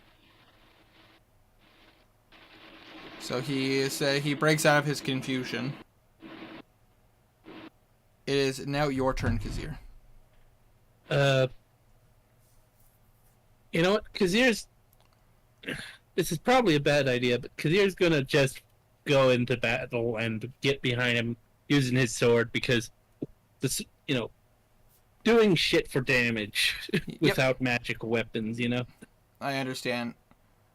But And what were you gonna say, Winter? I was gonna say, so you're gonna pull out your Shadow Blade, or you're gonna pull out your dagger, or... Yeah, I think I'm gonna use the Dagger of Calling / the Dagger of Frenzy, or whatever it's called. You know what I'm talking about. Yep, yeah, Dagger of 9 Lives.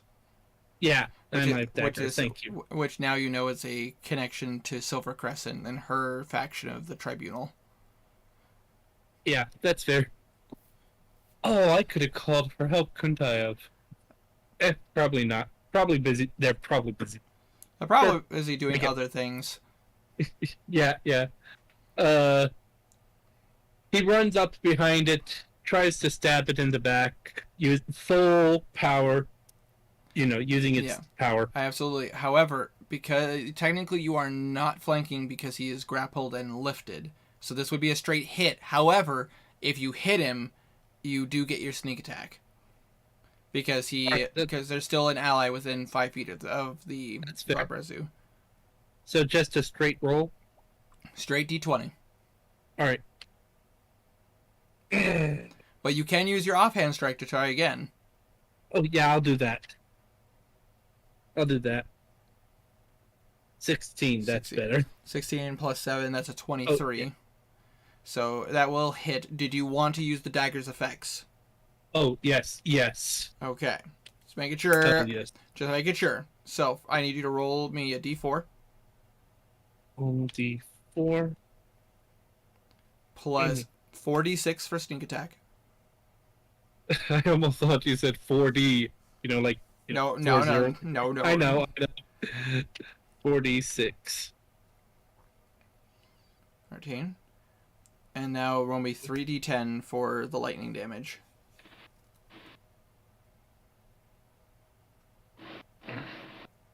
So 26, 28, and then 2 points of damage for the dagger.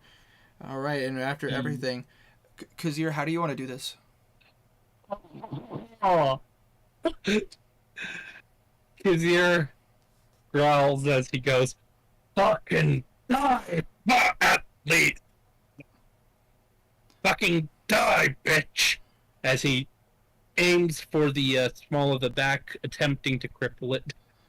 As he twists the blade in and uses its charge. Lightning strikes going through the whole being's body. I just like to imagine, Kazir, you just run at this creature, you full jump up, like one-handed, like a basketball yeah, star slams the dagger into the small of his It's back. much more epic. Then you kind of you literally realize that that's not gonna be enough to kill it, so you just kind of use your acrobatics, kind of flip upwards, so you twist the blade, and you're like half cradle, like half your legs are wrapped around this creature's back, the small of its back, and you just mutter its charge, and you just see the electricity go through the ichor. Yeah, excellent. Yes, he uses his climbing speed to stay on it like Shadow of the Colossus. There you go. Yeah, exactly. Yeah. And you watch I it. can see that. And you watch for everybody watching, you watch as the lightning travels upwards through the ichor into its body. You watch as it shakes, vibrates. You watch as he roars out in pain, and you watch as finally this creature falls forward. And you just watch as Philman is on his back, still in the coloss. And there's you standing on its back, pulling the dagger out. Just shh.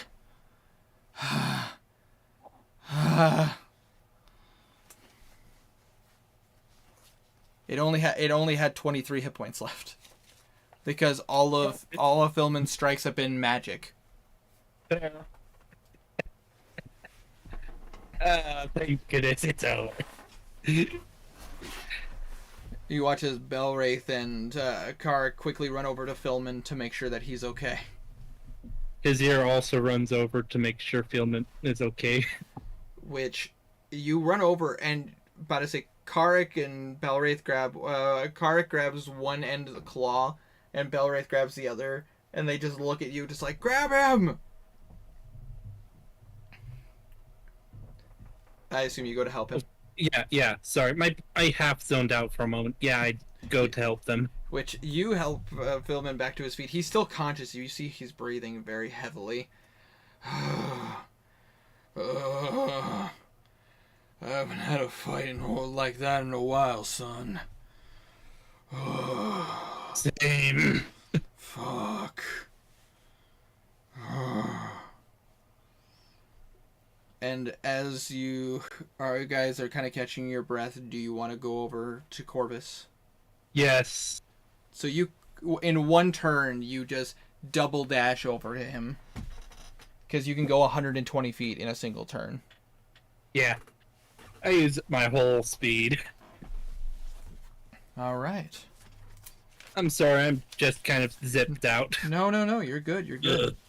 As you go to his body, you notice that he he looks like he's carrying pretty sparse things. You grab him, you like kind of pull through his pockets and everything, and you find three things worth noting on his body. You notice that he has a very like shiny looking ring. Oh, sorry, four things. The sword at his hip. Is this close spiffy? They look spiffy. They look nice. They're very like basically I like to describe it as he kind of has what am I thinking of? Like a burgundy tunic with black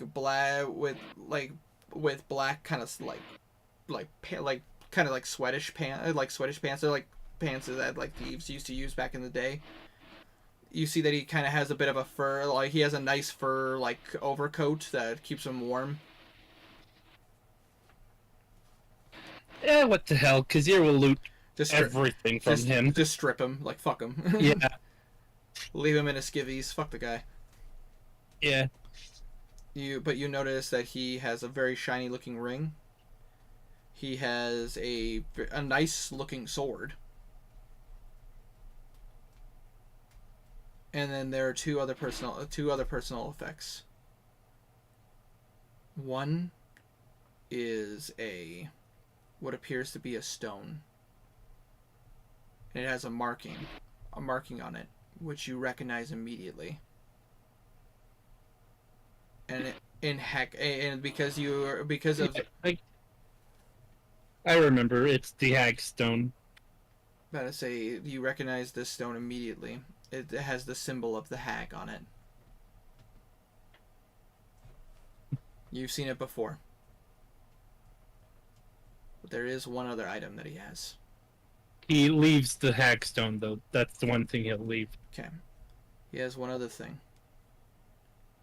Around his neck, you kind of pull it from the tunic as you take it off.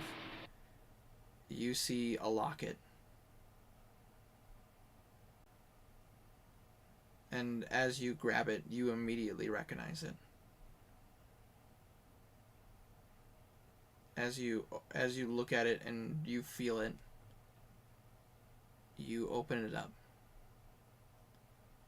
And you see a familiar image on the inside. A painting done a long time ago in a city in Uskar.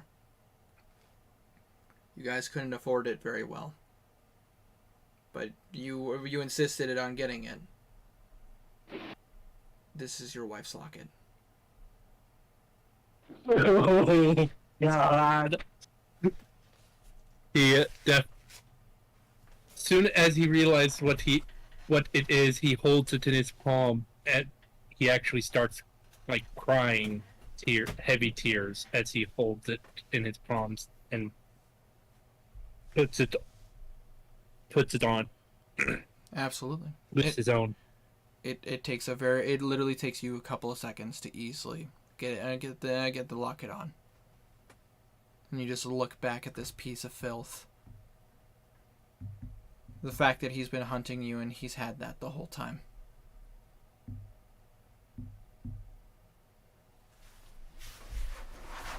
Kazir has a. What were you going to say? No, go ahead. Kazir has a soft growl of. At first, he was kind of happy seeing this dead, but now he's got a soft growl of almost anger, revived. As a few questions come to mind. Like, why the hell would he have the locket? Yeah. These are good questions. But, oh yeah. Wait, Kazir will definitely burn the body. you just pull out a flint and steel and just literally just like keep going until it lights. Yeah. Easily done. Oh God. Oh God, Tiny. You light him ablaze. Nah, if it was polymorph, it would have ended when he died. Yeah, that's fair. You don't keep polymorph when you die. I learned that actually from reading some true polymorph. Even with true polymorph, that actually if you die, you actually revert back to your normal form. I actually learned that from a D&D book. Really? Yes. Huh. Yeah. Good to know. I'm about to say in the Legend of Drizzt, there was a Underdark creature that got turned into a hook horror using true polymorph. But when he died and he bled out, as he was bleeding out, I have Drizzt. Nice. But to say the polymorph faded, and he actually Drizzt got to see what he actually looked like in his normal form. And that was when it was revealed that not the book, the figurine. Oh, nice. But as I recommend the books, they're fantastic. But yeah, the polymorph faded, and Drizzt got to see what he looked like normal, like without it. But anyways, my question for you is, as to the body burns, you just turn and walk back to the party? Yeah. As you do, something's off. I'm going to just say that straight off that you recognize it, because Karek for sure has not stopped looking at it since it happened. The body of this demon is still there. You cut out Winter. Oh, sorry. What I said was the body of this demon is still there. Fuck. Kazir groans as he sees it. But the thing is, the creature's dead.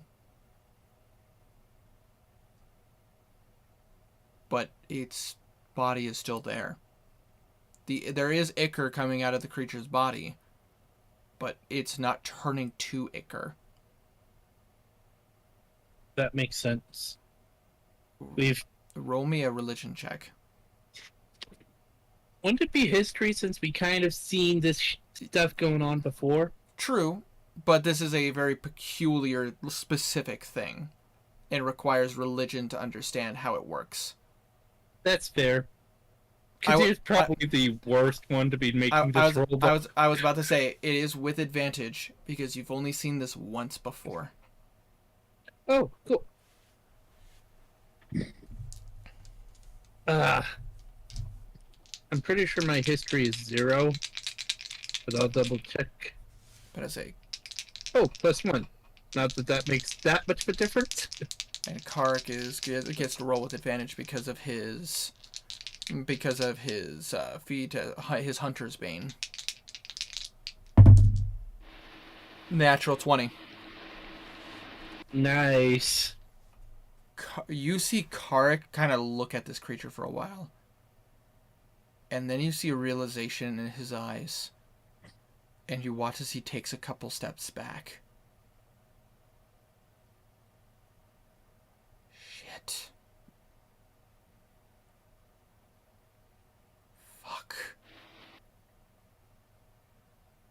Fuck. Shit. You watch it as Kark, it just literally is like, has one hand in his face and he's just rubbing the side of his head.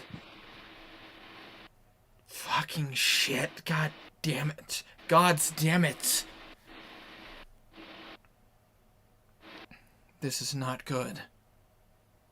This is really bad.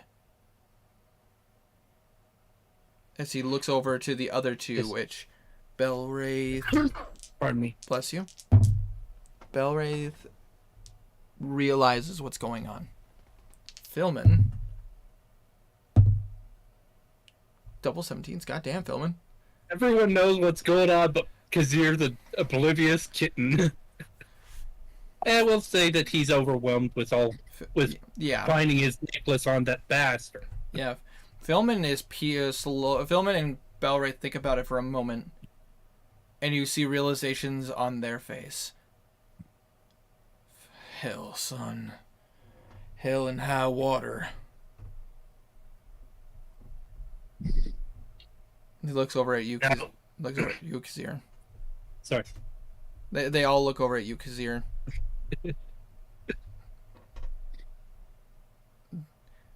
Do you understand what this means? All I know is it means bad news. God, that accent completely came out wrong. Yeah, it's all good. Kark just looks at you. You don't understand.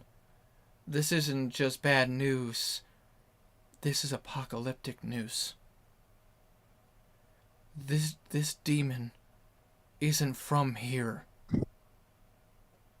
The only reason this creature wouldn't melt away is that it's on a plane of the abyss. Oh, hell. A door is opening. Shit. Yes, like all the fucking books said. Because he did read the one that's a portal. Yep. So that's. Yep. We need to fall back. We need to figure out what's going on. Agreed. Not to mention, like, Philman is just like, I'm fine to keep fighting. It's just literally Philman's not. Philman is not. Instead, it's one of the. We need to get back there. I want to add that Kazir is still actually crying, not like a lot, not like heavy, but small tear, incremental tears. Yeah, exactly. As you keep walking, Kark just kind of hangs back with you as Belwraith is helping Philman move. And Fair. Better say you watch as the Kark looks at you. It's like, hey, you. All shit aside, you doing all right? I will be when I kill that hag. he says in an almost spitting tone. You watch as he kind of smiles at you. One thing at a time, man. One thing at a time. And No. Sorry. No, you're good. You're good. Don't apologize for being in character. Kazir says, I know this has to happen first. You watch his car kind of pats you on the back. Sorry, friend. We'll go ahead. We'll kill that hag. We just gotta make sure that we don't end up joining your friend over there the moment we take care of it. He kind of chuckles and nods. Yeah. And you guys start walking ever so injured back to the Nexus. Limping. And we're gonna end the session here for tonight, and we're gonna pick up immediately at Blue in the next session. I am so sorry, Tiny. You're muted, Tiny. It's fine. I am so sorry, man. I thought I could get through that faster, but that was also like opportunities, people taking chances, and I also did not expect Corvus to go that far. Yeah. To be understandable. To be fair, Corvus was that one of the people I expected it to be. Thank God it wasn't another out of left field thing like Vector. Oh God! If it was Vector, we wouldn't have had a chance. That was Avatar. But I say that was a possibility. I really did expect Corvus to be an Avatar, though. No, but I say Corvus is independent. He's working with the hag. I am so confused on why Corvus would be having that, other than some sick sense of humor. Hey man, when you're offered power and you're a warlock to a being that's willing to give you even more power for doing their bidding. Good point. But I say you're a warlock. You should understand. Oh wait a minute. Yeah, I can't. Yeah. Maybe not the rightest choices, but hey, perks of the job, you know. Yeah. Either way. But I say, I mean, to be fair though, but you and Wanderer were kind of sweating for a while. Yeah. I really didn't expect to get to kill Corvus tonight. Corvus, if he would have had one more turn, he would have gotten away. Man, good to know. You literally killed him just in time. If he would have gotten one more turn, he would have escaped. Excellent. Mama had a baby and its head popped off. Mm-hmm. Yep. Because you blew his head off, he really wasn't going to come back as a zombie, but now you just made sure he wouldn't come back as a zombie. Oh, that's a good point, too. Yeah, Kazir took everything but the stone. He could have just been playing dead. You set him on fire. He is completely fur. Yes, playing dead. You know, head blown off. Puke. Yeah. Survive without your head. It's fine. It grows back. Yeah. But yeah, perfect place to call it. I feel like this was the best place to call it for. I kicked Welf. Oh shit! You meant to get him out of the conversation, that you accidentally. Oh, did I? Oh my god! Oh my gosh! I didn't. I thought that was just. No, I'm sure it'll be fine. I feel so bad now. Just make sure to DM him sorry. I'll DM him right now, actually. Well, I'm on stream. I'm sorry. Well, it wasn't on purpose. Probably another sign that we should call it a night. But I say, I'm gonna call it a night before I get into trouble more. But I say, thank you guys so much for watching. I hope you guys enjoyed. If you did, make sure you like the stream, click subscribe. hopefully I'll see you guys in the next video. Stay frosty, my friends.